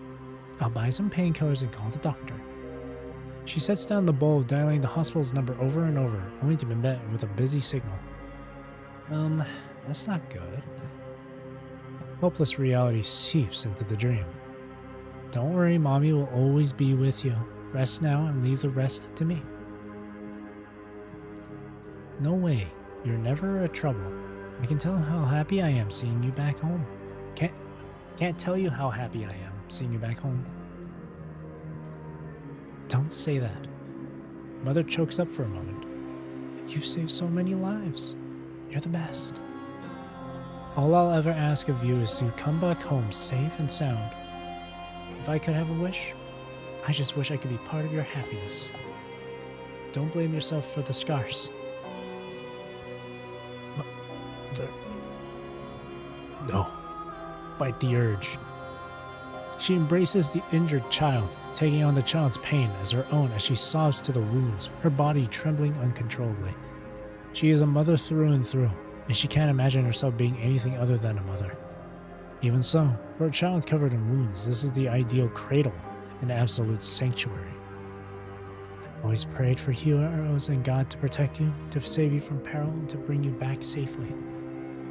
The corruption of your mind beacon and nightmares linger, dragging you into a still deeper whirlpool, putting out the mind beacon you've been holding onto with all your might. There is no time to figure out who she truly is and how this dream, brought up on more occasions than one, has to do with Project Attila. Fortunately, the painkillers and the gradually blurring consciousness are working together to offer you a bit of relief, saving you from the excruciating pain that's been keeping you awake. Within the lullaby weeds by them, you, severely injured and feverish, curl up at the bottom of the well, falling into a deep sleep.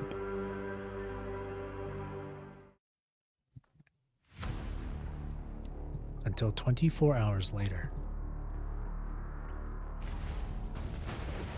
The collapse from the distance finally awakens you from the slumber. Looking up toward the well's mouth, you find the upper layers no longer obstructed. Having rested sufficiently, you feel physically replenished. Give it one more try. I can leave this place now. Cautious and prepared for yet another shake and any sort of abnormality, you pick up the dagger and start climbing upward.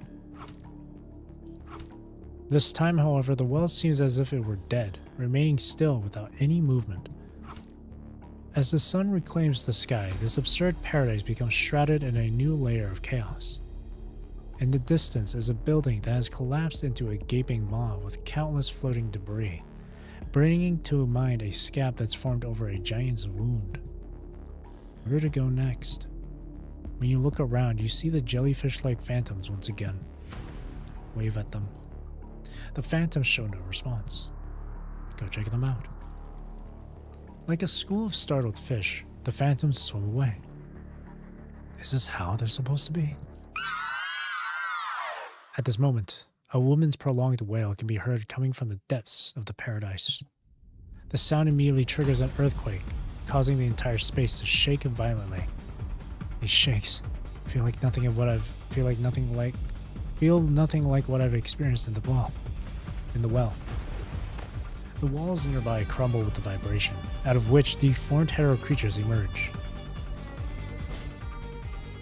You immediately run for it in the opposite direction, but the creatures show no intention of attacking you. Are they just trying to surround me? Survey your surroundings. And just as you thought, you see them everywhere as you run. These twisted beings lack the intelligence of a full-fledged plant. There must be monsters or ascendants lurking around that are far more dangerous than these creatures. Mythos. Hearing the word, a shadow on the ceiling sheds its disguise and lands lightly behind the human. Right back. The bullet hits it squarely in the head, but passes right through as though it were a puddle of water, causing it no harm at all. Stay calm and focus. A split second later, hetero creatures lurking in the ruins all swarm up this way. The hetero creatures hold you by the arm that's previously been pierced, while your skin festers the moment it comes into contact with them. Struggle with all might. Already beyond exhaustion, you're unable to fight back, barely feeling anything but pain coming from your limbs as they quickly dissolve. Endure it. The world around you turns pitch black all of a sudden. With an overcoat thrown over your head out of nowhere, you find yourself pressed tightly against the floor. Struggling only brings you tearing pain, and it's impossible to see what's happening in the dark. Has my hand been torn off?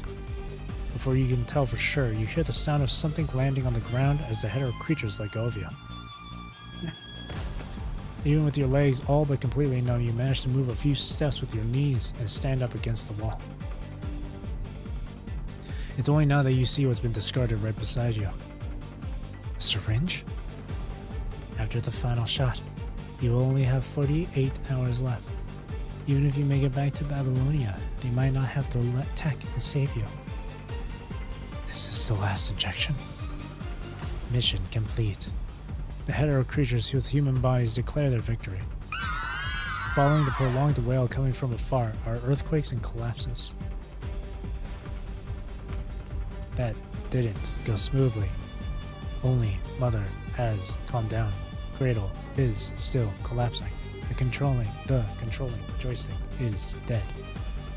Its neck rotates stiffly like a robot observing its surroundings. Then it turns its face toward you, battered and bloody beyond recognition.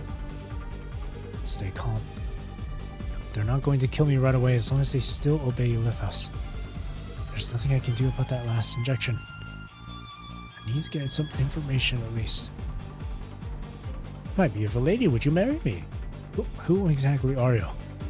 See, fairy, child, loved by mother. There are also many children that mother doesn't love. Mostly are. Says the hetero creature calling itself the sea fairy as it points at its smaller kin around itself. No, that's not right. Mother loves all children. But some children, Lithos, cannot love themselves. They refuse to accept mother's love and ended up like that. So these little hetero creatures are all Lithos? Yes, to humans, hetero creatures, hetero sapiens are all the dead, merged with the punishing. They, too, are the replicated consciousness of Lithos after he died. And so are you? No, our consciousness can fully merge. We don't become fragmented like the host. We have Mother to thank for harmonizing resonance. As long as Mother is there, we will be born repeatedly.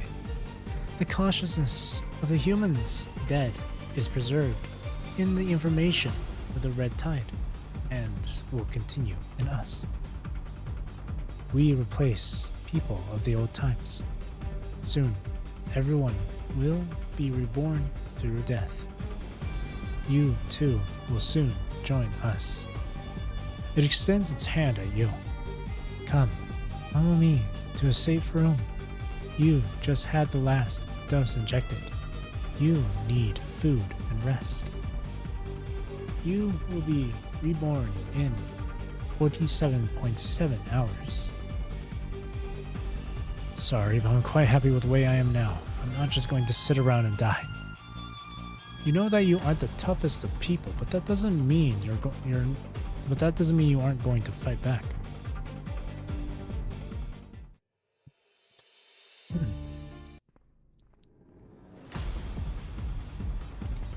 Look at that.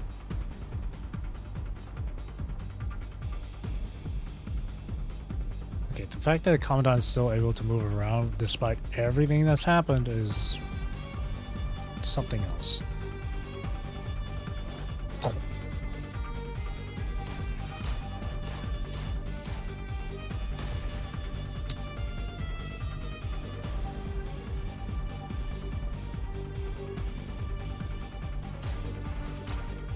Ooh, good shots. Good aim.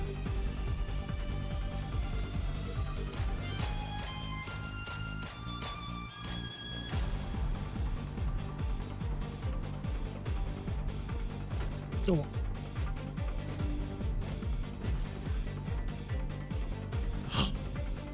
Masaka. No one. No one. Well, that's the clone. That's no one's clone already. Yeah, 5 hours. Up to node 15. That's good enough. Yeah. As expected, this chapter was a long one.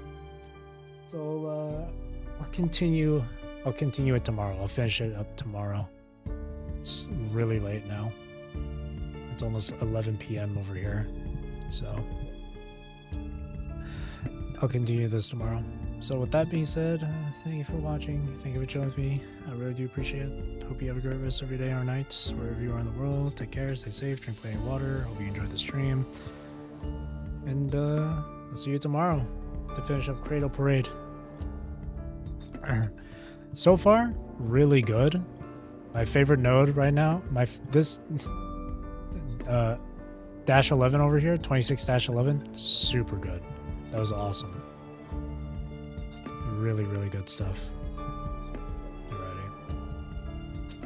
And I think it was from around here that I kind of do remember a few things from the story, but I like quickly read through it last time when I first played through it. So a few things, a few scenes and here and there I do remember, but not every little detail. Alrighty. I'll continue this tomorrow. So again, thank you for watching. And again, I hope you enjoyed the stream. See you tomorrow then to finish up Cradle Parade. Thank you. Bye-bye. My voice is getting tired, so this is a good stopping point for me.